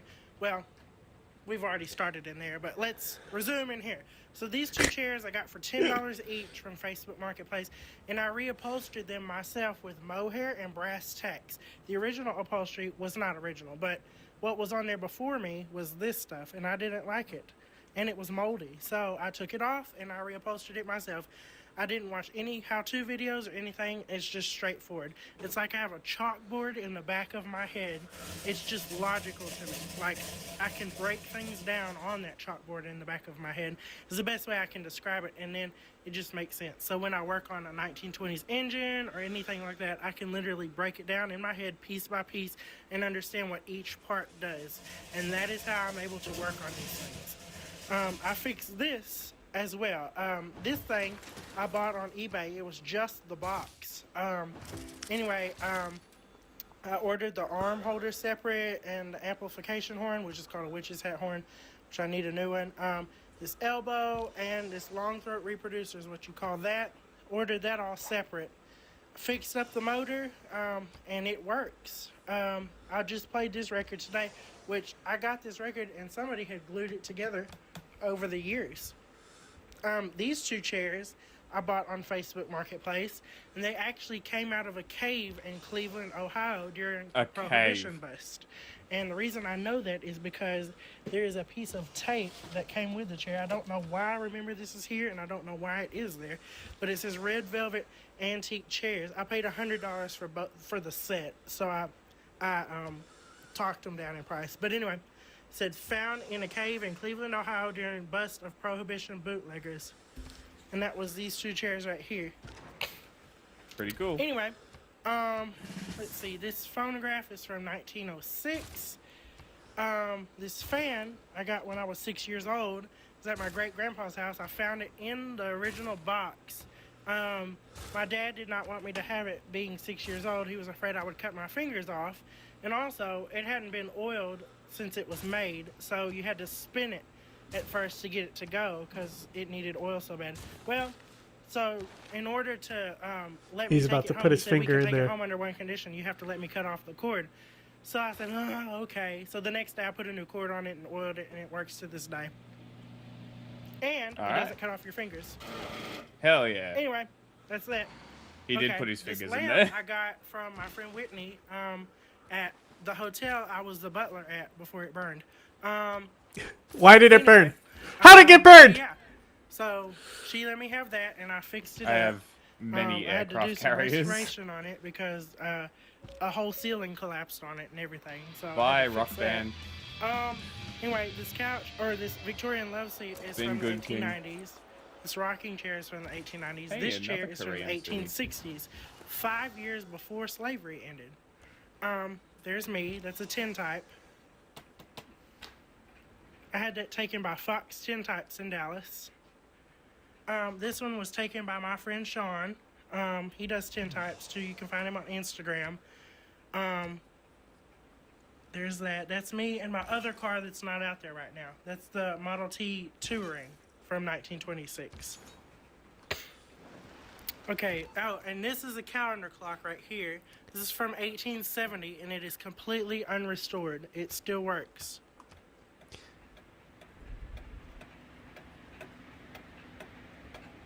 Of course, I've had to adjust the pendulum to make it keep time, but it keeps time pretty well now. Today is the 15th. That's the only reason I know what day it is. Can I repair this? Because it's for a you? calendar clock. If the month does not have 31 on, days, you. I have to push the arrow forward once. If it's February, I have to push it forward more than once. Here is one of my, or this is my television. I don't watch TV, but this is here just because. Hang on, let me make this VHS tape play. Any day now. That's Indiana Jones. That's the only VHS tape I ever keep in there because I don't watch TV. By the time I was 16, Anyway, there's that. Okay, let me turn that off. Okay, I guess let's go this way. This is my 1920 Hoover vacuum cleaner. I have some coats in here. My oldest coat in here is from 1895. Man, It's Nubia not just that one. got Some their of these shit do need rocked. work. I believe. Yeah. 4 cities this in is one it, I turn. think. This coat right here is from 1913. There's one of my electrical apparatuses in the skeleton in the I love closet. that he's calling it And there's one of electrical my, apparatus. My number 3 Underwood typewriters. That one's from 1923, I believe. Liberated Here's the a fire fucking extinguisher. founder. I keep that full of baking soda on the outside of the glass jar that goes on the top. The glass jar that's in there is full of sulfuric acid. This is my refrigerator. Oh, shit. It is a monitor. One top of these refrigerator. cities we People just always took was ask me what originally this a is on the Swedish top. city. This is the compressor for the refrigerator, and they're like, "Did you have to refill it?" No. It has the original refrigerant in We it can from be when friends, it was made Australia. in 1934. I'm chill with and you. that refrigerant You is can hang out SO2, down there, or not tear bothering gas, anybody. Sulfur dioxide. That smell is, if you strike a match, the smell that comes right after that burns your nose, that is the same stuff that's in there. That is the refrigerant. So it's not Freon, it's literally sulfur dioxide. Here's the ice tray. Sounds healthy. This one is sticking in there because I need to defrost the fridge and haven't gotten around to it. It's a manual defrost fridge with a child-safe lock. Not. Anyway, okay. Well, there, of course, is my 1917 Hughes electric range. This is a Of radio course, transmitter naturally. I'm working on. This was one of my first projects that I did on my social media. My first video was about using this to broadcast 1920s music to a radio. In fact, I remember the song. It went Da, da, da, da, da, da, da, da, da, da, da. The name of that song is Ain't You Ashamed by the Arcadia Peacock Orchestra. And I still remember doing that. That was in 2020 when I posted my first video on social media. This is the Diamond Disc player right here. This was given to me by a fan in St. Francisville, Louisiana. Anyway, He's gonna do the I'm not Edison gonna play gag. this record on it because Unreal. This for, this city has copyright 5 reasons. squares. Well, you I know should what? I can have play this raised other the one. fuck Hang out on. of this. Let me get it out of here. Okay. That's awful.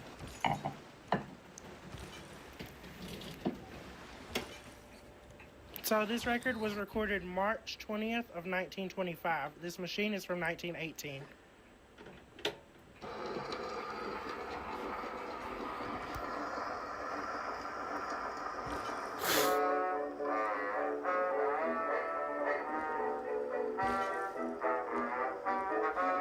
Haha.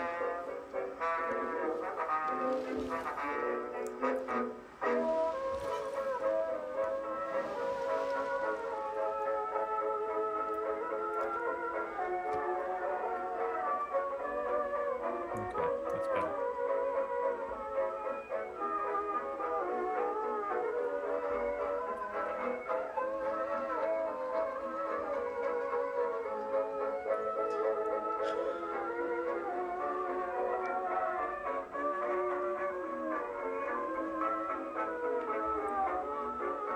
Cool. Anyway, that's that. Now let's go into my bedroom. That there there's is. my steam engine. I was looking for that. And that's my toaster. A lot of people ask, do I have a toaster? Yes. This is a junk corner, one of them. This is a waffle maker from 1921. That there is. This is a toaster that I bought the other day. Oh, and this is my iron. This is a Sunbeam iron from 1926. If I can open this with one Sunbeam. hand. There it is. What the fuck? The cord to it is somewhere over here. Here it is. This is the cord to it, which I had plugged into my coffee percolator. There. And naturally. that is. Okay, let's What go the into my fuck bedroom. is that? So this house was actually mail ordered from a Sears catalog, and shipped by train and assembled in this spot in 1915. It's a craftsman house. Okay, here we are in my bedroom. Yes, I do have the Annabelle doll and Billy from Dead Silence. They are collector's edition. I love scary Naturally. movies when I do watch TV. Here is my 1899 Kimball pump organ. If you'll notice this piece of music right here, I want to drive a Durant. That was an advertisement there for was the a radiation Durant. leak It goes, when I recommissioned I it. want to Cheeky. drive a Durant. I want to see if I can't go faster. Many a mile to the girl that promised to be mine. And then I think I will say, I fucking love this guy. "Come, sweetheart, this is the way we'll go through life with a smile all the while in our Durant." Anyway, that's how that goes. And you see my various songs about electricity, because, I mean, I wonder why. You know? Like, why not? This piece of music is going to fall out of my hand. You better... No! I guess the piece of music that fell just wanted attention. It was the one I was talking about. Anyway, but there that is. Let me turn this on because it's hot There as that fire in is. here. That fan is from 1925. One of my fans gave me that. It was their grandmother's wedding dress. It has a slip-on under it, which I had on hand. Anyway, there's that. There is my sewing machine. That's how I tailor my clothes and alter them so that my suits fit good. This is a gossip chair. It's from the 1920s. So you'd keep your phone book in there, and then you'd sit there and gossip. So that's called a gossip chair. A fan also gave me that. And another fan gave me that little carriage thing. Forgot what you call that. Anyway, this little thing right here, the dresser, is a family heirloom. This is a Marcel curling iron for guests when they come over, if they want to use that. I know they probably don't want to use that. But anyway, and then I also have a hairdryer. Do not put that anywhere near your hair. There that is. Anyway, oh, and I have some fire thingies there. Fire grenades right there. Those are full of carbon tetrachloride, which is a carcinogen, and if you throw it, you will suffocate. Anyway, Great. and so another fan gave me this the other day. Let me pick out a record on there and play it. Okay, this record will play momentarily, and it will be extremely loud. So before that starts, which I probably won't make it, this is a heating pad from 1927.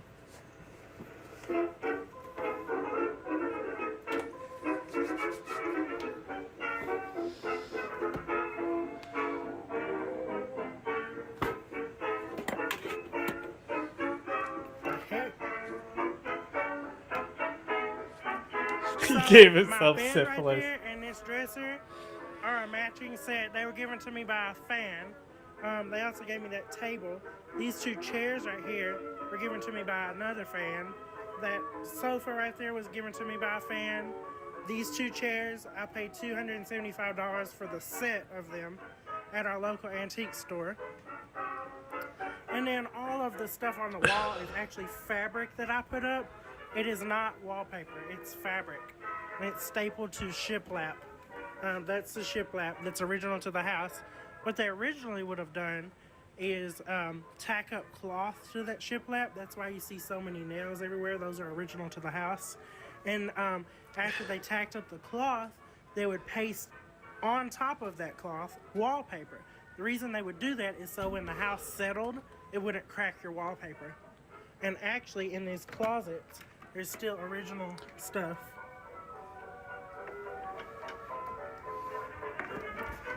That's not the best example. That's my Fibber McGee closet. That has all kinds of stuff in it. But in this closet, you may be able to see some. Oh, and this dollhouse is from Hobby Lobby. I built it. Let's see if we can see some of the wallpaper. There it is. It's original to the house, 111 years old.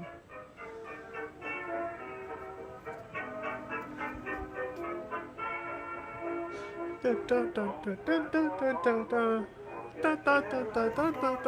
another junk closet. Oh, you can lose population to radiation. So this is leaks. my guest Damn. bed. That is why I have two beds.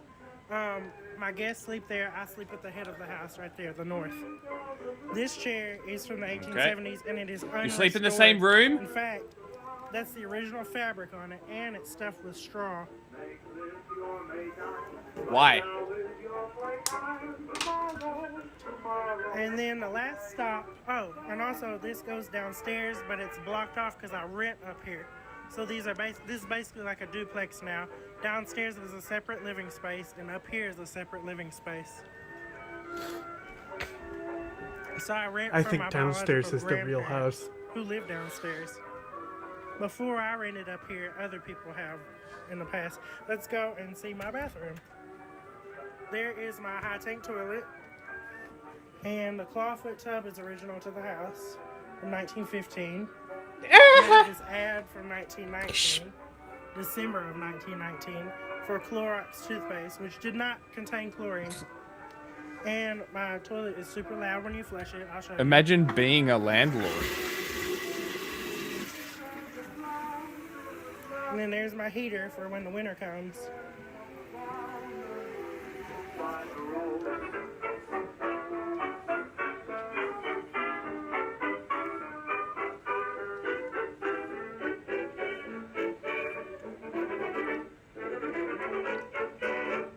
And I think that will conclude the tour.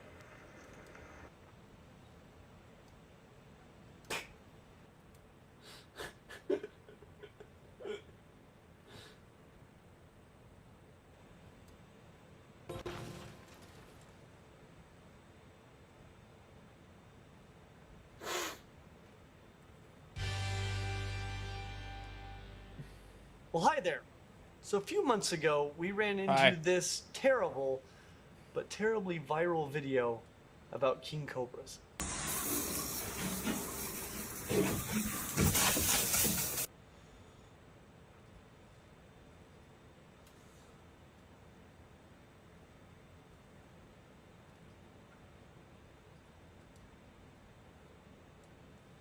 I'm waiting for it to update on my other screen. What to update? The picture. It not do a little update yet.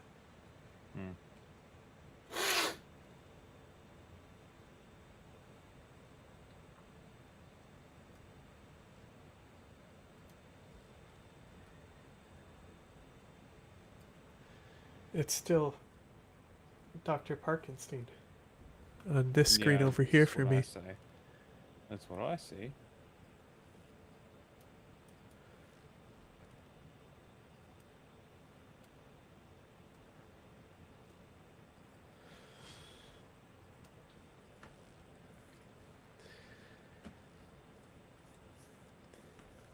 That is the last danger noodle you want to make angry. Let me tell you something. Meet the king cobra. You can only find them in Asia, and it's the largest venomous snake on planet Earth, getting up to 20 feet long. That's 3 copies of LeBron James stacked on top of each other.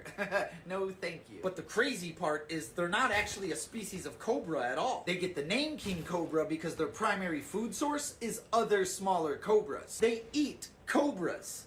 I would put that on my resume. But it's not just cobras. They'll eat all kinds of snakes, including various pit vipers, banded kraits, pythons. In fact, there was one documented case of one consuming a reticulated python. That's a reticulated python. Mix all of that. Guarantee with the fact that's my that when friend's they bite, python. They deliver enough venom to take down a Yeah. full-grown elephant. And you'll understand Yeah, why there's they're this picture, and it's always like $1 million to go through this door.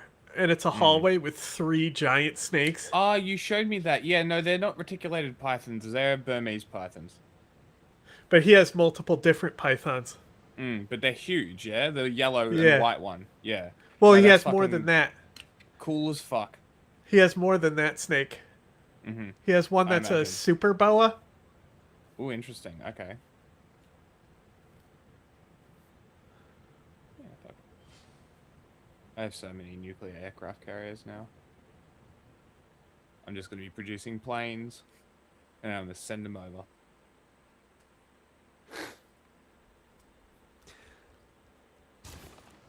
Pee on me. Moral of the story, there's snakes, there's venomous snakes, and then there's the king. And as always, follow for more facts.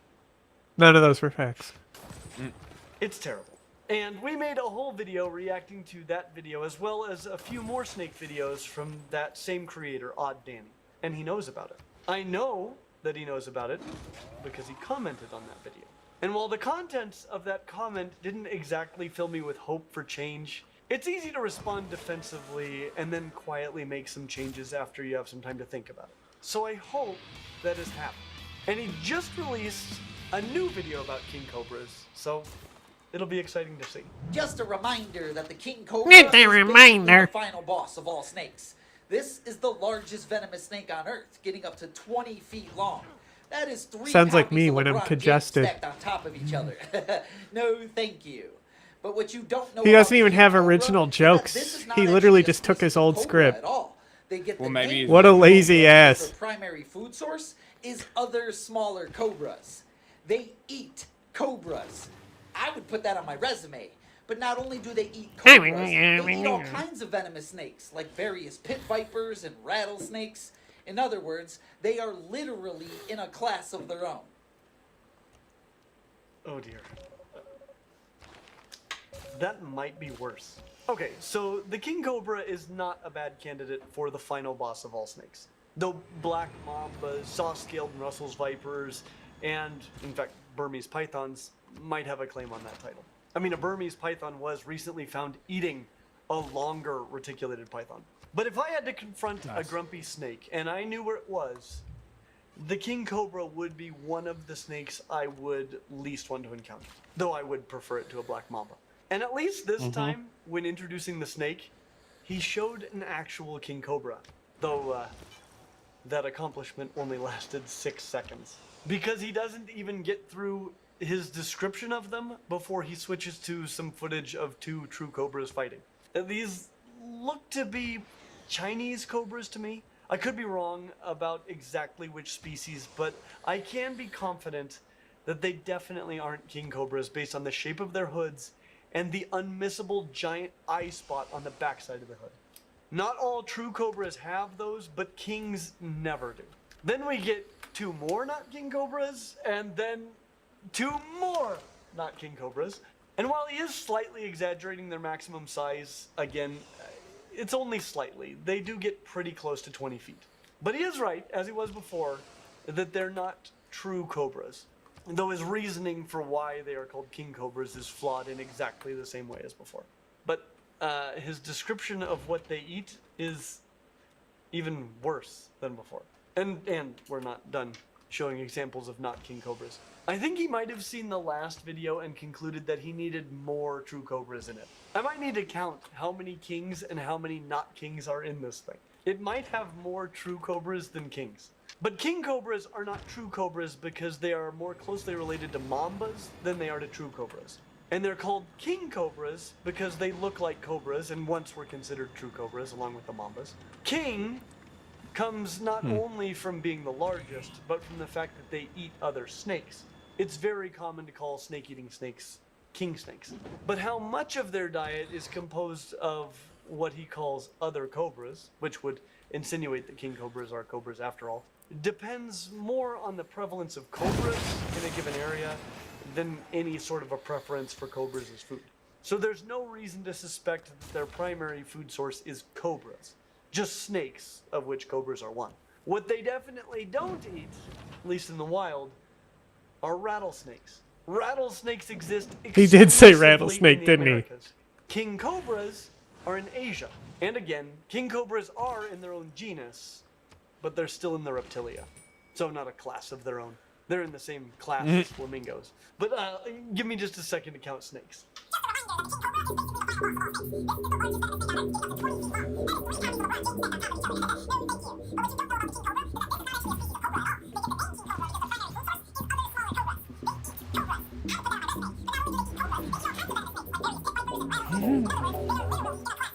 Okay, final count.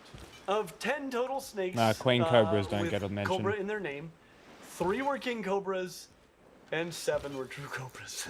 So he has upped his game in that regard. Last time he had only 2 true cobras, so 3.5 times as many misidentified cobras.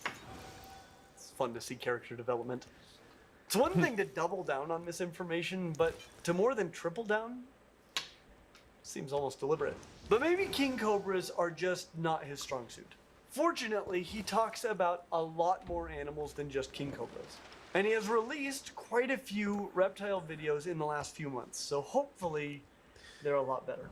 Today's video is sponsored by our friends at Ground News. The media landscape today can feel pretty polarized. With sensational headlines designed to grab our attention and play on our emotions, it's more important than ever to slow down and weigh information carefully when all of these things compare how the same story is covered across thousands of news outlets. Their tools show each outlet's political leaning, ownership, and reliability history so you can evaluate information for yourself instead of relying on a single narrative for the full picture.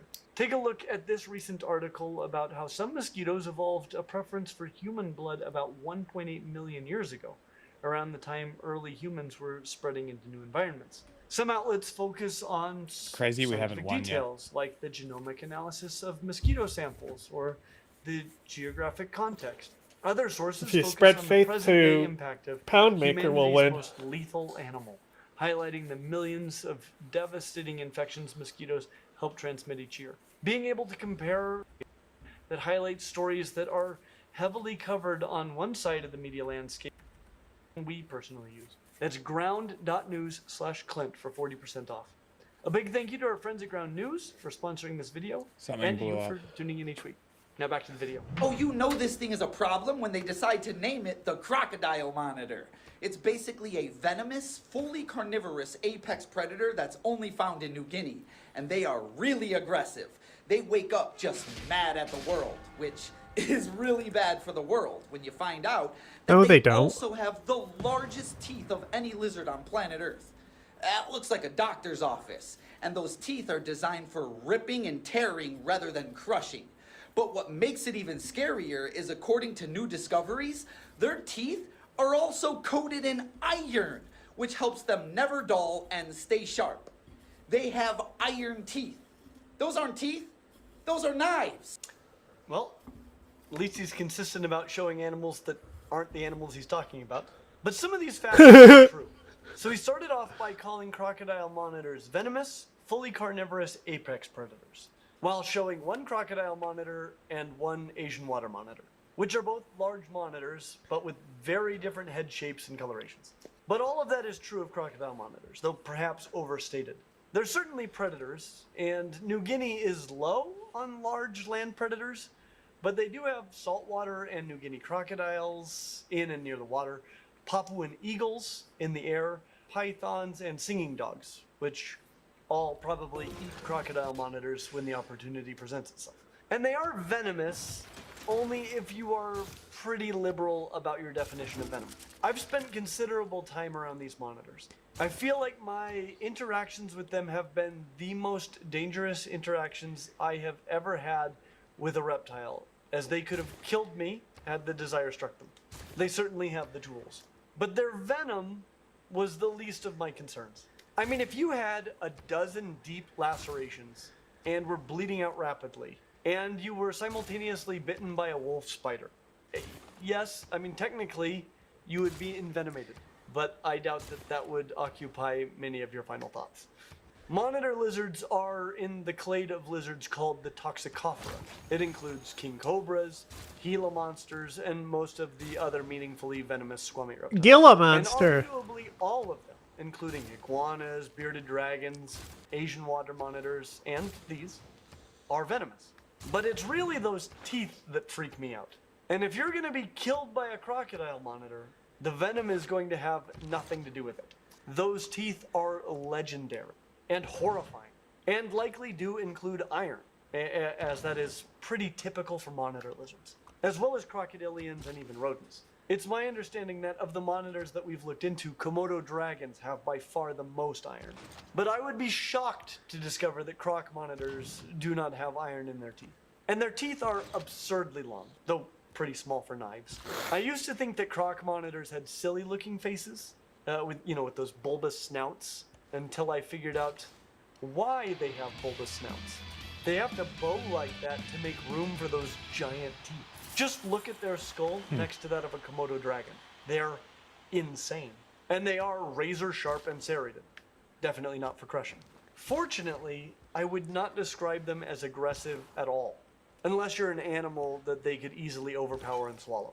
They are cautious, as many animals likely do eat them, but I would describe them as curious and shockingly intelligent more than aggressive. They have some serious weapons, so it's a bad idea to put one in a position where it feels that it needs to defend itself. But I know of no confirmed human fatalities from crocodile monitors or even unprovoked bites. That said, if you get one of these monitors that's been captured out of the wild, put in a crate, shipped to you, and then put it in a box where it has little room to flee and try to play with it regularly, yeah, I mean, it's probably going to wake up grumpy. I'd like to take a moment just to say thank you to our patrons on Patreon who make so much possible for us on this channel. But I really want to point you to our Patreon extras video this week that's available to all of our Stinkin' Rad fans on Patreon, because it's pretty awesome. Not only do we discuss these videos and these animals, but we actually got into a pretty serious discussion of situations involving animals or not, in which we have nearly died. And there's some pretty incredible stories. So if you're interested in seeing that or the host of other awesome features that we have for our patrons, please consider checking it out. Yes, Gary D. Snake from Zootopia is a real species, the Komodo Island pit viper. You can only find these guys on Komodo Island, and they're known for being one of the only naturally blue snakes in the world. That's why so many people want them as a pet.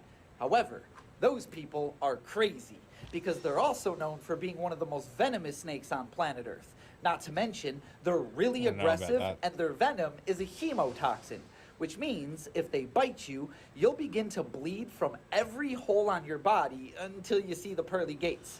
And I mean every hole. In other words, Gary D. Snake over here is one dangerous noodle. Okay, so this is another species that I've interacted with personally. So yes, they're real. Though the blue phase is not its own species. They're just blue Indonesian pit vipers. Most are green, but those from Komodo specifically are more likely to be blue than are members of the Interesting. species from other islands. Though I think you can find blue ones in other places. I would guess this is a founder effect, probably. But they are blue, and blue is not a super common color in snakes. But there are actually a lot of actual species and subspecies that are blue, like blue beauty snakes, blue racers, the blue Florida garter snakes, blue Malayan coral snakes, and San Francisco garters. And then like this blue variants of normally green snakes, like green tree pythons, Barron's racers, and others. So they aren't the only blue snakes, but they are rad blue snakes, and they exist. And they do bite a lot of people. Mostly because they're very common and very well camouflaged, so a lot of people bump into them. And being vipers, specifically vipers in trees and bushes, they're better at biting than running. The good news is that, unlike what is said here, they're not at all one of the most venomous snakes on the planet. I'm not encouraging you to get one. A bite would be a very unpleasant experience, as we outlined in our video about these guys. But though they bite a lot of people, and though there is no antivenom for the bite, there is no record of anyone dying from a bite. Just a lot of pain, swelling, bruising, bleeding, and localized tissue death. It is a hemotoxin, which is actually preferable to something like a neurotoxin in most cases, at least if you don't want to die. It'll be no picnic, but far from the experience you would have if bitten by one of the most venomous snakes on planet Earth. So you will bleed, not from every hole on your body, but some, especially the ones that they make with their fangs. But I see no reason that this should continue until you see the pearly gates, unless you're hit by a car or something within a couple of days of being bitten. If the bite kills you, you will be the first on record. But there are still many more reasonable blue snakes if you have to have a blue snake for a pet. So Gary D. Snake is a real snake. The Komodo Island pit viper, which is an often blue color phase of the Indonesian pit viper that is found on many islands, not just Komodo. They're one of the most blue snakes that you can find, though there are others. Especially for a viper, they're not very venomous, especially not one of the most venomous snakes on planet Earth. But they do bite a lot of people and have a hemotoxic venom. So you'll bleed. You might even lose a finger, but unless the pearly gates is a show that you watch while you're recovering from the bite, it should clear up long before you see St. Peter and get the room next to the noisy ice machine for all eternity. But, and I don't think this can be overstated, every shot of snakes in this video was of an actual blue phase Indonesian pit viper, which feels like a miracle. Sometimes you just have to celebrate the little things. But let's give him one more chance to show a little improvement. The last animal you ever want to encounter is a Komodo dragon. First off, this is the largest lizard in the world, getting up to 10 feet long and 300 pounds. And they're fully carnivorous predators. Not to mention, they're known for hunting any animal, any size, from a small rodent to a large water buffalo. In what world does a lizard hunt a 2,000-pound buffalo? But then again, this Earth. is what they're hunting with. 60 razor-sharp, curved, serrated teeth, coated in iron. And that's not even the worst part. They're also venomous. So as they're ripping you apart with their knives for teeth, they're also envenomating you. I swear I would rather brush my teeth with cactus than run into one of these. Hey, that's not bad. I think all of those facts were correct, and all of the shots were of actual Komodo dragons. Though he has some strange priorities, to be sure. I mean, a Komodo dragon is far from the last animal I would ever want to encounter. I would way rather stumble into a Komodo dragon than an elephant, a Cape buffalo, a tiger, a brown bear, a lion, a hippo, a saltwater crocodile, one of those fish that swims up your urethra. The list is long but distinguished. There are more, but a Komodo is a potentially dangerous animal, to be sure. There have been at least 5 fatal Komodo dragon attacks since 1974. And they can get over 300 pounds, though the largest one ever recorded in the wild was just 193 pounds. Though it could weigh a lot more if it just I like that had he a puts big meal. That the was kilograms way on the empty. screen But as this well. is a 10-foot-long You lizard can't that see it weighs 'cause as it's much cut as off. an adult man and does have razor-sharp, iron-coated teeth and some venom. Though I would say that the teeth and the jaws in which they're situated are definitely the worst part. I mean, if they were, as he put it, ripping you apart with their knives for teeth, would you care if they were envenomating you? Their venom is nothing like that of a snake like an inland taipan, but even if it were, would you care at that point? No, it's the teeth. That's the worst part. If they had venom and no teeth, they'd be downright cuddly. And brushing your teeth with a cactus seems way worse than running into one of these. But this is the only animal on this list that I haven't had a chance to run into. Yet. Because I'm going to Australia in just a few days to attend the Victorian Herpetological Society Expo in Melbourne, which is an absolute dream come true. But while I'm there, I'm going to run into Komodo dragons. So we might get to find out if they're the best pet lizard. Which they aren't, but we'll make sure. Anyway, he's got some strange priorities. I mean, I'll be hanging out with Komodo dragons while he's being torn to pieces with a mouthful of cactus spines by a musty elephant. But his facts were correct, and I really appreciate that. He didn't even misrepresent the way that Komodo dragons hunt large prey in the way that is so common in media, saying that they bite buffalo and then wait for days or weeks for the venom or sepsis to kill them. No doubt, many a buffalo has been bitten by a Komodo dragon, survived the initial attack only to die of sepsis and be eaten by Komodo dragons. But that isn't their hunting strategy. They attempt to kill their prey all at once, just like any other monitor, and they can do it.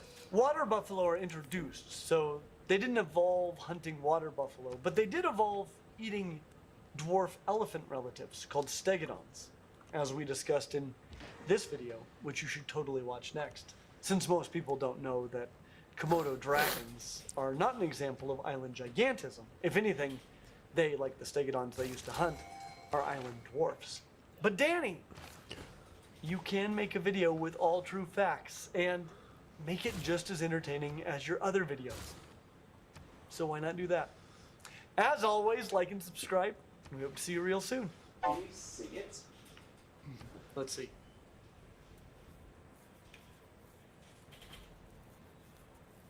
Last week, Serbian President Aleksandar Vučić confirmed that the country bought supersonic missiles from China, the first European country to do so, in response to his claim that Croatia, Albania and Kosovo were preparing to attack Serbia after they signed a military cooperation agreement last year.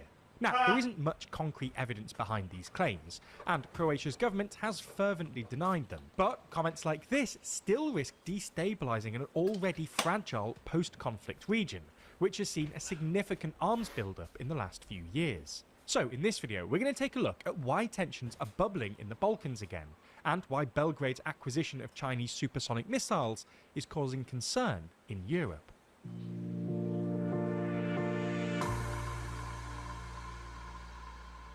President Erdogan was ranked 19th in our list of the world's most influential people. So in the latest issue of our magazine Too Long, we discuss how his various foreign policy gambles apparently paid off, and how he's been able to consolidate power inside Turkey over the past year or so. That's just one of 72 pages in the magazine, because as always there's more to Too Long. Socialist Federal Republic of Yugoslavia in the early 1990s, the region was engulfed in a series of devastating conflicts between the forces of the Federal Republic of Yugoslavia and the republics that declared independence from Belgrade. These included the Croatian War of Independence and the Bosnian War. Towards the end of the 90s, Serbia also fought a war with Albanian-majority Kosovo, which eventually officially declared its independence from Serbia in 2008, which Belgrade has refused to recognise. Since the wars, countries in the region sought to normalise ties and strengthen their security arrangements. For NATO members Albania, Croatia, Montenegro, North Macedonia and NATO-aspiring member Kosovo, the transatlantic military alliance became the central pillar of their security strategy. Serbia, however, took a more complicated path. Rather than fully aligning with the West, Serbia pursued a balancing strategy, maintaining relations with the EU and aspiring to EU membership, while also preserving strong ties with Russia and China. From around 2020, Serbia began investing heavily in modernising its military, upgrading equipment that largely dated back to the Yugoslav era. Serbia justified these investments as necessary to protect Serbian populations living in neighbouring states, particularly in Kosovo and Bosnia and Herzegovina. Other Western Balkan countries soon began increasing their own military spending as well, something analysts have occasionally described as the beginnings of a regional arms race. Serbia, for its part, recorded the most significant military build-up. Defense spending rose from $1.8 billion in 2023 to roughly $2.3 billion in 2024, representing over 2% of its GDP, and it has imported more major weapon systems than any other Western Balkan country in the past 5 years. Whilst regional NATO members imported their defense systems in line with NATO recommendations, Serbia procured its military hardware from all over the place, including surveillance tech from Israel, Rafale fighter jets from France, and defense systems from Russia and China. While Serbia's ties with Moscow and Beijing have long made European leaders uneasy, its military modernization wasn't initially seen as that alarming, as it largely involved replacing outdated equipment. That changed last week, when Serbia confirmed it had purchased Chinese supersonic missiles, capable of striking targets deep inside NATO territory, and plans to acquire more. Vučić said the move was driven by concerns that neighbouring NATO countries may be preparing to attack Serbia. For context, last March, Croatia, Kosovo and Albania signed a trilateral defence cooperation declaration, which aims to increase military cooperation through joint exercises, defence procurement, and to further support the region's Euro-Atlantic integration. The agreement itself is especially important for Kosovo, which has struggled to advance its NATO integration, and its security situation deteriorated following the Banska attack in September 2023, when armed Serb militants carried out an attack in northern Kosovo that killed a Kosovar police officer. However, the joint declaration was greatly condemned by Serbia, with members of Vučić's ruling party describing it as an anti-Serb alliance. The Serbian Foreign Ministry criticised the alliance for being formed without consultation with Serbia, and said that their intentions were to isolate Serbia. On top of that, Vučić argued that it violated a 1996 sub-regional arms control agreement, as well as the UN Security Council resolution that put an end to the Kosovan war, according to which a NATO-led force can be the only armed force in Kosovo. Vučić thus argued that the new agreement effectively aims to create paramilitary structures in Kosovo. Croatia's Prime Minister Andrej Plenković repeatedly said the memorandum is not hostile in nature towards Serbia, and disputed the claim by Serbia that it amounted to a military alliance. However, Croatia's defense minister was less sympathetic to Vučić's Why are you outburst, always saying that the time crying? when Croatia had to ask Belgrade what it was allowed to do and how it had to act are over. In response, Vučić soon signed his own military cooperation agreement with Hungary. Separatist leaders in Republika Srpska, the Serb-run entity with Bosnia and Hungary, Herzegovina, I'm shocked. also announced their intention to join. However, we should say that in practice, the agreement appears to be relatively limited, mainly consisting of specific military cooperation projects under a framework arrangement already signed in 2023. Then, last week, speaking on national television, Vučić claimed that Croatia, Albania and Kosovo were preparing to attack Serbia. According to him, these countries are waiting for an escalation of the conflict between Russia and Europe, and hope that wider global instability, including the war in the Middle East, could create an opportunity for them to act. Commenting on relations with Croatia, Vučić accused the government of attempting to undermine Serbia over the past year and a half, and of interfering in its domestic affairs, and trying to support a colour revolution, referencing the anti-corruption student protests which have engulfed Serbia in the last year and a half. At the same time, another controversy emerged earlier this month, after the former head of Serbia's intelligence service and a close ally of Vučić suggested adopting what he called a Mossad model to target Kosovo's prime minister, as well as anyone he believes is pursuing anti-Serbian policies, saying, if Israel can do it, why can't we? Kosovo's government strongly condemned the remarks, calling them unacceptable and deeply threatening. All these developments have not gone unnoticed by Serbia's neighbours. Croatia's president reiterated that his country has no intention of attacking Serbia, adding that Croatia neither has the military capacity nor the desire to do so, while Plenković said that while he doubts Serbia would attack its neighbours, he did brief NATO Secretary General about the new Chinese supersonic missiles, and said that his government is closely monitoring the situation. The way we see it, Vučić's claims do appear to be more like political posturing than a genuine threat.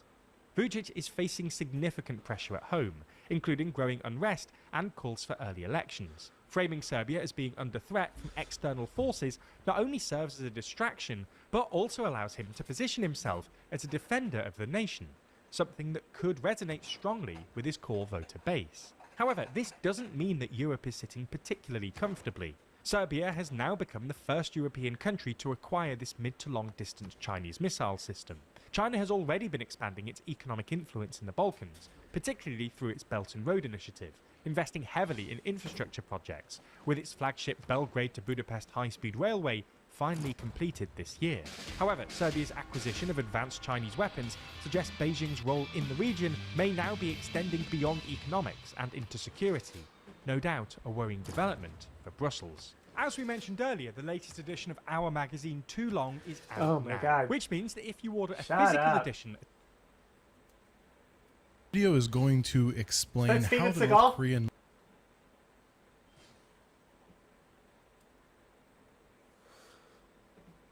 Looks like Steven Seagal. Who's this guy?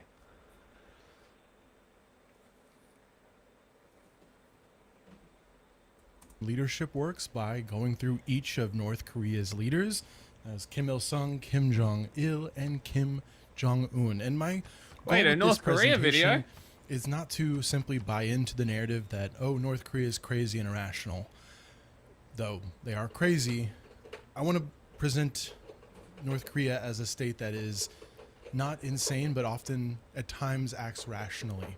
Now, none of that will be apologetics for their human rights abuses. It will not be saying, oh, they should definitely have a nuclear program, or, oh, a one-man state led by a totalitarian dictator is a great way to run a government. No, my argument instead is going to be that if you look carefully at what each of the three leaders have done, even probably the one that is most commonly seen as a bit of a joke, Kim Jong-il, though Kim Jong-un often gets his jokes as well because of the way he looks. But in any event, Asian? an examination of any of these three men is going to show someone who is a brutal man, someone who rules a country as a totalitarian dictator, but each of them are going to have things that they do that are going to reveal that they are acting in rational self-interest, at least at times. And so we're going to begin, of course, with Kim Il-sung, and we're going to have to spend a little longer on him because just in our last video where we explored every leader of China, the founding leader, Mao Zedong, took us a little extra time. You mean modern China? We had Because to understand, in order to understand the subsequent leaders of China, we had to understand Chairman Mao. In order to understand the subsequent leaders of North Korea, we're going to have to understand the supreme great leader, Kim Il-sung. So is that because let's get started with him. it's So the to family that understand runs the country? birth of Kim Il-sung, we need to understand a little bit about where Korea is on the global stage in this moment in history, because Korea is a state, it is a unified state, but the Korean Peninsula sits in a very unique position. It sits between the country, or at times the dynasties of China, and in fact at the time of Kim Il-sung's birth, Korea is going to be sitting next to the remnants of the Qing dynasty, which around the time of his birth is going to officially dissolve into the Republic of China. And for hundreds of years prior, from the 14th century, it's going to be ruled by the so-called Ming dynasty that is going to make Korea and its Joseon rulership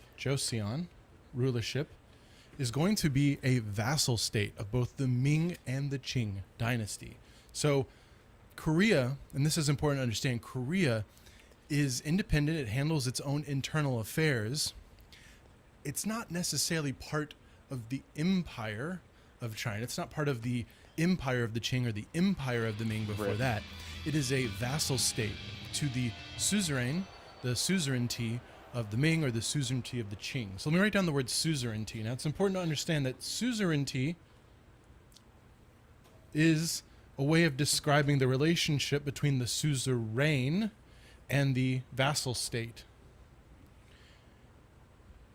The suzerain is going to handle a lot of the foreign affairs. It's going to maybe offer military protection. It's not necessarily going to mess with the internal affairs of the vassal state, in this case, the Joseon Korean state, because what it really wants is supplication in the form of tribute. So when the Europeans start coming and trying to do relations with the Qing Empire, so for example, the British are going to actually get into a war over quote unquote free trade with the Chinese in the 1840s, when some of these initial journeys are happening to meet the heavenly dynasty of the Qing Empire. Let me write down Qing so you know what I'm talking about. The Qing Empire the Qing dynasty, in China, which lasts from 1644 until 1912. Though its dissolution is going to start before then. When the Europeans go, there's a lot of problems. They go to try to open up trade relations on equal footing with the Qing dynasty, and what they find is that they're expected to do things like the kowtow to the Qing emperor. It's this formal way of bowing, and the British and their emissaries find it offensive, and they have these huge debates. If you read, I believe it's Autumn in the Heavenly Kingdom, you'll find these descriptions of how the European diplomats, the British diplomats that were sent to try to open up trade, they're gripped with debate about how to go about avoiding the kowtow to the emperor. And it's because the Qing dynasty is not going to accept anything other than full supplication as a vassal, effectively, of the Qing emperor. When describing what the Chinese would ideally like the British to be, or how they'd like them to behave, they point to the Joseon dynasty that exists in Korea. And if I'm not mistaken, the Joseon dynasty exists from let me check my notes, make sure I get this correct. Yeah, the Joseon dynasty arrives in 1392, and it basically makes it to the end of the 19th century as effectively a vassal state of China. Now, some big changes are going to start taking place in this geopolitical area. The first change is that Japan is going to become much more aggressive in terms of building an empire. And the second thing that's going to happen is that the Qing dynasty, which has held on for centuries, or at least a little bit over 2 centuries, is going to begin to dissolve. Now, there's a huge threat to the Qing dynasty. There's a massive Chinese civil war, which we can't get into. The Qing dynasty is going to survive that, but it's going to basically take a slow decline up until the late 19th century and then going into the 20th century. In 1912, it's actually going to break apart and become the Republic of China, that will be led at first by a revolutionary named Sun Yat-sen, who's going to work to bring the entirety of China together, and then later Chiang Kai-shek, who takes leadership in about 1936, 1937 of the KMT, the Kuomintang Party, and is going to fight the civil war with the Chinese communists, is going to eventually flee to Taiwan. But we're getting a little ahead of ourselves. First, we need to talk about Japan. Now, Japan is going to actually fight a war with the Qing dynasty over its influence in Korea. Japan basically wants to bring Korea into its sphere of influence. Let's call it that for now. So the balance of power is changing on the continent. There is something called the Sino-Japanese War. Remember that Sino, S-I-N-O, is the prefix in English for China, or Chinese. So this is the Chinese-Japanese War. It's going to last from 1894 until about 1895 and results in the Treaty of Shimonoseki, which is going to basically mean that the Chinese, who have lost the war decisively, the Qing Empire, which we've already established was quite weak, the Treaty of Shimonoseki is going to first make the Qing dynasty pay indemnities to the Japanese, so basically reparations, as though they were the ones that caused damage to the Japanese by having this war. But more important to the geopolitics of that era and eventually to our own era is that the Chinese are going to give Japanese the sphere of influence. They're going to formally say, okay, we put Korea out of our suzerainty. Korea is no longer our vassal state. Now, interestingly enough, this is also when Japan is going to gain I'm so sick of clicking. Of Taiwan from the Chinese. That's going to introduce about, let's see, 1945. So about 50 years or so of colonial Japanese rule over the island of Taiwan. And that's going to have a lot to do with the issues we see today, where Taiwanese identity doesn't perfectly map onto Chinese identity when we're talking about the potential reunification of China and Taiwan. Japanese influence over Korea is going to culminate in a second war, because there is another power we Wait, need I to can talk just about, which is, transfer of course, cities. Russia. So we have the Russo-Japanese send them. War. Where'd he go? And that's going to last from only 1904 to 1905 with, again, a pretty decisive Japanese victory.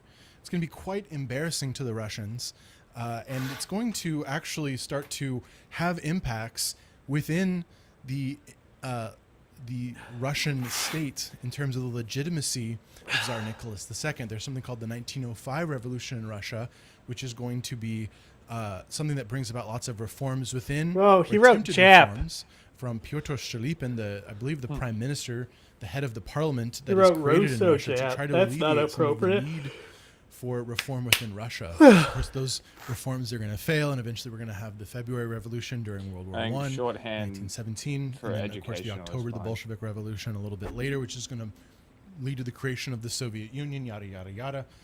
Russo-Japanese War is going to end in 1905, and it's going to make Korea, for our purposes, Korea is going to become a protectorate of the Japanese Empire in 1905. And this effectively begins Where's your missionaries? Japanese rule over Korea. Before then, we had an unequal treaty in 1875, I have, like, 1876 that 4 forced holy open sites. trade in Korea. Okay, and the where's Joseon your Empire. missionaries? Then we have the Treaty of They're on Shimonoseki, their a way, Sino-Japanese like I war that's said the going to last create- time.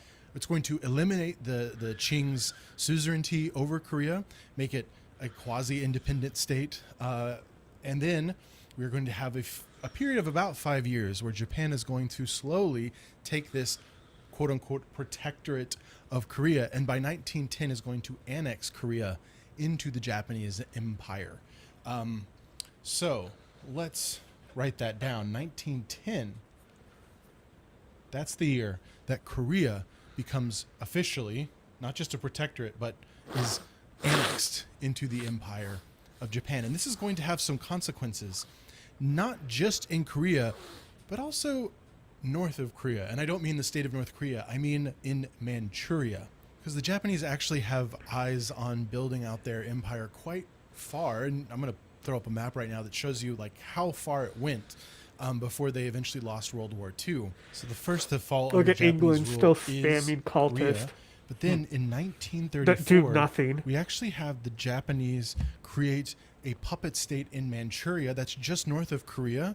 It's an area of China. It's going to be called Manchukuo. It's basically a Japaneseification of the Manchuria term. But effectively, it's going to create this sphere of resistance along the Korean Peninsula and up and into Manchuria. And those who are resisting the Japanese Empire at this time are going to team up together. So you're going to have these overlaps of Chinese and Japanese resistance, Chinese and Korean resistance to Japanese imperialism in very interesting ways. Now, between 1910 and 1934, the protagonist of our story, which has taken us a couple minutes to get to, Kim Il-sung, is born. And he's born in 1912. So this is after the period of time when Korea has become a protectorate of under Japan and has actually been annexed into Japan in 1910. So he's going to be born into this situation in which Korea, the Joseon dynasty, is gone.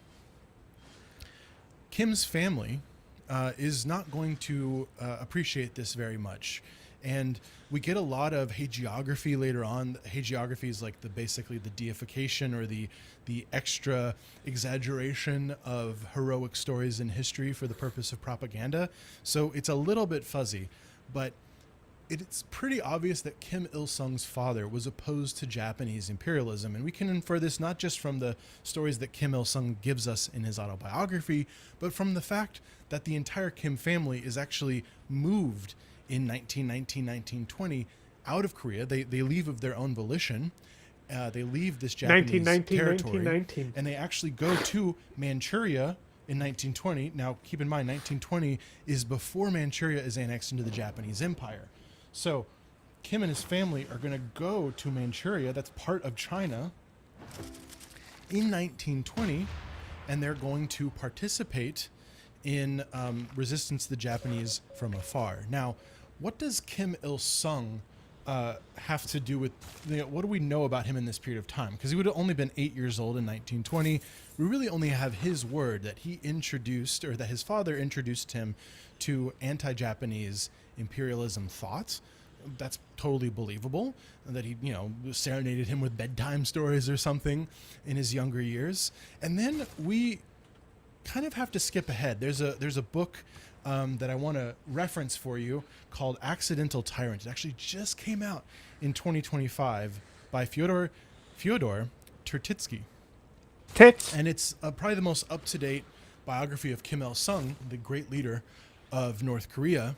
And it's in that book that I found this anecdote that Kim Il-sung's middle school teacher is probably the first person to truly show anything to Kim Il-sung about Marxism-Leninism.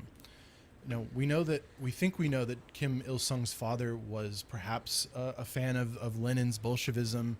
We don't think that he was an Bolshevism? ideologue. Neither was this teacher, actually. This teacher, we think, gave Kim Il-sung access to a pamphlet that was a description of a book written by Vladimir Lenin in 1916 while he was in exile, just before returning to Russia for the Bolshevik Revolution in 1917. That book was called Imperialism, the Highest Form of Capitalism. Let me make sure I got that title right. Imperialism, the Highest Stage of Capitalism. That's a 1916 written, 1917 published book by Vladimir Lenin. Now, I've actually looked at this book. I've read it. Not cover to cover, but I've read through it, and there's a couple little items in there that make it a fascinating book for it to be the first exposure of Kim Il-sung, soon to be a Stalin-esque figure of global communism, to have read. And the first thing is that it does have a little bit to say about Korean independence. That is that Lenin, somewhere within this book, says that Korea, since it has not been an imperialist country, should be able to be independent and not be a vassal of a communist state. Should have a proletarian revolution because it has not subjected other countries to imperialism. The second thing, which is more important, is that it is, at its core, imperialism, the highest stage of capitalism. Just as Lenin is an anti-capitalist, he is an anti-imperialist. And for Vladimir Lenin, anti-imperialism and anti-capitalism are one and the same.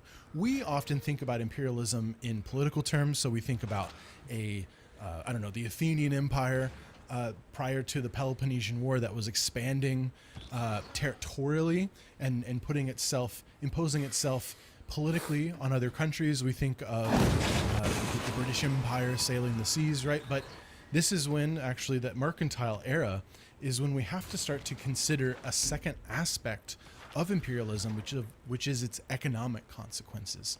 And in Marxist theory, imperialism is itself a function of industry, capitalist industry, ownership within a country, basically reaching the upper bounds of that country. So maximum saturation in a capitalist country like Britain would then lead those companies and in turn the state to seek new markets and new places to, first of all, get raw resources for capitalism, and eventually to actually outsource some of the industry itself that makes those raw materials into commodities. And so for Vladimir Lenin in this 1970 piece, The Highest Stage of Capitalism, you have this cyclical relationship between the imperial power and those within its imperial sphere. That is, that capitalism itself is exported as part of this political push to new territory. It's then, those raw resources are then re-imported into the head of the empire, so back into London if you're the British Empire. Eventually, though, the factories themselves that are in the United Kingdom are going to be exported out into other countries so that the labor that's necessary to do those can be done cheaply, and therefore the capitalist class can keep more profits for themselves. Okay, I probably butchered the theory a little bit, but I hope you get the general idea that what Lenin is talking about is if you remember nothing else, imperialism bad. And presumably, if this pamphlet that Kim Il-sung's middle school teacher gave him was a general summary of Lenin's work, he would have seen the 2 points. One, that Lenin thought Korea could be an independent proletarian state after the Workers' Revolution, and 2, that Vladimir Lenin thought imperialism bad. And that's probably what motivated Kim Il-sung to become a communist, though we don't know for sure. That being said, this is the most that we really get about Kim Il-sung's communist education. He doesn't study the works of Marx. We have no evidence that Kim Il-sung ever actually studied the works of Marx. We have no evidence that Kim Il-sung actually engaged in Marxist-Leninist theory at any point in his life, other than what he delegated out to his underlings or the things that he said in speeches that were presumably written for him. Basically, we have no evidence. What I'm trying to say is that we have no evidence that Kim Il-sung was like a devoted, true believer. And that does distinguish him from the likes of Mao Zedong and of Joseph Stalin, Vladimir Lenin, the Castros, Fidel Castro in Cuba.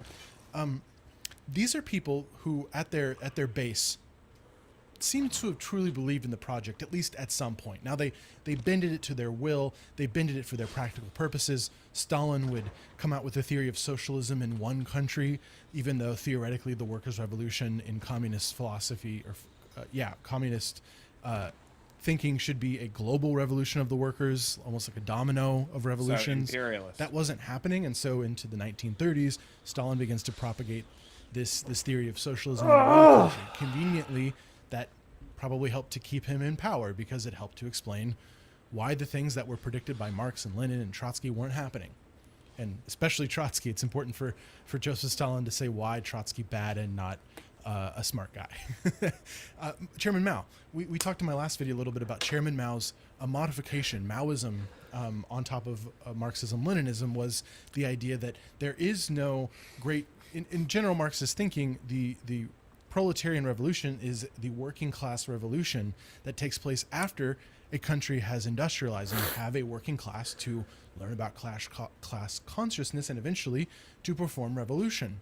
The problem for Mao is that China, only at the time of their 1892 communist AD. Revolution, which is really a rolling thing from the 1920s until they take power in 1945. We're well into the information Problem age. there is that China isn't really industrialized. I mean, they have some industrialization going on, but the vast majority of China is rural peasants, right? So what do you do in that circumstance? The Soviet Union had their answer to that question. China had its answer to the question, and the answer from Chairman Mao was that the revolution should be peasant-led, bottom up. We don't really have any evidence that Kim Il-sung did any of this deep thinking. We will eventually get to his Marxist theory of Juche in 1955, but spoiler alert, Kim Il-sung's variation on Marxism is a bit of a gobbledygook to justify his one-man dictatorship. And you, of course, cynically could argue that others were like that, but the distinction I'm making here is that Mao, Stalin, they believed in what they were doing. Sung, I don't think he was an ideological communist at any point, for real. Okay, I had to clear the board and wipe some sweat off my brow. I'm doing this all in one take, so you'll have to excuse me if there's a couple awkward cuts where I have a brain fart or need to do a little clearing here. Remember that Kim Il-sung is going to be exposed to some of the ideas of communism after his family is moved to Manchuria in 1920. Between 1920 and 1921 or 1929, we have a little bit of a black box for Kim Il-sung because he's going to basically reemerge in 1929 onto the historical paperwork, sort of. Like historians, generally speaking, they work with documents, right? So if something's not actually documented somewhere, it's a little hard to prove. Well, we have evidence that Kim Il-sung shows back up in 1929 because he is arrested and he spends some time, 5 months in fact, in jail as part of being a member of the Communist Youth League in Manchuria. Now, according to the evidence we have, Kim Il-sung basically joined in 1929 and basically got arrested right after. It kind of sucks, right? He got inducted into the party. He's become a revolutionary over the last decade since moving to Manchuria. And then he's coming of age 1929. He'd been 17 or 18 then, right? Well, he gets arrested and he spends 5 months in prison. He has gotten out of prison. Remember, he's arrested for basically being a violent communist against Japanese imperialism. But this is actually before Kim Il-sung that as far as we know, actually begins to perpetrate acts of violence against Japan. This is an era when Japan is simply meddling in Manchuria, and the resistance is going down into Korea to try to resist Japanese imperialism, which since 1910 has annexed Korea. However, some interesting things are going to now take place. I don't want to First of all, Kim Il-sung is going to formally join the Communist Party in 1931. Some sources have it at 1932. That's really thin. Let me see if I can write that a little thicker with 2 C's. 1931. That looks better. So he joins the Communist Party. But which Communist Party does he join? The Korean Communist Party doesn't exist. Kim Il-sung is not living in Korea. He's living in China. Oh, you joined the CCP? The Communist Party that Kim Il-sung joins is the Chinese Communist Party. Now, I've said that melodramatically, not because I think it's like a big scandal or something. It's Join the logical, CCP. but because Kim Il-sung is going to eventually make a lot of effort to erase the fact that he has lots I of got links props to for China. everything And he's talking about today. he's also going to eventually develop links with the Soviet Union. He's going to do a lot of effort, Kim Il-sung is, to also erase the Soviet Union's impact on him and its way of bringing him into power. Because in the end, it's basically Joseph Stalin that does it. Kim Il-sung doesn't want you to know that. He definitely doesn't want his people knowing that he joined the Communist Party of China. That's weird. He's actually going to later on claim that from the 1930s on, he is leading a Korean Revolutionary Army against Japanese imperialism that is going to eventually result in riding to victory in 1945 and the creation and liberation of North Korea. We're getting a little ahead of ourselves, though.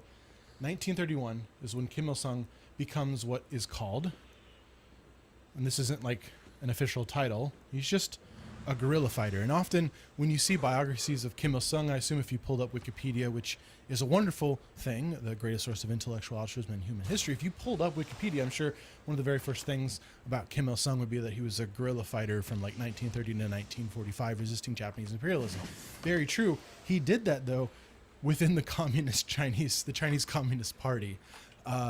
And he is going to become basically a military man. And they're going to have lots of setbacks. But this is the part of Kim Il-sung's biography that is, like, it's over-exaggerated in North Korea's official history. There's no need for it to be. The guy was out there fighting Japanese imperialism. I agree. There's no need to, like, hide the fact that he was collaborating with other anti-imperialist forces. In fact, if he was truly a communist, you'd say that nation states themselves are arbitrary functions of feudalism that then become capital countries, and then eventually you have your socialist revolution and the takeover of the workers. It's an international movement, and the International Comintern was set up in 1919 by Vladimir Lenin to have international communism. So in the communist way of thinking, there's no shame in being like internationalist. In fact, that's the point. But we're going to find out later that Kim Il-sung is at his heart, like I said earlier, a nationalist and not really a communist, except when the language is just suitable to him because he set himself up that way. But there's a wee problem that we need to address, and that is that the Chinese communists start to become suspicious of the Korean communists among their ranks. They start to become suspicious that Koreans like Kim Il-sung are actually secret ploys sent by the Japanese to undermine the Chinese independence movement. And this becomes particularly poignant after Manchuria becomes an officially annexed part of Japan, of the Japanese Empire, under the name of Manchukuo, which is, okay, just a puppet state and a Japanesization of the word Manchuria, so we don't need to labor too much on the existence of the Manchukuo state, though if you need to Google this later, you should Google that and not Manchuria. 1934, a couple years later, 1936 to I believe 1939 or so, there's going to be a series of purges within the Communist Party of China to root out some of these Korean infiltrators who are secretly working for Japan. Now, this is not going to affect Kim Il-sung, but is going to weaken the Korean influence within the Communist Party of China generally. And that is going to be then worsened by the fact that the Japanese are making pretty steady gains at fighting these resistance fighters. The Japanese Empire is not just taking all this resistance and guerrilla fighting and violence being perpetrated against it in its new imperial territories. It's not taking that lying down. The Japanese are going to push back. And in fact, they're going to basically nearly eliminate the group that Kim Il-sung is fighting with. And in 1940, yes, Kim Il-sung is actually going to... His commanding officer is killed in 1939. In 1940, Kim Il-sung is going to go to the place that is going to really make him the powerful man that we know him to be. He's going to go meet the Soviets. Did you hear that right? I'm moving the mic a little bit. He's going to go meet the Soviets. So he and the group that remains, which has been decimated. Des actually means 10. So in theory, the word decimation means reduced by 10%. But no, they were reduced by 90, 95, 99%. And they basically flee from Manchuria, where they've been perpetrating this Japanese resistance. They're going to go to the Soviet Union. Now, look at the timeline here. 1940. Anything else going on in the world in 1940? There's this little doodly in history. I don't know if you've heard of it. I made that joke before. I'm very sorry. World War II. Now, World War II is generally considered to have begun in 1939 with the invasion of Poland. Recently argued that if you consider the full invasion, the full-scale invasion of Japan into China, Soviets. Japan is going to be one of the Axis powers. China is going to be one of the Allied powers. If you consider that Japan fully invades China in 1937, maybe we should make an argument that World War II started in 1937. No, because the Japanese joined it later. Basically, all of the powers that would be relevant in World War II are involved. He just said you in could Spain make the during their argument. Civil War Yeah. in 1936, Like you could 1939. make Maybe the it started argument, then. but I would fundamentally Okay, disagree. let's not get too lost in that. I'm no historian, but I would fundamentally disagree. He literally said, "Let's not get too lost in that." I know, but Japan joined the Axis powers in the 40s after they bombed Pearl Harbor. Guerrilla fighters get It's to the not the Soviet same. Union. The Soviets don't really know what to do. In my opinion. And in fact, in the first couple years, when Kim Il-sung and his fellow revolutionaries are in the Soviet Union, they're actually placed in camps while the Soviets try to figure out how are they Soviet legit? pilled. Who are they? Do they actually believe in the cause, or are they sent here as some sort of a scam? Do you guys like Diet the Coke? exigencies of the Soviet Union's position are going to force a change to that attitude very quickly. Mountain Dew or Diet Some of Coke you is a know weird that option. there's a little guy in history is a bit of an Diet obscure Coke name. tastes like You shit. might have heard of him. His name is Hitler. I was about to say Hitler. If you've never heard of him before, Google it. He had a, fascinatingly interesting life, and it's not just Everyone, painting. you got to He did go lots to of this other things. channel. A lot of them for the movie. Terrible. Just to make sure that you don't think I'm joking too much. So Hitler invades the Soviet Union in June of 1941. That is going to create some exigencies for the Soviet Union. First and foremost, it's going to mean that they need to start to defend themselves. So all of these Soviet forces that are in the eastern part of the country, that are in Manchuria, that are fighting close to the border of Manchuria, that are defending this part of the Soviet Union, they're going to start to be pulled away. They're going to start to be pulled away to places like Stalingrad. They're going to be pulled away to the west. That leaves some pretty difficult choices for the Soviet leaders that are in the eastern part of the country at this time. And they basically come up with a decision that they're going to start to replace some of the soldiers that are departing with whoever the heck they can get. So they've got this big old group of Korean fighters in camps in Siberia, and they say, I wonder if we could actually have them go and make up some of our eastern defenses. And eventually, of course, very, very late into World War II, the Soviet Union is going to declare war on Japan. They actually haven't done that yet. And eventually these Koreans that are sent to the eastern flank in Manchuria are going to actually become part of the invasion force to retake North Korea.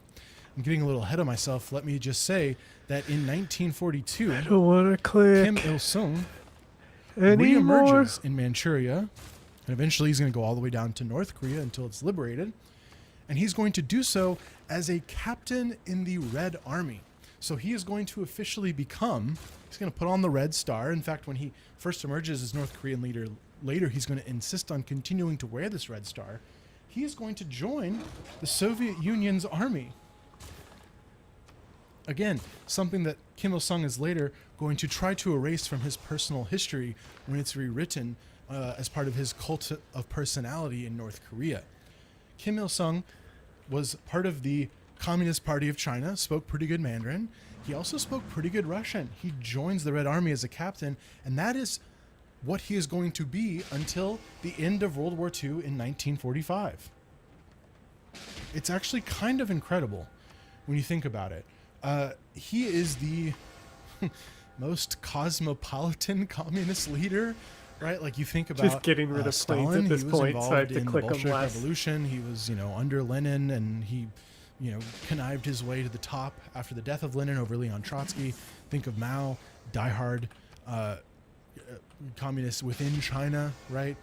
Might have given a little nod to internationalism, but at his heart was, Chinese. Spoke with a really thick accent from where was Mao Zedong from? I can't remember. Somebody in the comments tell me. There was a lot of effort in Mao's later life to even understand what he was saying, because as he became sick and elderly, it was like only one of these women that was functioning as his nurse and previously had been like his concubine that could even understand what he was trying to say as he mumbled out with this thick rural accent. So I lost China my gunship, but through. I got in with a plane. Stalin's Russia, or Soviet Union, through and through. Kim Il-sung, though, he's born under Japanese rule. I don't know if he spoke Japanese, but he eventually goes to Manchuria and he speaks Chinese. He's educated presumably in Mandarin or in a dialect of Chinese. Then he goes to the Soviet Union. He's fluent in Russian, and in fact later on he's going to be chosen and selected by the Soviet leadership to be their man, their puppet man basically, in Northern Korea, because of the fact that he's got all these links to the Soviet Union in particular and speaks pretty good Russian. By the way, when he joins the Red Army as a captain, he's part of something called the 88th Separate Rifle Division. Sometimes it's called infantry. I think that's a translation thing. Just depends on which biography and which source you're using, but he's part of a division, the 88th. Why the 88th? I think it's because they replaced something that already had that name. There's no true significance. There weren't like 87 other Korean divisions. He was part of the 88th Separate Infantry Division as a captain within the Red Army. When the war is over, Korea is divided in two spheres. It's divided into the north and the south for purposes of occupation. So don't make the mistake of thinking that when the Allied powers, victorious in World War II, decided to split Korea, that they meant to do so permanently. The idea at the first, when you think of what Stalin had in mind, what the Americans, the British, the French had in mind, places like Yalta, what they were arguing for Korea is that it be temporarily divided in the same way that Berlin was supposedly temporarily divided into Allied sections, in the way that Germany was divided into East and West, theoretically temporarily.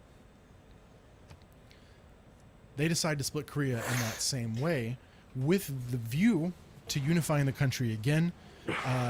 There was a decision by the Allies that Korea would be made an independent country after Japan was defeated. However, as we know, that unification never happened. At least it hasn't happened as of now, as I'm recording this in the 2020s. In 1945, September 1945, Kim Il-sung is sent back to Korea for the first time. Now, keep in mind, he's been involved in skirmishes and fighting, but this is really his first time spending a sustained amount of time in Korea since he was moved there with his family in 1920. So he definitely speaks Korea. He's probably a little bit, uncomfortable with his homeland. And when he goes up to give a speech in October of 1945 for his first time as this chosen leader of what would be the North, he insists on wearing his red star from the Red Army. And in fact, he's mistaken. Kim Il-sung is a name that is that actually has a couple predecessors within Korean history. And so some people don't even think that that's the right Interesting. Kim Il-sung up there on stage, or that he's like an imposter or something. So he makes a pretty awkward entrance into North Korea, or the northern occupied portion of the Korean peninsula, after World War II. The nuclear plant blew up. But like I said, I the don't reason he was care. chosen was not because of his great We just need missionaries. credentials as a Korean. He was chosen because he was probably palatable. They presumed he was palatable to the Koreans. He was chosen because he had these links to the Soviet Union and had fought as a captain in the Red Army. And he was chosen because everyone else kind of sucked. Let's just be real. There was no other grand candidate out there. There's, descriptions in Accidental Tyrant and a couple other places where you can find descriptions of like the selection process. It wasn't particularly elaborate. There was another guy who was considered for the job and he just kind of sucked. The Communist Party of Korea is reborn in August of 1945 by Pak Hon-young. Let me write that down. He's an important figure. Pak Hon-young. Okay, you can stop the other channels. Okay. Let me make sure it's my last video I did Hua Go-fong was got the wrong letter in his name for like 5 minutes. Yeah, with an O. Pak Hon-young is